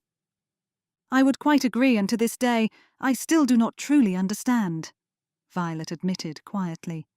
I do not know what it is that he wants from this. Every time I have tried to speak with him about it, I should take my leave. The Duke not only interrupted her, but, much to Violet's surprise, inclined his head and then cleared his throat, that heavy frown back on his expression again. Do excuse me, Lady Violet. She could say nothing, simply watching him as he turned on his heel and strode away from her, melting back in the crowd of guests as she watched him for as long as she could. She did not understand what it was that she had said, what it was which had affected him so severely, but it was clear that what she had told him had set a great burden on his shoulders. Are you quite all right, Lady Violet? The gentle voice of Lady Caroline had Violet turning towards her quickly, nodding and trying to smile even though she felt nothing but tears burning in her eyes. Yes, of course. I am sorry that your brother took such a hasty departure. Is there any reason for that? Lady Caroline wanted to know, though her expression and her voice remained gentle. Is there any reason that he has decided to make his way from us so quickly? Glancing to Lord Hampton, Violet decided that there was nothing for her to do but to tell the truth, even with Lord Hampton present. I simply told him the truth about the ending of our engagement, she said quietly. That is all. I do not know whether he believes it, or whether what I have said has offended him so greatly that he is now deeply upset with me. It is good that you were able to speak to him about it, however, Lady Caroline replied, reaching out to squeeze Violet's hand. Let that be a little weight off the burden that you carry. Violet nodded but could find nothing to say, her throat constricting and her breathing still quick and fast. She looked again for the Duke, but he was lost in the crowd, and Violet did not know whether he would ever again return to her side. Chapter 15. Fortune? This has only ever been about my fortune. The way Lady Violet had spoken to him told Stephen that she was telling the truth. Even though he wanted nothing more than to disbelieve it, even though his mind screamed at him to forget what she had said, and to push her to the back of his mind as he had been trying to do for such a long time, he simply could not. The look in her eyes, the begging, beseeching way that she had looked back at him, had dug hard into his heart, and Stephen could do nothing other than trust her every word. She was telling him the truth. She had not wanted to end their engagement. She had been forced to do so. It had not been her desire. Closing his eyes, Stephen let out a long, slow breath, and then shook his head. Opening them, he continued to make his way through the crowd of guests, barely seeing any face in front of him. If that was the truth, if she truly had been forced into this course of action, then that meant that everything she had told him before their wedding day, the love they had confessed to each other, and the promises they had made, had all been true. She had meant every word, and there had not been a single word of guile on her lips.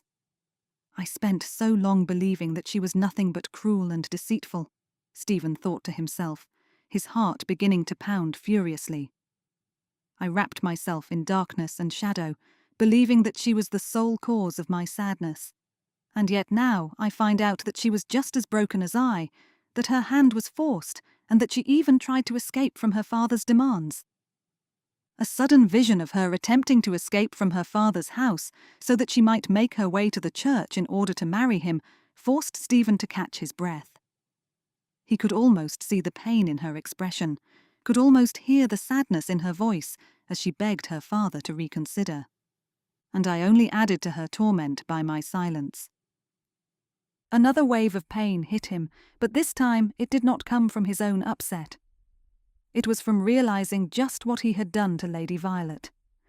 She must have been in a great torment, even more so because she had not understood why she had been forced into such a course of action, and instead of writing to her, instead of begging to understand, he had hidden himself away and chosen to do all he could to forget her. We might have eloped. Stephen pinched the bridge of his nose, feeling regret building and building within his heart. We could have found happiness still, if only I had found a way to write to her, to discover the reason behind her actions. If I had known that she still wanted to be wed, that she still cared for me, then I would have done anything to bring us back together again. Your Grace? Stephen dropped his hand and looked into the face of a rather surprised-looking young lady, only to then realise it was none other than Lady Marianne, accompanied by her father, Lord Craighall. His gut twisted, and he scowled darkly. "How wonderful to see you this evening!" Lord Craighall exclaimed, bowing quickly though Stephen did not return the gesture. "I do hope that you will be dancing this evening." His gaze slid towards Marianne, but Stephen's scowl remained fixed in place as he kept his own eyes trained on Lord Craighall.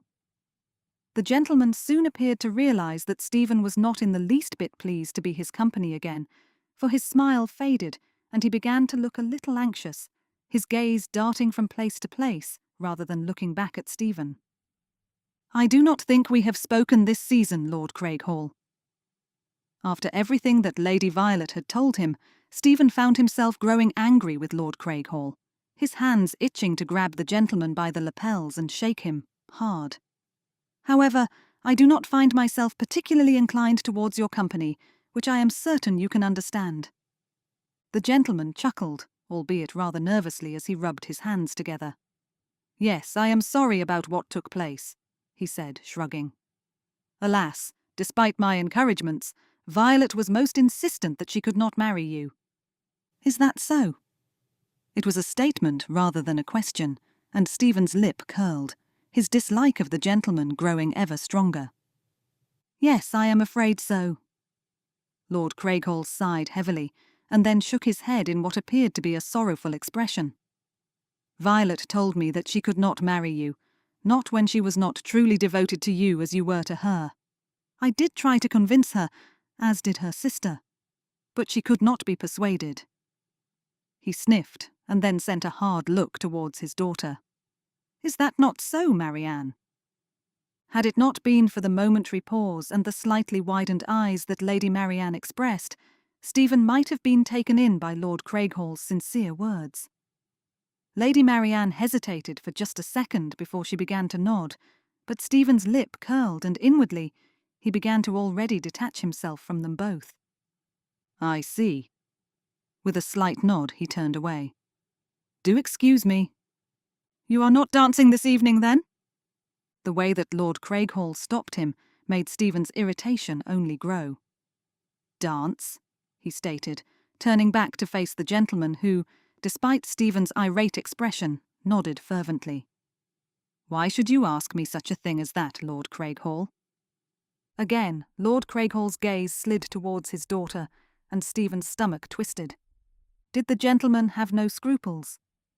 It was clear to Stephen that all Lord Craighall cared about was Stephen's new title, his new rank, and, no doubt, the vast fortune that he presumed Stephen had. That was why he was suggesting that Stephen step out with Lady Marianne, in the hope that there might form a connection there. The very idea turned Stephen's stomach. "I am to dance, yes," he said, when Lord Craighall said nothing.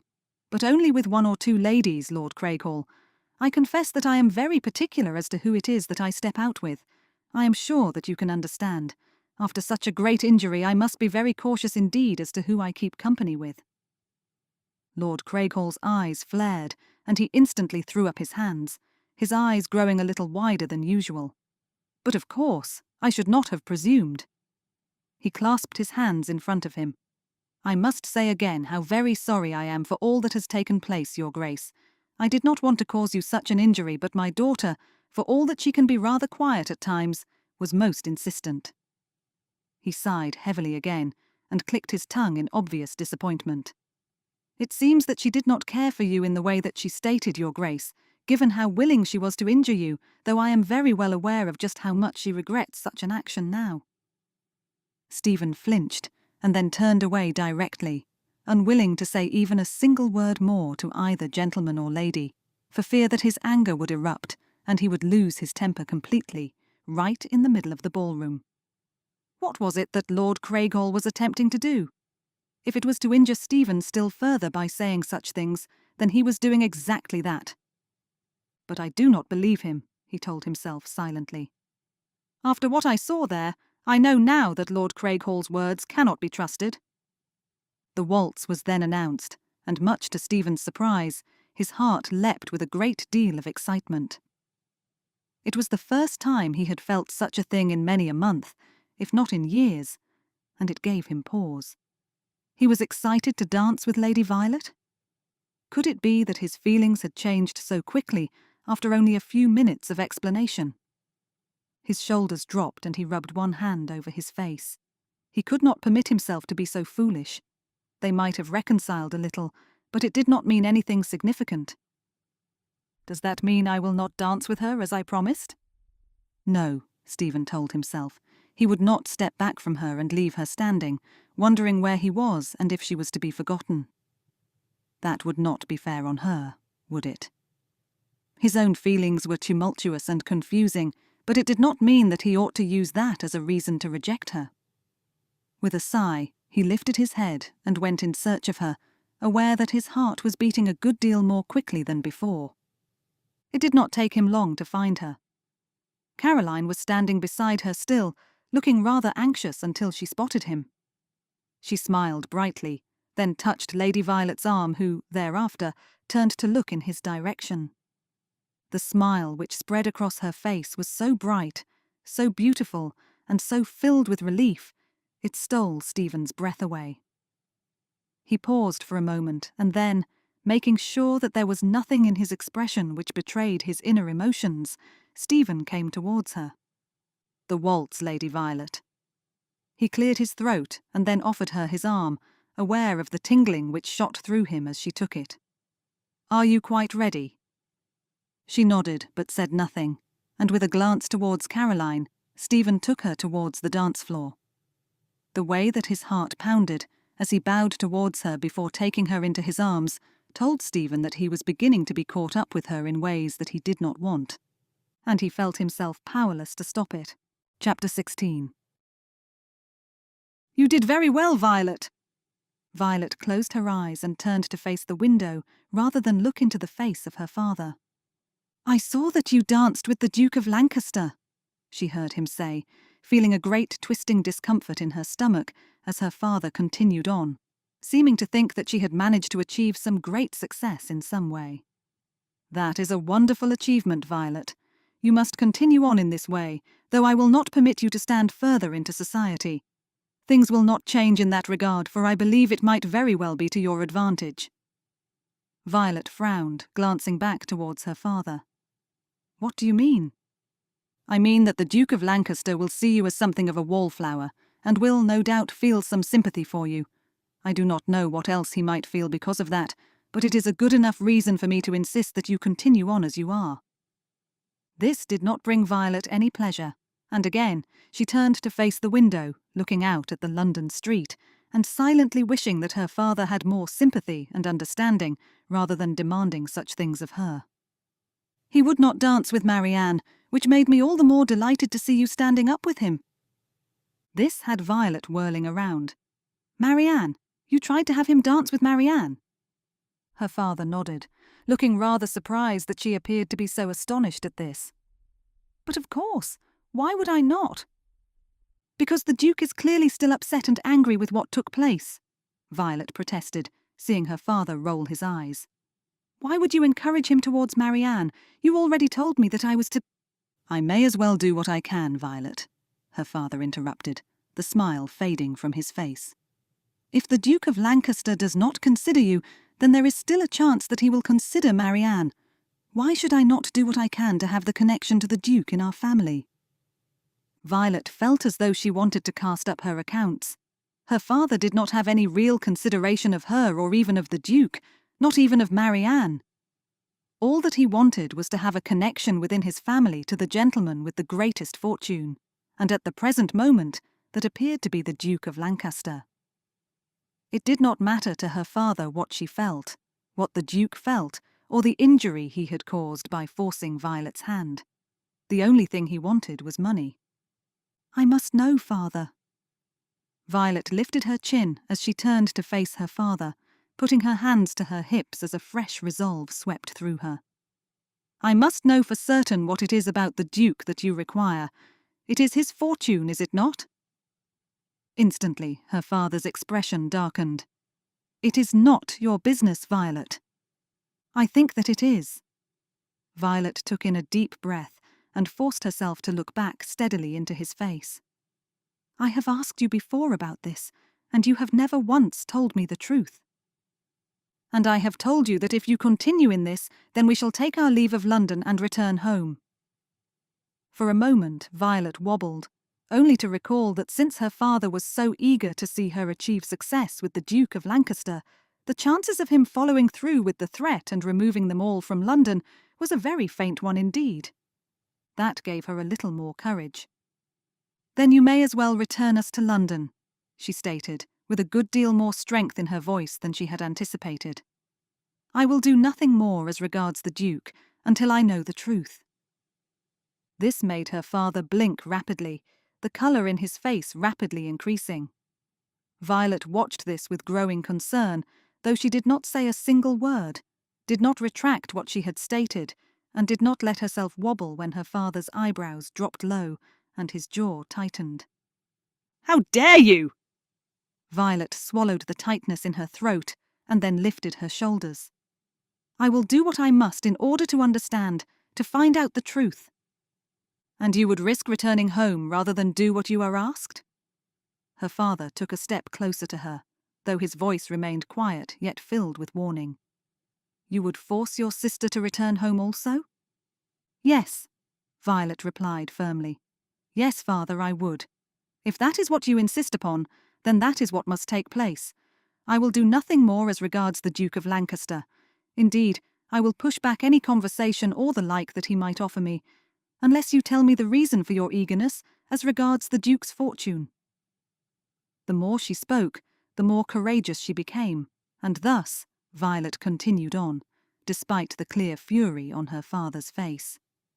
I must know what it is that you intend for any sort of connection, father. You have made it quite clear that your desire is for myself and my sister to marry a gentleman with the greatest fortune, and I want to know why. Her father folded his arms across his chest and then scowled darkly.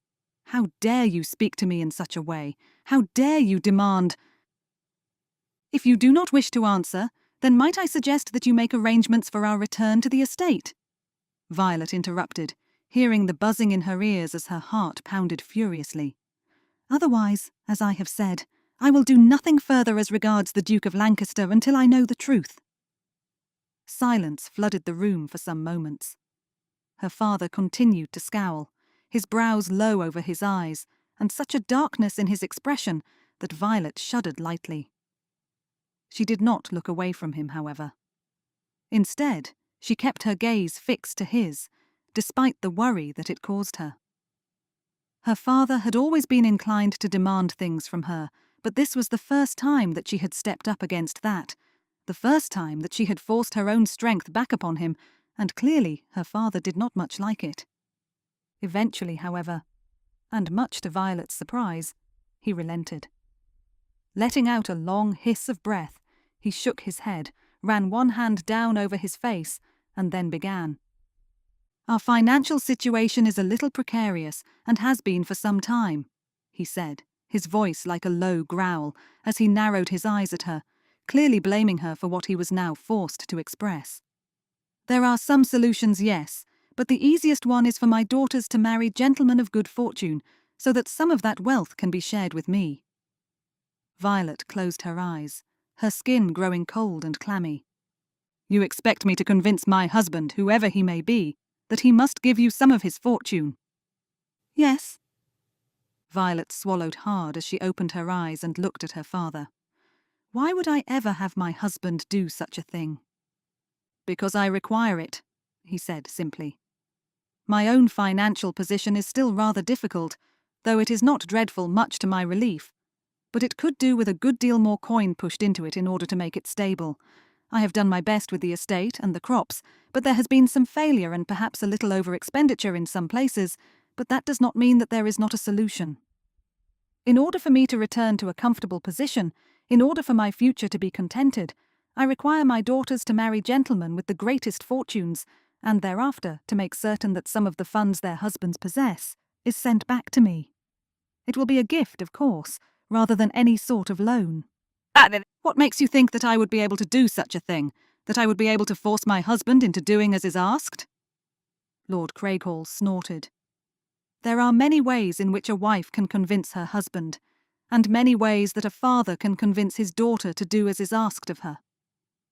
The way that he said this made Violet's heart slam violently into her chest as she realized exactly what it was her father meant. He was so dark, so disagreeable a gentleman that he would do whatever he had to in order to gain for himself what it was he wanted. She did not know precisely what it was he intended to do, but it would, no doubt, be yet more threats and demands and intended consequences if she did not do as he required. "Therefore you will do as I ask, and you will chase after the Duke of Lancaster," he finished firmly. "I assume I have now made myself clear." Violet shuddered furiously. "I will not do as you ask." "Yes, you will, or I will." "Do not threaten me with Marianne's situation, for I cannot be convinced. I know that you require us now to marry gentlemen with vast fortunes, and taking us away from London will not do that."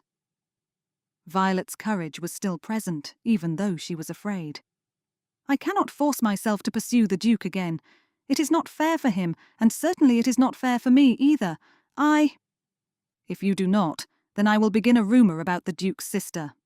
And if you say a word to anyone about what I have instructed you to do, then the rumour will begin also, and it will be severe." Everything that Violet thought to say, everything that she intended to throw back against her father, came to a sudden halt as she stared back into his face and saw the steely anger flickering through his eyes. He meant every word. There was no doubt about it. If she dared step out of line, if she dared refuse what he told her to do, then there was going to be nothing but hurt and pain. Not for her, but for innocent, unsuspecting Lady Caroline. "Do not test me, Violet." Lord Craighall took a step forward again, a small curling of his lip telling her that he knew just what it was that she was thinking. "I will not tell you again. I will not permit you to defy me. You tried to do so once before when I told you to end your engagement and see what happened to you then. You were forced to do so regardless of your own feelings, and that should tell you, Violet, that I have every intention of doing the same now. So hear me when I tell you that you must seek out the Duke of Lancaster with every fibre of your being, with every single bit of strength and intention you have, and if you do not, then I will see it, I will know, and I will do just as I have stated here, without a single flicker of hesitation. Do you understand me?" Violet's legs wobbled as she nodded, and then, without a single flicker of hesitation, sank back down onto a chair right beside the window. Her father held her gaze steadily for another few minutes, and evidently seeing that he had conquered her defiant spirit, turned on his heel and made for the door. The moment the sound of the door closed behind him, Violet crumpled. Tears poured down her cheeks as she sobbed, crying not only for the pain that her father had set upon her, but also for the threats he had made against Lady Caroline. There was nothing that she could do at present other than obey her father. But how could she do such a thing? How could she try to press herself back into the Duke's arms, knowing what it was that her father intended? My heart is still his. That awareness had tears pouring down her face all over again as she realized the truth. Even though they had spent very little time together, their last conversation, their waltz, and the awareness of her feelings for him now all ran together, screaming their truth out to her even though she did not want to hear it. She was still in love with the Duke of Lancaster. Her heart still belonged to him. It did not matter what she did, it did not matter what she said. She could not deny what was more than obvious to her. Her love for the Duke had never wavered. Though there had been pain and sadness and difficulty, her own heart had held on to her feelings for him and had kept them locked up tight, never to be removed from her. "What am I to do?" Violet whispered brokenly, wiping her tears with the back of her hand. If she was to do as her father demanded, she would only end up bringing a fresh pain to her heart when the Duke rejected her. But what if he did not? After their conversation, had she not seen a tiny spark in his eyes, a minuscule flare of hope which she could not forget? To let herself pull back towards him when there was a hope of reconciliation brought her no sense of joy, for it would only cause him further injury when he discovered the truth of what her father desired. He would be hurt all over again, broken-hearted to learn of the deceit, and yet she would have no choice but to do so in order to protect his sister's good name. Violet broke into sobs as she covered her face with her hands, the quiet room filled with the sound of her tears. Whatever was she going to do? Chapter 17. "You are smiling, brother." Stephen quickly rearranged his features, though Caroline only laughed and elbowed him in the ribs. "I may be a little happier today, I shall confess to that," he admitted, albeit a little reluctantly. "But do not press me on it, Caroline. I am permitted to be a little brighter. Am I not?" Caroline laughed and tucked her arm into his. "You need not think that I am going to question you," she said softly, as they walked together through St. James's Park. "I know very well what has made your spirits improve." "Oh!" She looked up at him. "It has been a se'nnight since the ball where you danced with Lady Violet. Do not think that I have not noticed how much you have smiled since then. What she said to you has climbed into your heart and has healed a great many wounds, has it not?" Stephen blinked quickly, a little surprised that his sister had taken a hold of such a thing without his awareness. "I suppose that is so," he admitted, speaking slowly, as he tried to understand the difference within himself. He had not noticed it himself, but evidently what he had been thinking about and what he had come to accept had made an impact upon his character. "I have been considering all that Lady Violet told me, as well as what her father suggested that night." At this, Caroline's smile faded. "Her father?" Stephen nodded. "Lord Craighall is nothing more than a deceiver. He pretended to me that Lady Violet was the one to blame for the ending of our engagement." "But you cannot believe him!" Caroline exclaimed, as Stephen nodded quickly. "My goodness, why would he say such a thing as that?" "I presume because he wanted to deflect blame from himself," Stephen answered slowly, his own thoughts still hurrying through his mind. "Had not Lady Violet spoken to me at the first, however, I do think that I might have been taken in by him, and that concerns me greatly. I did not ever imagine that Lord Craighall had such deceit in him." Caroline scowled. "Lady Violet has suffered a great deal, brother. She has been in just as much pain and in just as much torment, if not more, than you these last few years. I am quite sure of it." Stephen scowled. "That may be true, unfortunately. I am only sorry." He came to a stop, realizing what he had been about to say, and then, seeing his sister's glance towards him, sighed and continued on. "I am only sorry that I did not see it before."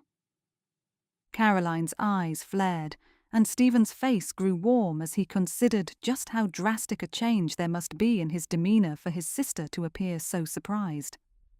At the very same time, he saw how great and heavy the shadows had been which he had pulled her into the last few years. It had not only been himself and Lady Violet in pain, Caroline had been dragged into it too. He groaned and rubbed one hand over his face, coming to a stop as Caroline's hand fell from his arm. "Are you quite all right, brother?" I am. With a sigh, Stephen shook his head. "Have I been a dreadful beast these last few years, Caroline?" The way her eyes rounded told him that she was not only surprised to hear him ask the question, but was also a little uncertain as to whether or not she ought to answer truthfully. "Please, Caroline," he said softly, "do not pretend for my sake. I am slowly becoming aware of just how much of a beast I have been to you. Tell me the truth." Caroline's expression softened just a little. "It has been difficult, yes." "Because I have been an ogre, yes?" "You have been in pain," she said quietly, "but you could not or would not listen to me when I suggested to you that there was more to this than you believed. You did not think for a moment that Lady Violet was having a great trial, just as you were. You were convinced that she had lied to you, that she did not care for you, and thus you took that darkness and you wrapped it tightly around yourself." Stephen nodded, aware that this was entirely true. "I did. Yes." "But I am glad now that you have been able to see the truth," his sister continued softly. "The way that you were willing to, first of all, speak with Lady Violet and thereafter to consider what she said has led you to this, and I am truly glad for you." Her head tilted just a little, her eyes sharp but gentle still. "Might I ask if you still care for her?" Her question sent a streak of shock right through Stephen as fire began to burn right through him. "You do not want to answer me, I can see." Caroline let out a quiet laugh, and then lifted her shoulders, letting them fall. "That is quite all right. I do not mind in the least. Though might I say, if you have another opportunity to draw close to her again, then why would you not pursue it? It is clear to my mind that your happiness is closely connected with Lady Violet." Stephen blinked, but then coughed, turning his attention away from his sister. "It is not something I have let myself consider as yet," he told her, beginning to walk again as his sister slipped her hand through his arm. "But I will tell you truly that I am sorry for how difficult I have made the last few years for you." Caroline turned her head, and Stephen was rather surprised to see tears in her eyes. "Oh, Stephen," she said so quietly that he struggled to hear her, and also a little astonished to hear her speak his first name in such a way, for it was not something she had said in many a year.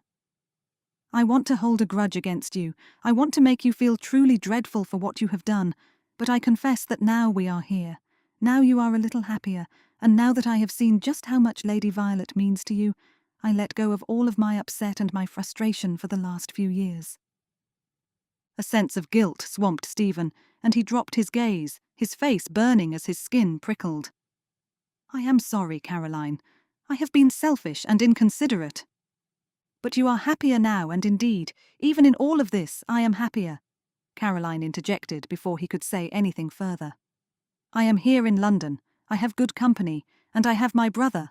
The brother I knew some years ago has returned to me." Stephen did not know what to say.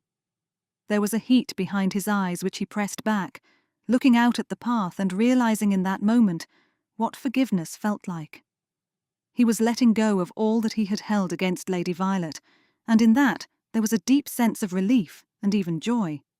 And then to know that Caroline had let her upset against him go also made him want to hug her tight and apologize all the more. What about Lord Hampton?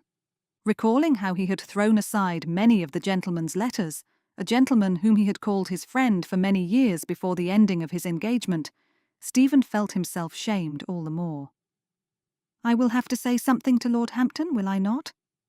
"Lord Hampton?" The sudden anticipation in Caroline's voice made Stephen frown, seeing the way her eyebrows had lifted. "Yes, Lord Hampton," he said, frowning a little. "Why? You do not think that he requires an apology from me also? I would have thought you would be encouraging me towards that." I am. Yes, of course, Lord Hampton requires an apology from you," Caroline replied, stammering a little as she looked up at him, only to pull her gaze away quickly. "I am only surprised that you would think to do such a thing. That is all." Stephen could not help but smile at this, though it was a little sad. "Yes, I suppose that is true. I can see now just how difficult I have made things for everyone, including myself. I should never have ignored all of Lord Hampton's letters. That was wrong of me, and I shall apologise to Lord Hampton." His smile grew as she smiled. It seems as though a single conversation with Lady Violet, indeed a conversation with her where I have been forced to admit that she is speaking the truth, has brought a fresh light to my heart and a happiness to my soul which has not been present for a very long time. "I think that is true," Caroline agreed softly. "That will bring about a lasting change to you, I hope." "I hope so too." Stephen smiled, and then, much to his surprise, saw none other than Lord Craighall approaching, accompanied by his daughter and Lady Craighall. Of Lady Violet there was no sign, and Stephen's heart immediately sank. "Your Grace!" Any hope of not being noticed by Lord Craighall were dashed away in an instant, as the gentleman waved one hand in the clear hope of being drawn into conversation with Stephen. Glancing at Caroline, Stephen gave a quick nod towards Lord Craighall, making no attempt to slow down their walking as he nodded to Lord and Lady Craighall. "Good afternoon!" Lord Craighall exclaimed, coming to a stop as Stephen drew near, again ending all hopes of him continuing to walk and ending the conversation before it had even begun. "How very pleasant to see you, Your Grace, and how all the more wonderful it is to be in your company also, Lady Caroline." Caroline dropped into a curtsy as Stephen inclined his head, a little frustrated at being pulled into conversation. "My daughter, Lady Violet, is a little behind us, walking with Miss Chesterton," Lord Craighall continued, when Stephen said nothing. "Perhaps you might like to speak with her." The light in his eyes and the hope which flickered there gave Stephen pause. What was it that he wanted from Stephen at this point? After all, since he had been the one to force Lady Violet to end their engagement, it seemed unusual for him to be encouraging Stephen back towards her now. "Though, as you see, I also have Marianne present." Lord Craighall smiled, gesturing to his daughter who, Stephen noticed, was flushing red as her gaze darted low. "I am sure that—" "Alas, I must take my leave quickly," Stephen said, rather brusquely, as Caroline shot him a quick look. "We have an evening occasion to prepare for, and I cannot be tardy." The disappointment which rippled across Lord and Lady Craighall's expressions was obvious, but Stephen did not give it a moment's notice. Instead, he turned and, with a nod, took his leave of them directly, though his heart was beating rather quickly as he continued along the path, taking Caroline with him. The eagerness to find Lady Violet was rather fervent, and though Stephen attempted to quell it, to keep a hold of it, he simply could not. The moment he saw her, the moment her eyes met his, Stephen's whole being burned hot, and his lips pulled into a broad smile. "Your Grace." Lady Violet quickly dropped into a curtsy, as did Miss Chesterton. "How pleasant to see you." Her gaze went over his shoulder to where, no doubt, her mother, father and sister were still waiting. "I presume that my father spoke with you?" He nodded, wishing that he could find a way to tell her that he did not believe a single thing that her father had said to him, though at this present moment in front of his sister and Miss Chesterton, he could not. "I do hope all went well," she continued, her eyes holding a little worry. "It was only brief," he returned, seeing how relief caught her expression. "Though I did make my excuses as to why we could not linger in conversation." She smiled at this, though, as Miss Chesterton began to speak to Caroline. She glanced at him and then came a little closer to him, her eyes widening just a little. "Your Grace, my father has said some more things to me, and I think it would be best if I shared them with you." Stephen frowned, uncertain as to what that meant. "Are you to attend Lord Bradford's soirée this evening, or are you at another event?" "I am to attend Lord Bradford's soirée," Stephen replied, a little confused as to what she meant. "Is this an urgent matter?" In answer, Lady Violet closed her eyes and took in a long breath, before finally opening them again and looking up at him. "It is of a serious nature," she said, though that did not entirely answer Stephen's question. "Mayhap we might speak this evening?" "Of course," Stephen answered slowly, as faint relief came into her eyes. though she caught the edge of her lip in clear worry. "If there is something significant, then might you not tell me now?" She shook her head. "We are only just renewing our connection, Your Grace. I do not want to overwhelm you, not when you have only just begun to understand what it is that took place on our wedding day." Stephen stopped himself, and then, considering for a moment, chose to say what was in his mind. "Lady Violet, I do want you to know that I believe you. These last few days, I have been considering everything you have said, and in doing that, I have found everything about myself to be changed. Caroline herself has noticed it, and to my shame, I realize how much I have hurt and injured others. I should, I suppose, apologize to you for my lack of trust in your words and in your affections towards me at the time.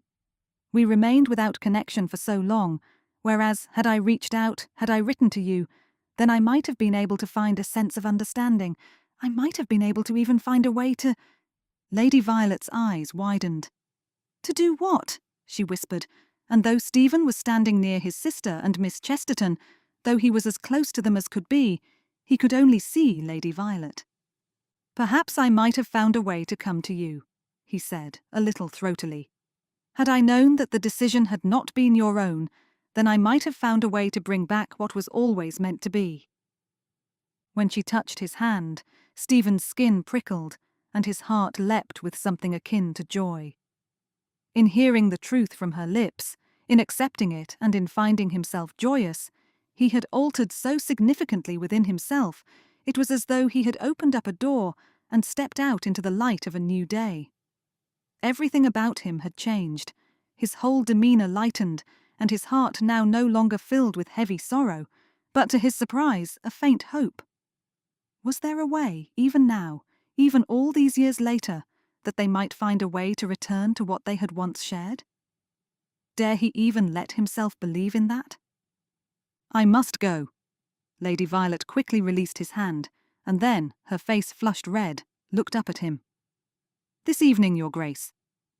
"This evening," he agreed, a little throatily, as she began to make her way past him, leaving him alone with Caroline again. "Come, Caroline." They walked in silence for some minutes, though Stephen could almost feel the intensity of Caroline's gaze as she continued to look at him. Growing a little exasperated, he sighed and stopped, turning to face her. "What is it, Caroline? She took your hand." He closed his eyes, a little irritated that she had noticed despite the happiness in his heart. "Yes, she did." "And does that please you?" "It does not mean a great deal," he said firmly, not wanting Caroline to come up with any sort of idea as to what might be happening when he himself had not thought about it completely. "Now, let us consider this evening and what is to come next." Caroline smiled, and with a slight shrug, turned her gaze back towards the path, though she did not say another word.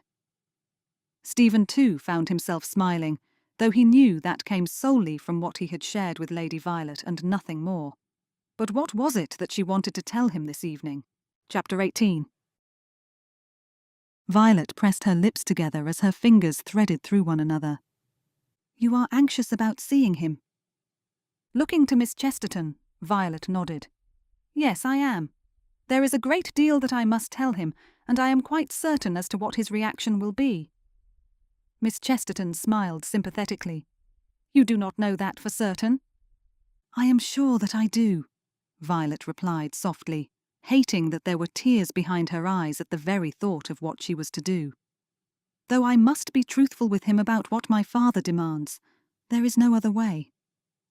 After crying over what her father had demanded of her and the threats he had made, Violet's only consideration was what she was going to do next. The first consideration had been Lady Caroline and how she was to protect her, and thereafter she had thought about her father's demand that she try to draw close to the Duke. The only answer she had come up with was to tell the Duke of Lancaster the truth and make it quite clear that she had no desire to do as her father demanded. Though her heart cried out for something quite different. She did want to draw close to the Duke again, wanted very much to be in his arms and in his heart, but it was not something she could permit herself to do. She would give up that desire, give up that hope, and nurse a broken heart within herself, rather than let her father achieve what he hoped for. It was difficult for her to consider, but Violet knew in her heart that it was the right thing to do. All she had to do now was find a way to begin that conversation.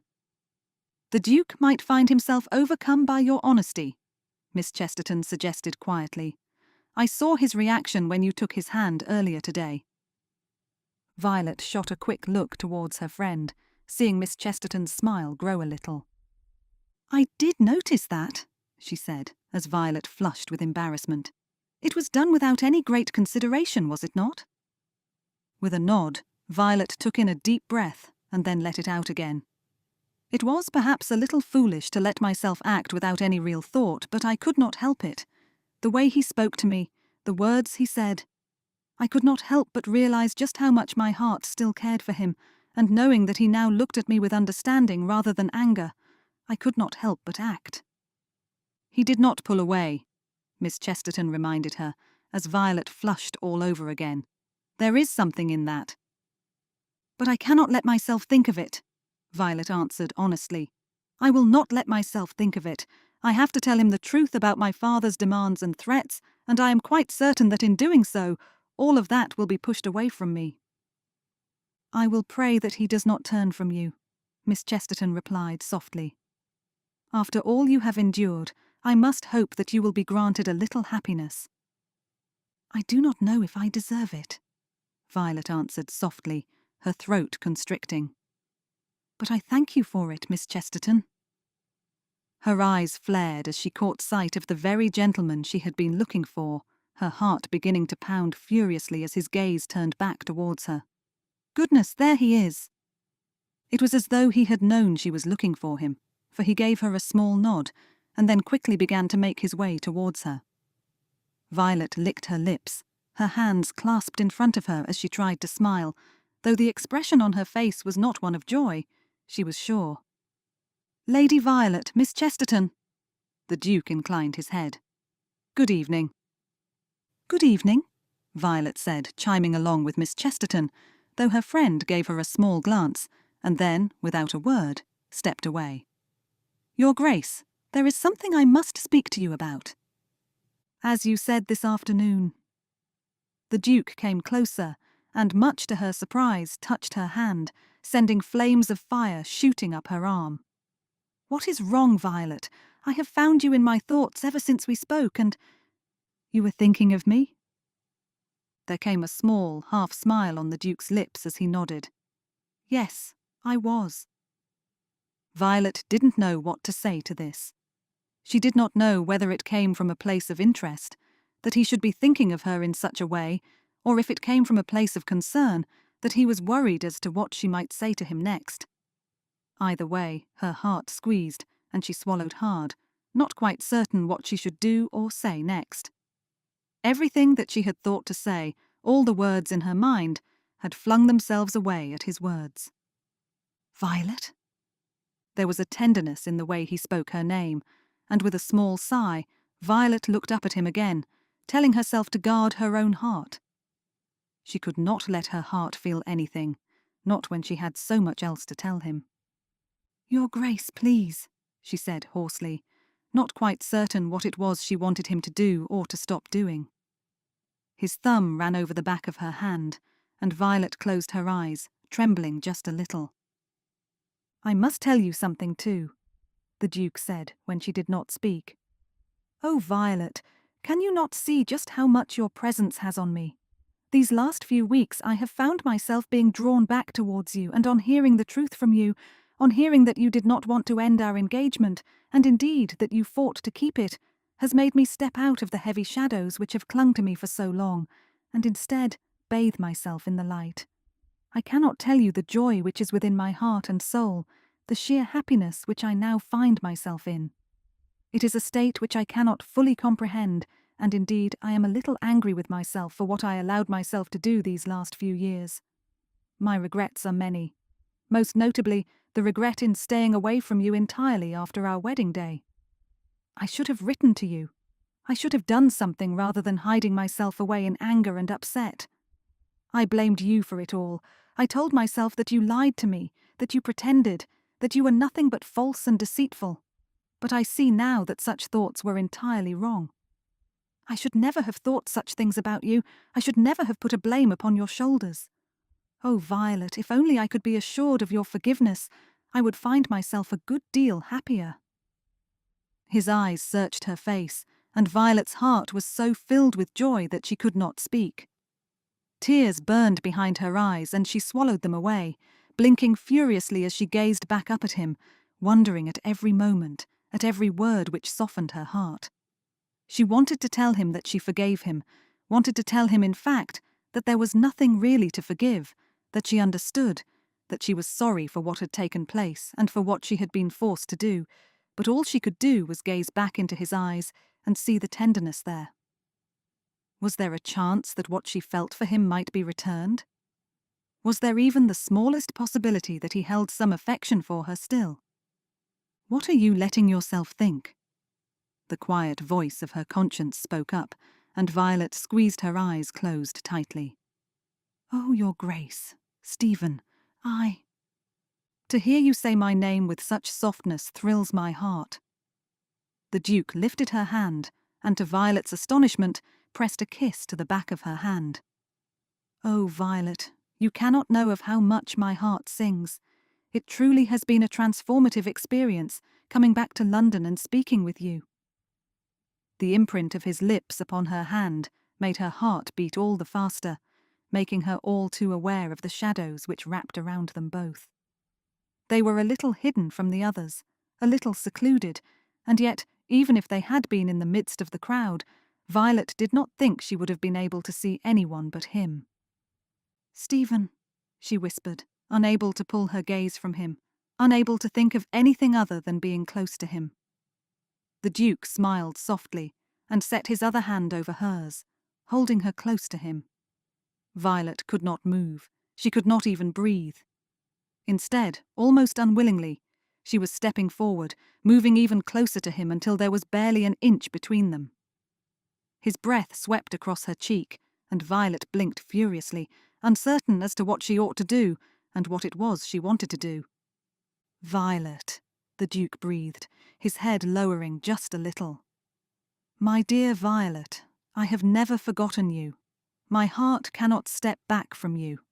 The love I once had has begun to build itself up again, has begun to grow with such an intensity. I am sure that it will soon reach even greater heights than before. Please tell me that there is something you have in your heart for me still. I cannot imagine that we might be given another chance, but if fate has seen fit to draw us back together again, then who are we to disagree with it? Tears swept into Violet's eyes, though she smiled. Her heart quailed just a little. She knew that she had to tell him the truth, had to tell him all that her father had stated, and in doing so, no doubt, would push him back again from her. All that he had said, all that they had shared in these last few minutes would once more be ripped apart. Violet? He asked her again, and closing her eyes, Violet felt a single tear drip down her cheek. Your Grace, she began, her voice trembling as her hand held tight to his. There is something that I must tell you. Is it that your heart belongs to me? He asked, a smile there whereas Violet felt nothing but dread. That would give me the greatest joy. She shook her head, opened her eyes and saw the light fade from his expression. It is not that I cannot say such a thing, she continued brokenly, only that I dare not. There is more that I must say to you, Your Grace, words that I am sure will drive you from me forever. The Duke's eyebrows lifted, and Violet closed hers again as she forced herself to continue speaking. It is my father, she whispered, no longer able to force strength into her voice. Your Grace, it is because of his demands that I can never be close to you again, no matter what I myself desire. She shuddered violently, squeezing his hand. This must end. We can never be together again. Chapter 19. What do you mean? Stephen looked down into Lady Violet's face, feeling all of the happiness he had within him slowly beginning to drain away. I mean that we cannot... Lady Violet closed her eyes, and Stephen caught the way her chin wobbled. Clearly there was a great deal that she felt, but not much that she was able to express. "It is not that I do not wish for such a thing, as I have said, but I cannot do this to you, Stephen." Again, the sound of his name on her lips brought such a strong reaction to him that Stephen could barely breathe. He pressed one hand to his stomach lightly, his other hand still gripping hers, and he was not about to let it go any time soon. "What is it you cannot do?" he asked throatily. "I do not understand. If you say that you have the same feelings as I, if you are telling me that there is a hope of a further connection between us, that we might begin to court again and, mayhap, be given the happiness which we did not have before, then why would you not seek it out?" Lady Violet's tears dripped onto her cheeks. "As I said, it is because of my father," she whispered hoarsely. "I cannot do this because of what it will do to you, and even to your sister."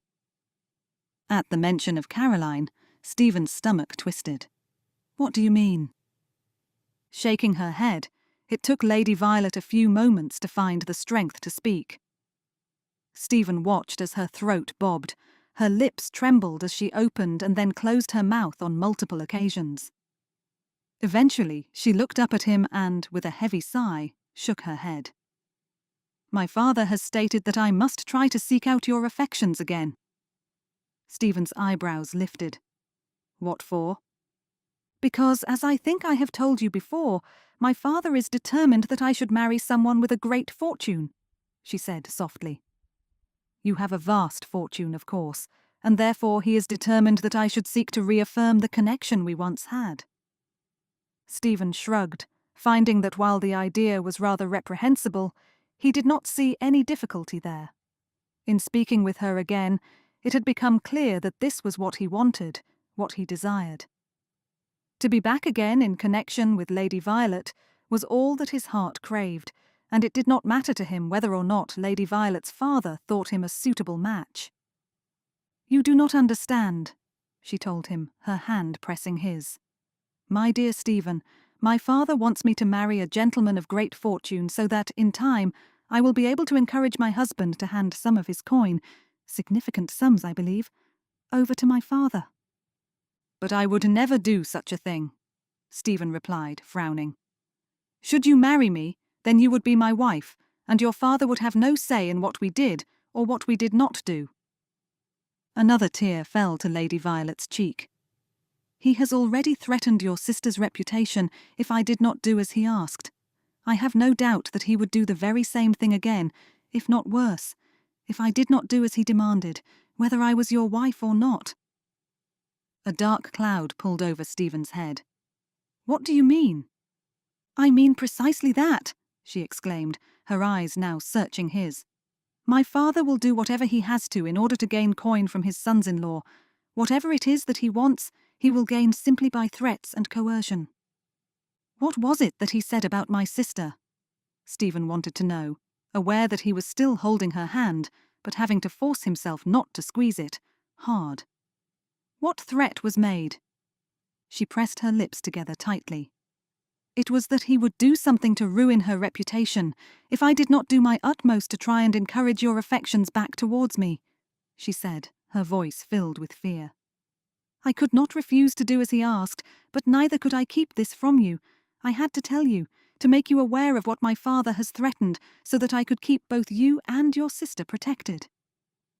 Her eyes closed, and much to his disappointment, she pulled her hand out of his. "You cannot believe for a moment that this is something I want, Your Grace. I beg of you not to think ill of me, for I speak nothing but the truth. It is not as though I do not want to return to the happiness we were so close to achieving. I do more than anything, but I must step back from you so that you are not tainted nor injured by my father's demands." Stephen shook his head. "This is not what you want, though." "It does not matter."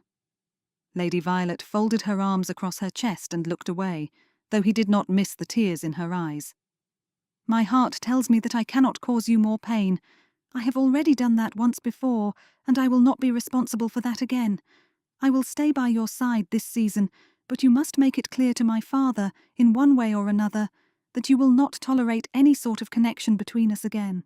That way he will understand that not only have I done what he asked, and therefore he cannot use any of his threats to coerce me into doing as he asked, but also that you will be kept safe from any of his future demands and threats."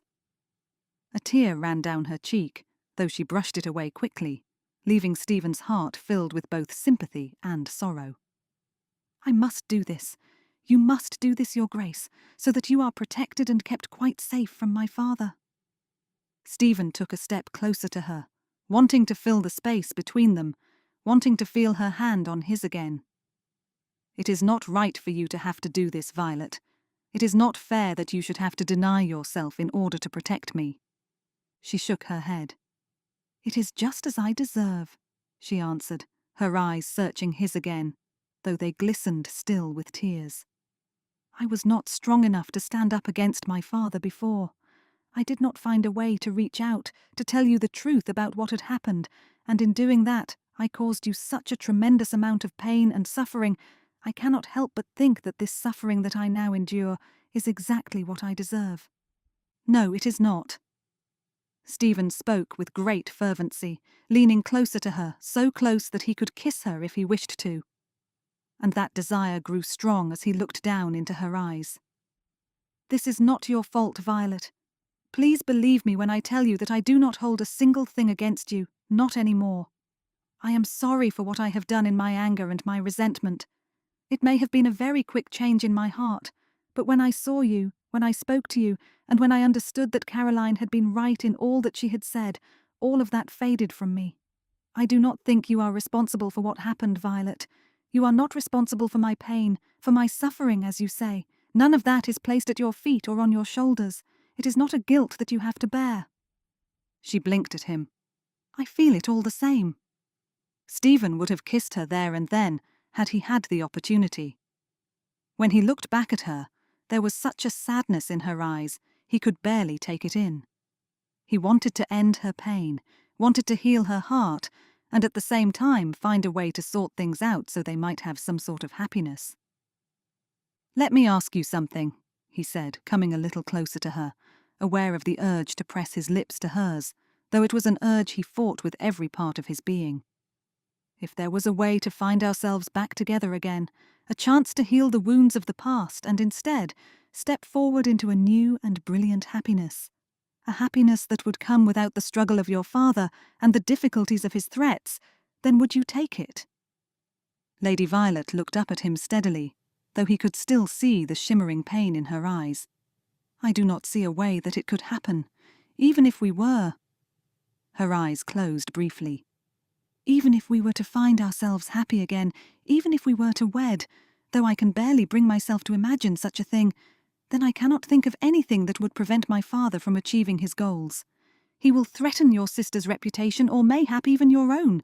There will be nothing to stop him." "But if there was," Stephen persisted, suddenly urgent and fervent in his thoughts and his determination. "If there was a way for me to remove that threat from us, if there was a way for us to step forward without him, then would you take it?" He closed the space between them even more, his other hand finding hers as gratitude for the darkness wound around them. "Would you want that, Violet? Would you want me back beside you again?" She closed her eyes, a trembling running through her that he felt in his hands. "Yes," she said softly, her breathing coming a little quicker as she opened her eyes to look up at him. "My heart has never stopped being yours." "No?" She shook her head, a small but sad smile spreading across her face. "Never. I have had nothing but darkness and pain these last 3 years. It is not something that I have ever permitted myself to hope for, however. It is not a scenario which I have even imagined." "But it is something that I can present to you now," Stephen whispered softly. "If your heart yearns for me as my heart yearns for you, then I can assure you that there is nothing which I want more than to give you that happy future. Oh, Violet, I have longed for you every single day which we have been apart. I have clouded it with pain and shadow, telling myself that all I believed of you was a lie, but my heart has still been filled with a great and ardent affection for you, which I have never been able to forget. I believe that I am still in love with you." Lady Violet caught her breath, her eyes widening as Stephen began to lower his head. Tell me that you feel the same for me." When she nodded, a small, almost unnoticeable nod, it was all Stephen could do not to pull her tight into his arms and crush her to him. Instead, he contented himself by lowering his head and brushing his lips across hers. The fire which erupted within him was so fierce, Stephen fought for breath, fought to contain himself as he looked down into her eyes, aware of the fierce longing within him. Part of him wanted to grasp her hand and pull her from the ballroom and into his carriage, ready to make his way to whichever place he could go to in order to get a special license or, in fact, to drive to Scotland so they might elope. But the threats which Lord Craighall had made, the fear which still clung to her expression, put an end to all of that. There was nothing he could do other than to squeeze her hand and promise that all would be well very soon. "Leave this matter with me," he said quietly. "I will think of what I can do and what in fact must be done in order to free us from this dreadful situation. I have been torn from you once. Violet and I will not let that happen again." The fire in his words seemed to dry away the tears in her eyes, for she began to smile, and with it, the happiness which lit her expression chased away any lingering sadness. "I do hope that you can do something," she said, pressing his hands. "I believe I am in love with you still, Your Grace." "Stephen." She smiled again. "Stephen." "So, you are not to call me anything else when we are in private," he told her, letting go of her hand, but only to touch her cheek. "I will have you as my bride, Violet. I swear to you that this time nothing will keep us from our happiness, not even your father's dark threats."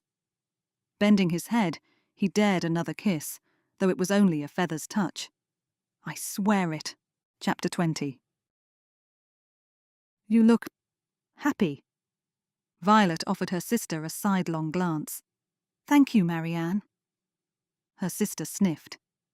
"I do not know why you should be. It is not as though you have anyone interested in you. You are a wallflower, and not a very pretty one at that." Frowning a little, Violet pulled herself back towards the wall, wondering at Marianne's snide remarks. She was not close to her sister in any way, but there was no reason for her to be saying such a thing as that. "I do not know why father insists that you return to the Duke of Lancaster's side," Marianne continued, still not fully looking at Violet. "There is clearly no interest there. You injured that gentleman a great deal by stepping back from him in the way that you did." Violet lifted her chin, a streak of anger burning through her. "It was not my decision, Marianne." Her sister blinked rapidly, turning her head to look directly at Violet. "Of course it was." Ignoring the conversation which flowed around them both, Violet stood a little taller, keeping her gaze steady. "I beg your pardon? Marianne, I did not choose to stand back from the Duke." "Then why did you end your engagement?" I did not." Frowning, Violet tilted her head and looked back at her sister. "Surely you cannot believe that I would leave a gentleman I loved standing alone on his wedding day." This time it was Marianne's expression which altered into one of surprise. "You loved him?" "I still do." "Then why?" Marianne folded her arms over her chest. "I do not understand why you would do such a thing as that. Father told me that it was because you were discontented with the match and did not want to marry a gentleman who did not have as good a fortune as you believed him to have, but this was all father's doing." Violet had not meant to interrupt her sister, nor speak so loudly, and aware that she had garnered the attention of one or two of the other guests present at the soirée, found herself flushing. "Marianne," she continued, albeit a good deal more quietly, "I must tell you that there is nothing in what happened between the Duke and I which was my doing. I wanted nothing more than to take my place beside him, to become his bride, and instead, my father insisted that I end our engagement.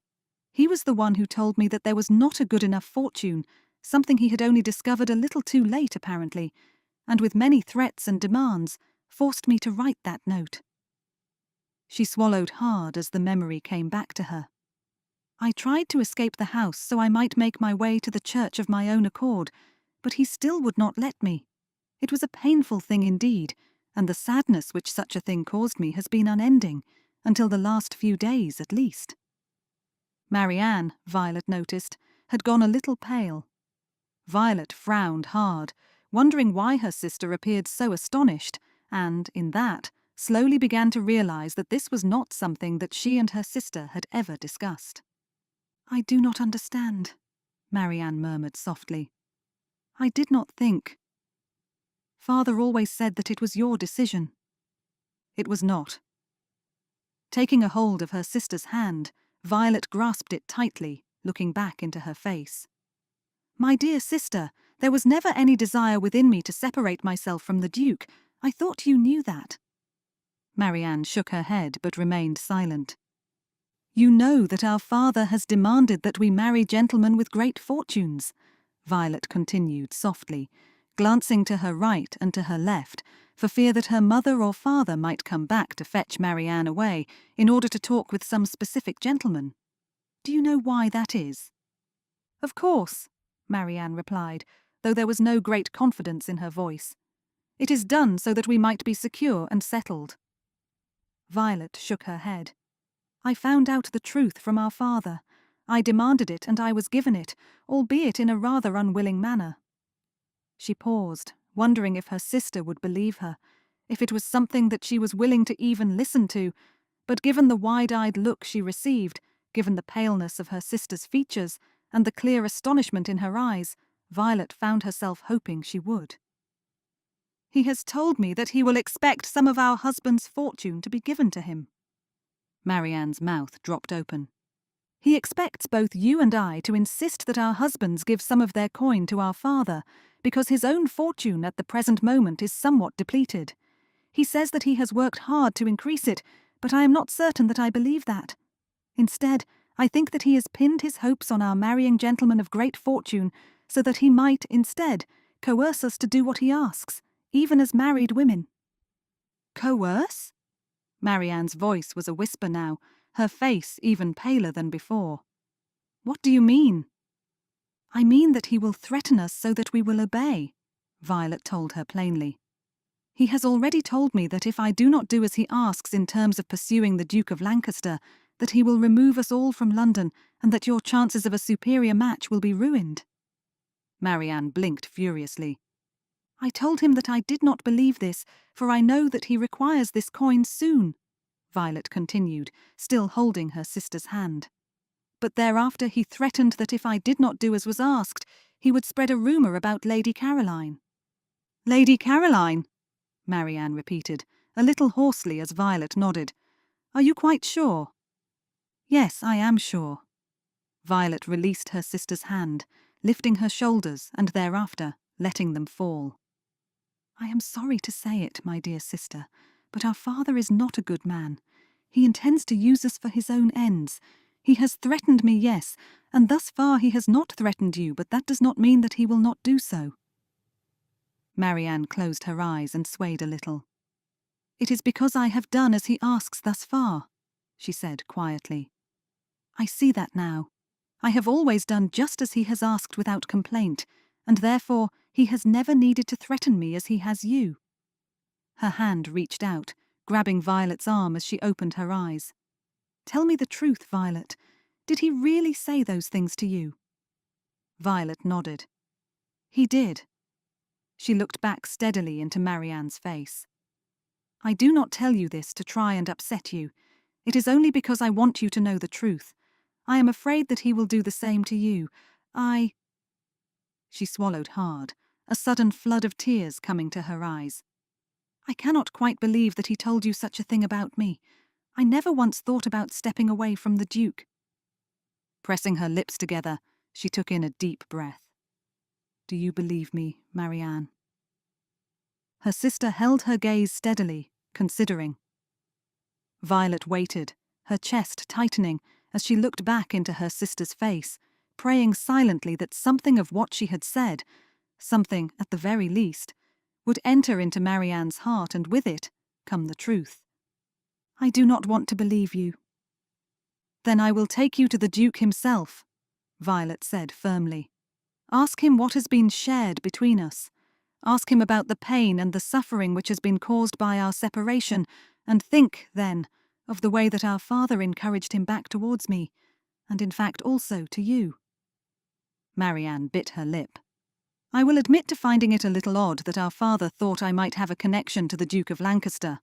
I was sure that he would not even want to consider me, not when there had been such a disagreement, such as I saw it, between you." "There was no disagreement," Violet answered quietly. "Our father wants one of us to be connected to the Duke so that he might use that connection for himself. He wants the Duke's fortune to prop up his own, and whoever you marry, he will ask the same from you. It is not about your security, sister. It is not even about your happiness. It is only about what he can gain from it, and that, I am afraid, is the truth." Much to her relief, Marianne began to nod slowly, though her eyes closed tight at the same time. "Then you believe me?" I think that I do," came the quiet reply. "But there is much for me to consider. The Duke of Lancaster is doing his best to find a way to prevent our father from doing what he has threatened," Violet told her sister, seeing her eyes flare. "Yes, my dear sister, the Duke and I are eager to be in each other's arms again, but I cannot permit it to be so." "Why ever not?" Marianne exclaimed, clearly astonished. "Why would you turn from him now, if he has forgiven you? You would be a duchess. You would have a great fortune and a vast estate, and I would have our father's threats hanging over my head, with clear consequences for me if I did not do what he asked," Violet interrupted gently. "I told the Duke of Lancaster everything. I told him that I did not want to be such a person as that. Despite what I might feel, despite what happiness we might share, I would never dare to even think of such a thing for fear of what it would do to him. I could not be happy, knowing that he would be suffering because of our father. I would not risk his reputation, nor that of his sister." Marianne took in a long breath, and releasing it, then slowly began to nod. "Then I have no doubt that you speak the truth," she said quietly, surprising Violet. "If you are truly so willing to give up your connection to the Duke, if you are truly desirous to protect him rather than take a hold of what he has offered you for the second time, then there must really be some great threat." Relief poured through Violet as she nodded. "It is true, Marianne, and that great threat has come from our father." Marianne shook her head, her breath shuddering out of her. "I cannot quite believe it." "I will do what I can to protect you also," Violet added, a wave of sisterly affection suddenly sweeping over her as she saw the tears glistening in her sister's eyes. "I do not know what it is that the Duke intends to do, nor what he might be able to do as regards your own situation, but I will speak to him and see if we can find a way to protect you also." She smiled gently as Marianne nodded, hoping to encourage her. "You deserve to find your own happiness also, Marianne. You deserve to pick a gentleman of your own choosing, not someone that father approves of simply because of what he might be able to offer him. Do you not see that?" I suppose that I do," Marianne said, her voice flooded with tears. "Thank you for telling me all of this, Violet. I know that I have not been the very best of sisters to you. I know that I have shown you no consideration, and indeed have not even had a word of sympathy for you." Violet spread out her hands. "If you believed that this was all my doing, if you believed that I truly wanted to end the engagement to the Duke of Lancaster in such a hard and cruel way, then why would you have any sort of sympathy for me?" She dropped her hands to her sides. "I understand, Marianne. Truly I do." Much to her surprise, her sister reached out and embraced Violet, even as they stood together at the side of the room. Violet hugged her sister back, aware of the tears in her eyes as she did so. Sniffing, she stepped back but kept her sister's hands in hers. "Mayhap we will truly have a sisterly affection for each other from this day on," she said quietly as Marianne nodded. "I do care about you, Marianne. I want you to be happy." "As I want you to be also," came the reply. "I am only sorry I did not know of your pain and your sadness until now. I could have been more of a support to you." "You did not know," Violet said again. "Now go, enjoy the soirée. You need not spend the rest of the evening standing here with me." Marianne's eyes widened. "But what will you do? You cannot be happy standing here alone." "Ah, but I have the Duke of Lancaster's heart," Violet answered softly, a warm smile spreading right across her face. "All I need to do is think of him, and I find myself more contented and more joyous than I have been in some time. There is nothing more that I need, I assure you." Marianne gave her a slightly wobbly smile, and thereafter stepped away from her. Violet watched her sister depart, wondering if there was anything she need worry about when it came to what she had told her sister. Would Marianne make her way to their father and tell him, or question him, over anything that Violet herself had said? As she considered this, Violet found herself doubting that Marianne would say anything. Though she was not close to her sister, though they were not really even friends, Violet realized that she had given her sister a good deal to consider. She had meant what she had said about trying to find a way to protect Marianne from their father's threats. All she had to do now was hope that the Duke of Lancaster would be able to come up with an idea that would save them all. Chapter 21. "Hampton, thank you for letting me come to call when I did not give prior notice of my arrival." Lord Hampton spread out his hands. "I must say, it is better than receiving a note demanding that I attend your townhouse." Stephen flushed and dropped his gaze. "You are quite right," he said quietly. "Hampton, there is a good deal that I must apologize to you for. I have not been the friend I ought to have been. You were a great support to me on my wedding day, on that dreadful day when nothing made sense and everything was dark. Thereafter, however, I chose to turn my back not only on you, but on everyone." Closing his eyes, Stephen let out a slow breath, finding it difficult to admit to his failings, but also to speak words of an apology, though he knew very well that they were required. "I should not have ignored your letters. I should not have pulled myself into such darkness. I should have listened to Caroline and to you. I have no doubt that your letters were full of encouragements and the like, and yet, in my pain, I ignored them all." "Thereafter," he continued, the words coming quickly now as he prayed silently that Lord Hampton would not interrupt him, "I placed a great deal of blame at your feet as regards what happened with Caroline. I was not sympathetic to her circumstances nor her feelings. I was only considerate of my own," he finished a little heavily. "Forgive me for that, Hampton.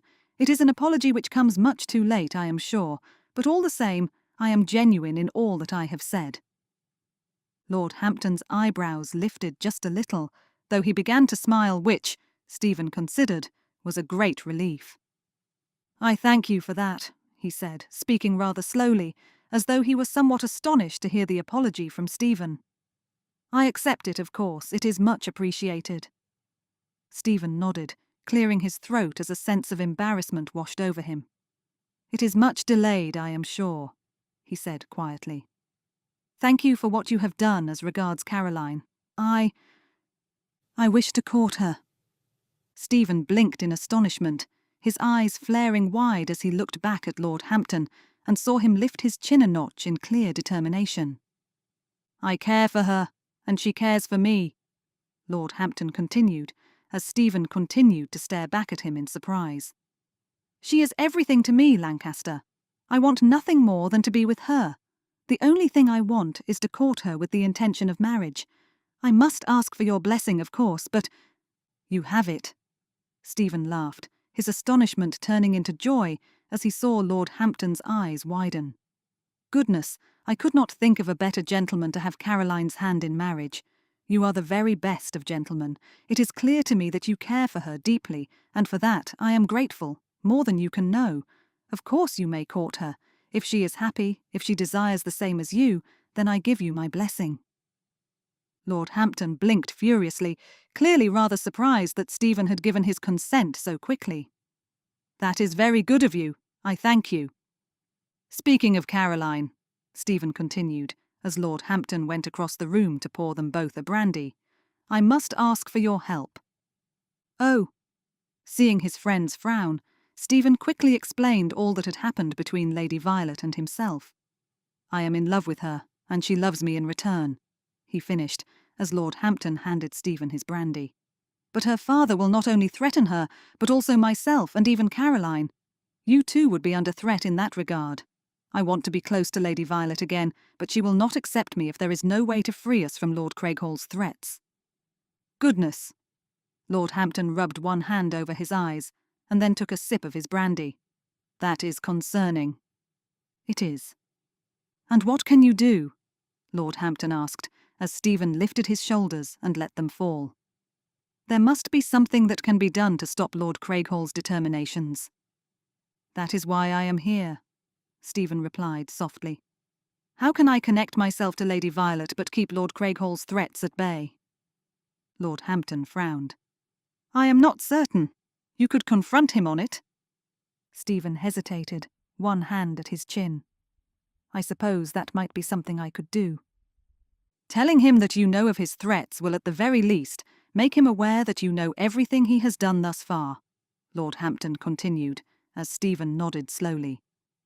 There must be something that can be said or done to convince him not to do as he has stated he will to Lady Violet, though I must say it is truly dreadful to hear that a father would do and say such a thing to their daughter. It is. Lord Hampton tilted his head. I suppose you could speak to him about the matter and make it quite clear that you will never give him the coin that he demands, and thereafter tell him that he is no longer to threaten his daughter. Though he could then take Lady Violet from me, refuse to give his consent, and— I had not thought of that, Lord Hampton interrupted, clearly a little frustrated that they could not come up with anything. It is rather difficult, is it not? I do not know what else to suggest. I am sorry. Stephen smiled tightly. It is not your fault. It is not as though I am able to come up with an idea either. Lady Violet also spoke to me last evening about her sister, and it means I am now fully aware of all that he might do not only to Lady Violet, but also to Lady Marianne, should he wish to. Sighing, he closed his eyes briefly. The only thing I might do is— He trailed off, a slight frown flickering across his face. I could, I suppose, give him what he wants.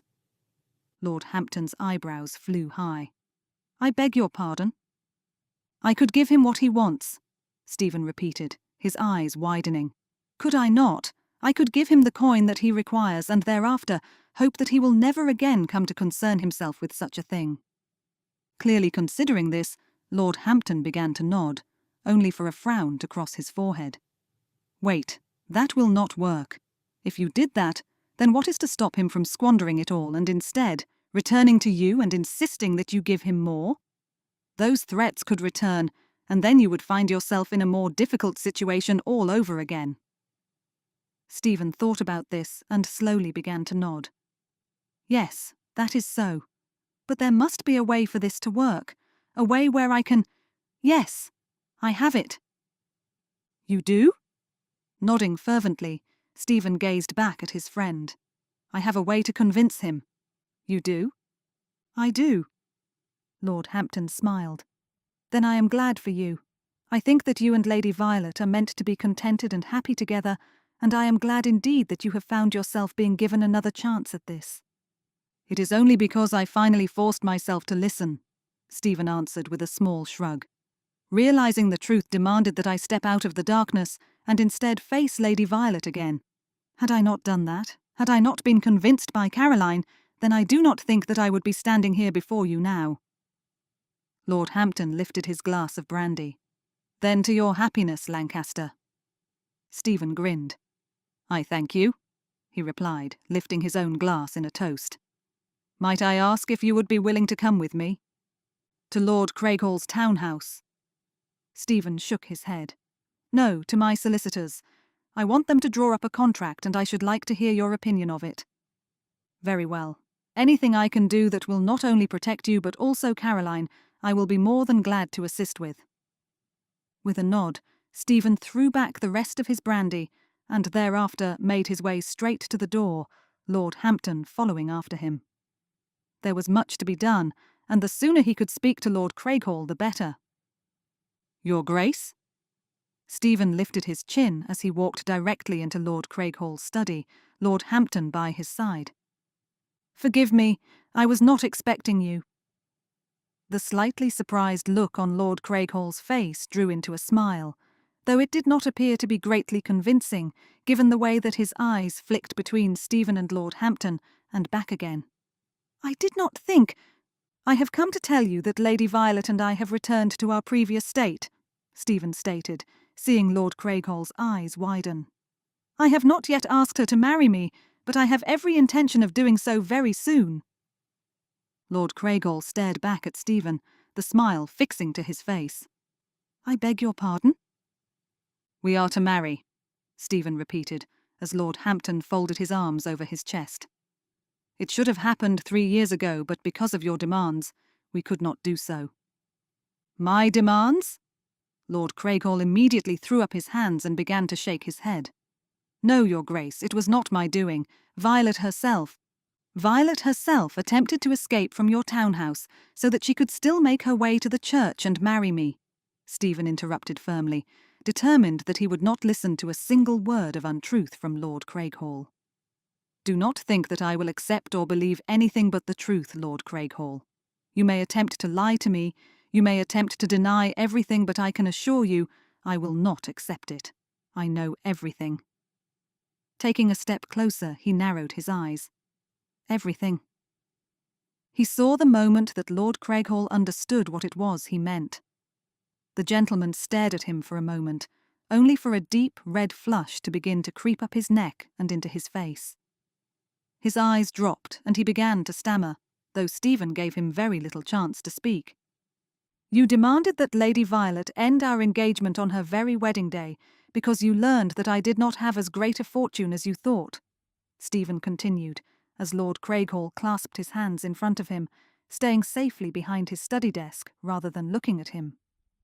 And even now that you begin to push Lady Violet back towards me in the hope of rekindling our connection, you insist that she marry me with the same expectation, that she will force me to give you a great deal of coin in order to boost your fortune. This is preposterous, Lord Craighall exclaimed, clearly now deciding to ignore everything that Stephen had said and pretend that he had been mistaken. I can assure you If you continue on with your lies, then I will have to consider calling you out. Those words made Lord Craighall jump in astonishment and perhaps even fright, his eyes rounding as he gazed back at Stephen. Lady Violet has told me of the threats you made. You would truly be willing to drag my sister's name through the mud? Lord Craighall blinked rapidly, a spot of colour coming into each cheek. He said nothing, and the silence grew and grew. Stephen exchanged a glance with Lord Hampton. Might I say that, as the gentleman who will soon find himself engaged to Lady Caroline, that this is truly a great threat? Lord Hampton lifted an eyebrow as Lord Craighall glanced at him. Neither myself nor the Duke are at all pleased at your threats, Lord Craighall. And such things must be taken seriously, Stephen continued, before Lord Craighall could even think about making excuses. Do you not understand? There are to be consequences for this, for all of this. What do you intend to do? Lord Craighall's voice was low and quiet, his fear obvious in his wide eyes. It is your word against mine. And do not forget that Lady Violet has told us all, and her word must count for something, Stephen added, seeing the way that Lord Craighall's lip curled. One of this is to fall upon her shoulders, Lord Craighall. I make that quite clear, quite plain to you now. There are to be no consequences as regards Lady Violet. If you should think of even putting a single thing upon her shoulders, then the consequences for you will be all the greater. Lord Craighall swallowed and glanced towards Lord Hampton, though the gentleman said nothing, and instead simply stood there with his arms folded across his chest. Here now. Setting out the contract he had only just had his solicitors come up with, Stephen walked across the room and set it out upon Lord Craighall's desk. You will sign this, Craighall. The gentleman's eyes darted towards it. What is it? It is a contract, Stephen stated firmly. It states that you give your consent to the marriage between Lady Violet and myself, and that you will not be required to give her dowry to me. Lord Craighall's eyes flared. I beg your pardon? I do not require her dowry, Stephen replied calmly. It also states that, should you ever demand money from either myself or from Lady Violet, then you will be required not only to pay the dowry, but to pay it threefold. Lord Craighall's stomach twisted and his throat bobbed. Threefold? Yes. Stephen stated crisply. "Threefold. I am sure you can understand my concern, Lord Craighall. I fully intend to go into my future without any of your threats hanging onto either myself or onto my wife. Do I make myself clear?" The gentleman nodded slowly. "But I do not have to sign it." "If you do not, then both myself and the Duke of Lancaster will call you out," Lord Hampton said crisply. "You will face us with pistols at dawn. Do you understand, Lord Craighall?" He gestured to the contract. "Either you sign this or tomorrow you will be called out in front of all of society." Stephen watched as Lord Craighall's colour faded completely. It was not as though he had any choice, Stephen realised, finding himself silently thrilled that Lord Craighall would be so easily defeated. This was to be the end of the gentleman's schemes, the end of his dark intentions, not only for Lady Violet but also for Lady Marianne. The gentleman did not know that latter part yet, however, and Stephen, deciding not to explain further, simply gestured for him to pick up the quill and sign it. "Do hurry up," he said, keeping his voice calm but his eyes a little narrowed. "I do not have much time to waste."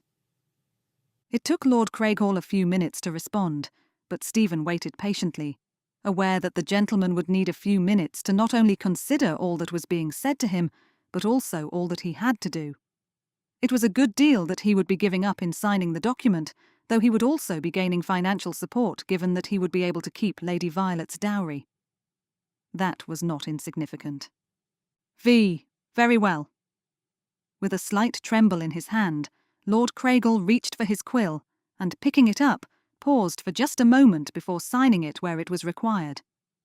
"And your seal, if you please."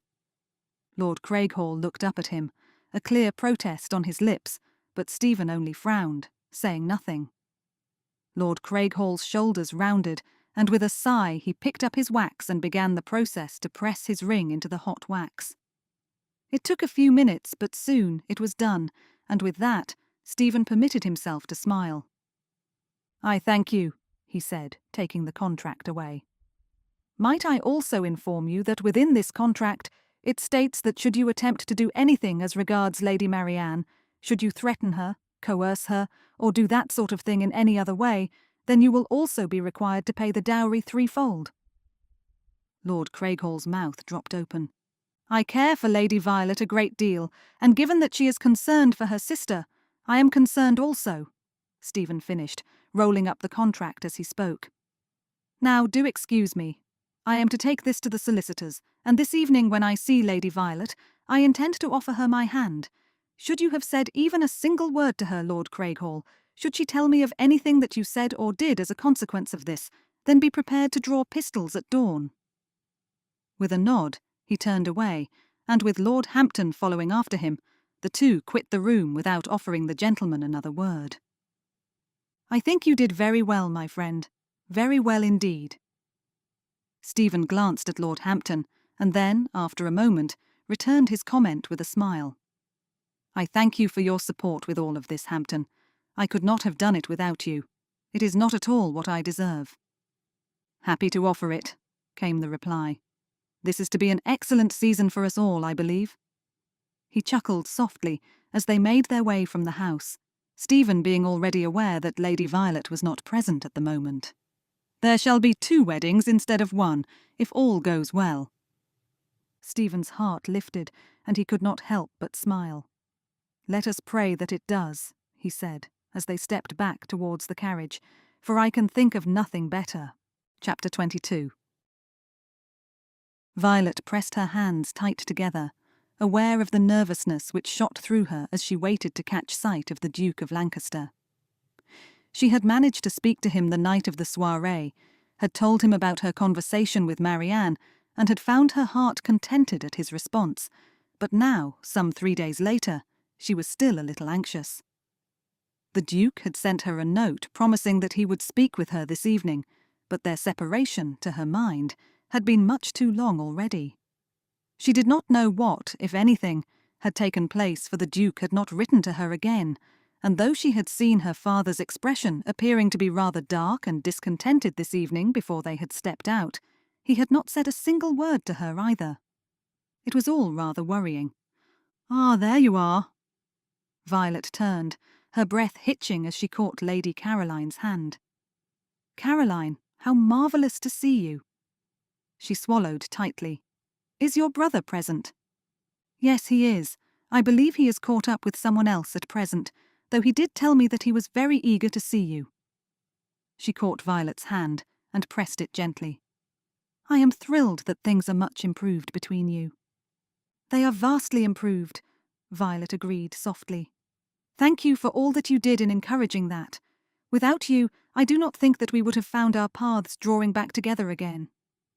Caroline smiled quietly. "There is nothing that you need to thank me for. I am overjoyed to see my brother happy again and to see you free of the same sadness and suffering. I hope soon to call you sister-in-law." A flush warmed Violet's cheeks, but she did not refute that idea. Instead, she simply smiled and shared a knowing look with Caroline, quite certain that the Duke had spoken to her about his intentions. It was an utter delight to Violet's heart. She could only hope that he had found a way to put an end to her father's threats and coercion. "Violet." The way that her name was said told Violet exactly who it was behind her. She closed her eyes and smiled, turning around to look up into the Duke's face, her hands finding his. "I see that my sister has found you before I did," the Duke murmured, casting Caroline a long look. "Caroline, my dear, I believe that Lord Hampton wishes to speak with you." Caroline's eyebrows lifted. "Lord Hampton?" "He is waiting for you, just over there." The Duke nodded to his right. "Though, Caroline," he finished as his sister stepped away, "do try not to be seen." His sister blinked, blushed, and then smiled as Violet looked back at the Duke with slightly widened eyes, all too aware of what that might mean. "It is as you think," the Duke said quietly, his eyes twinkling, "and I do hope that she will accept him." "I know she will," Violet replied, seeing the Duke's eyebrows lift. "After what she has said to me of late, I am certain that you will find them both very happy very soon." The Duke tilted his head. "And what of you?" he asked, his voice very quiet indeed as, much to Violet's surprise, he began to walk towards the back of the ballroom, stealing her away from everyone. There was no one near them, for every other member of society wanted to be seen, though Violet herself went willingly, unafraid to be alone with the Duke of Lancaster. "What of me?" she asked, as he stopped so he might look down at her. The Duke lifted his hand and rested it against her cheek. "Might you too be happy?" "Happy with you?" He nodded. Her shoulders loosened just a little as she smiled. "You know that I would be." A slight worry caught at her forehead. "Though what of my father? You know that there is still a struggle there." The way the Duke smiled sent such a thrill up her spine, Violet did not have to ask whether or not he had found a solution. The promise was there in his eyes. "You did?" she whispered, as he nodded, delight capturing her heart. "You have found a way to quell my father's threats." "I have, and I have used it to protect not only you, but Marianne also," he promised, making Violet's eyes flare with happiness and surprise.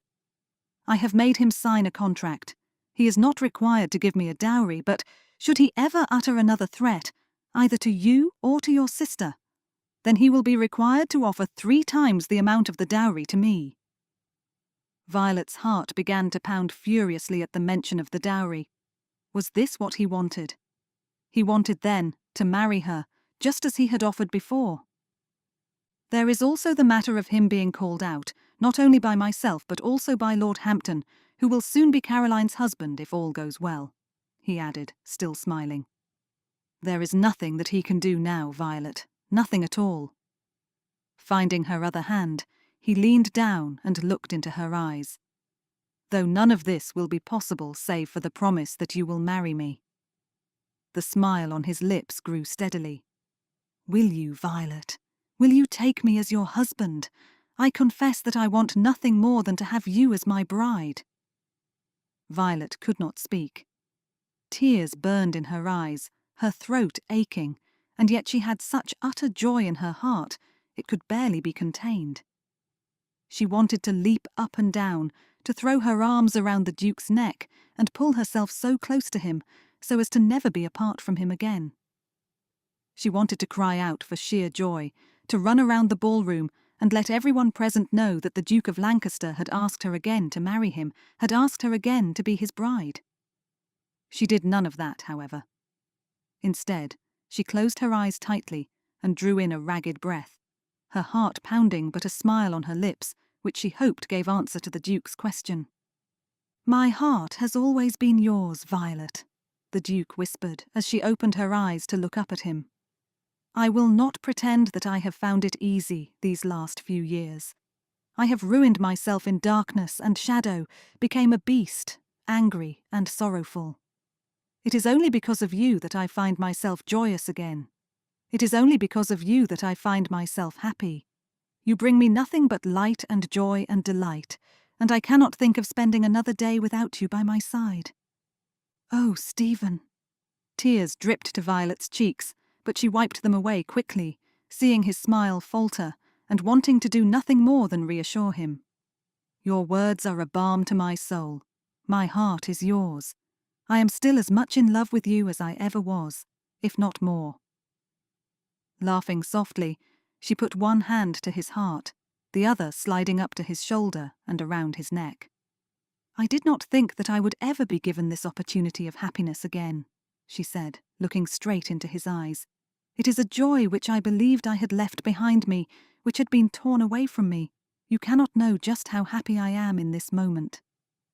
The ache in her throat grew as she realized all that the Duke of Lancaster had done for her in speaking to her father about his threats, in making his contract firm and secure. "You have made my future one of happiness and joy now, rather than sadness and disappointment," she finished, letting her other hand wrap around his neck as she pulled herself as close to him as she dared. "I have a freedom now that I have never experienced before. To know that my father can do nothing to hurt me, that he can never demand or threaten me, and that he cannot threaten Marianne either, is both a relief and a joy. Your kindness and your consideration of not only myself but of my sister too tells me that your character is just as wonderful as it ever was." The Duke shook his head. "It is only because of you that I have returned to myself," he murmured, beginning to lower his head, closing the distance between them. "I did not know myself these last few years. I have so many regrets, so many instances where I wish that I had found a way to recover our happiness before this moment. I wish that I had written to you, that I had been as determined to find out the truth as anyone else. I wish." Before he could say anything more, Violet reached up on tiptoe and pressed her lips to his. It was an action which he had perhaps been expecting, though all the same, she felt him start as their lips met. It was not as though they had not shared a kiss before, but the last time had been many years ago, and in that it felt as though this one was all the more profound.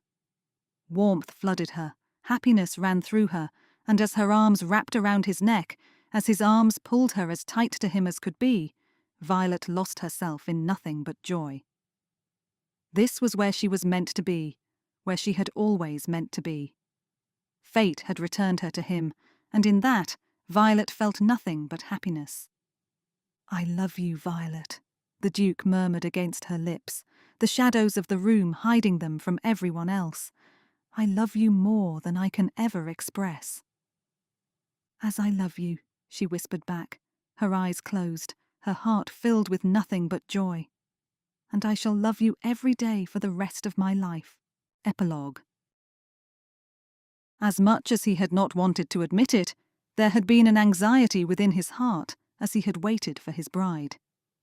The memory of what had taken place the first time he had waited at the church for her had come back to him in waves, and though he had not told a single soul, Lord Hampton had clearly been able to see his concern.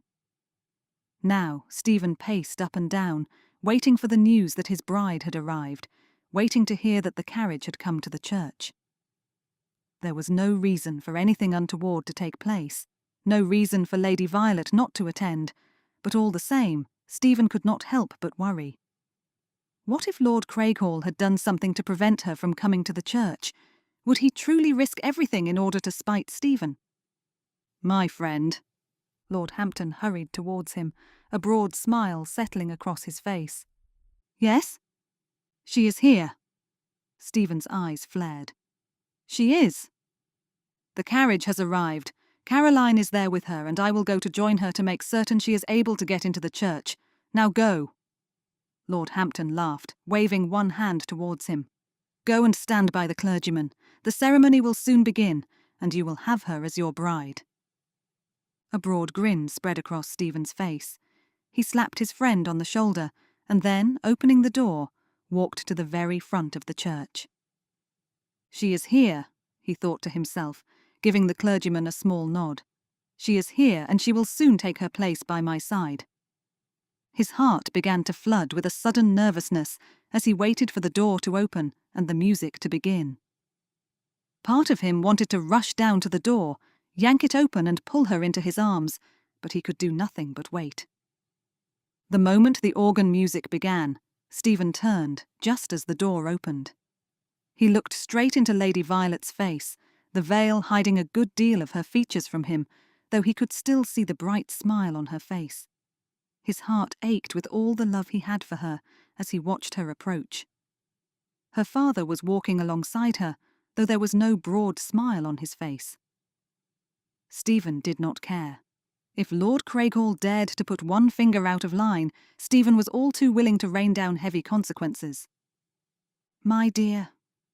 He could not take her hand, not yet, but when she drew near to him, Stephen could look nowhere else. He barely heard the words of the clergyman as he spoke, barely able to do as he was asked by the man. Before he knew it, the words of the vows had been spoken, and after only a few moments, Lady Violet's hand was taken from her father's and placed upon his own. Stephen took his gaze from Lady Violet for a moment, and instead turned to look directly at Lord Craighall as he did so. The gentleman gave him a small nod, but then stepped back quickly. There was nothing more he could do. And now we come the giving and receiving of the ring. With a look to Lord Hampton, Stephen received the gold band from his friend, and with nothing but joy in his heart, took Lady Violet's left hand. With this ring I thee wed, with my body I thee worship, and with all my worldly goods I thee endow. He pressed the ring onto her finger, and with her veil now lifted, Lady Violet looked back up into his face, happy tears glistening in her eyes, and the most beautiful smile upon her face. Lifting his hand by way of a blessing, the clergyman led them all in a final prayer. Eternal God, creator and preserver of all mankind, giver of all spiritual grace, the author of everlasting life, send thy blessing upon these thy servants, this man and this woman, whom we bless in thy name, that as Isaac and Rebekah lived faithfully together, so these persons may surely perform and keep the vow and covenant between them made, whereof this ring given and received is a token and pledge, and may ever remain in perfect love and peace together, and live according to thy laws, through Jesus Christ our Lord. Those whom God hath joined together, let no man put asunder. As these two here before you all have consented together in holy wedlock, and have witnessed the same before God and this company, and thereto have given and pledged their troth either to other, and have declared the same by giving and receiving of a ring, and by joining of hands, I pronounce that they be man and wife together, in the name of the Father, and of the Son, and of the Holy Ghost. Amen. Amen, Stephen murmured, looking down into her face. The congregation were smiling, murmuring, and the like behind him, but Stephen could not look anywhere but into Lady Violet's face. Violet, he whispered, lowering his head, and, despite the presence of the congregation, knowing full well that he would kiss her. We are man and wife. Seeing a single tear drip to her cheek, he brushed it away tenderly. Are you happy? Does this bring you the same joy it brings me? It brings me nothing but happiness, she answered, her hand pressing his. You have saved me, Stephen. But you saved me first, he told her gently. We shall have nothing but joy and happiness in our future, Violet. I will do anything for you. I will give you all of my time, all of my life, should it be required, if only to prove how much love I have for you." With that, Stephen dropped his head and caught her lips with his. Violet clung to him, their first kiss as husband and wife, and in that one moment, Stephen's heart healed completely. He had his love, he had his bride, and now she was his wife. There was nothing more that he could ask for. "I love you, Violet." Her eyes still closed, she let out a small, contented sigh. "And I love you." The end. If you enjoyed this audiobook, subscribe for more Regency romance stories.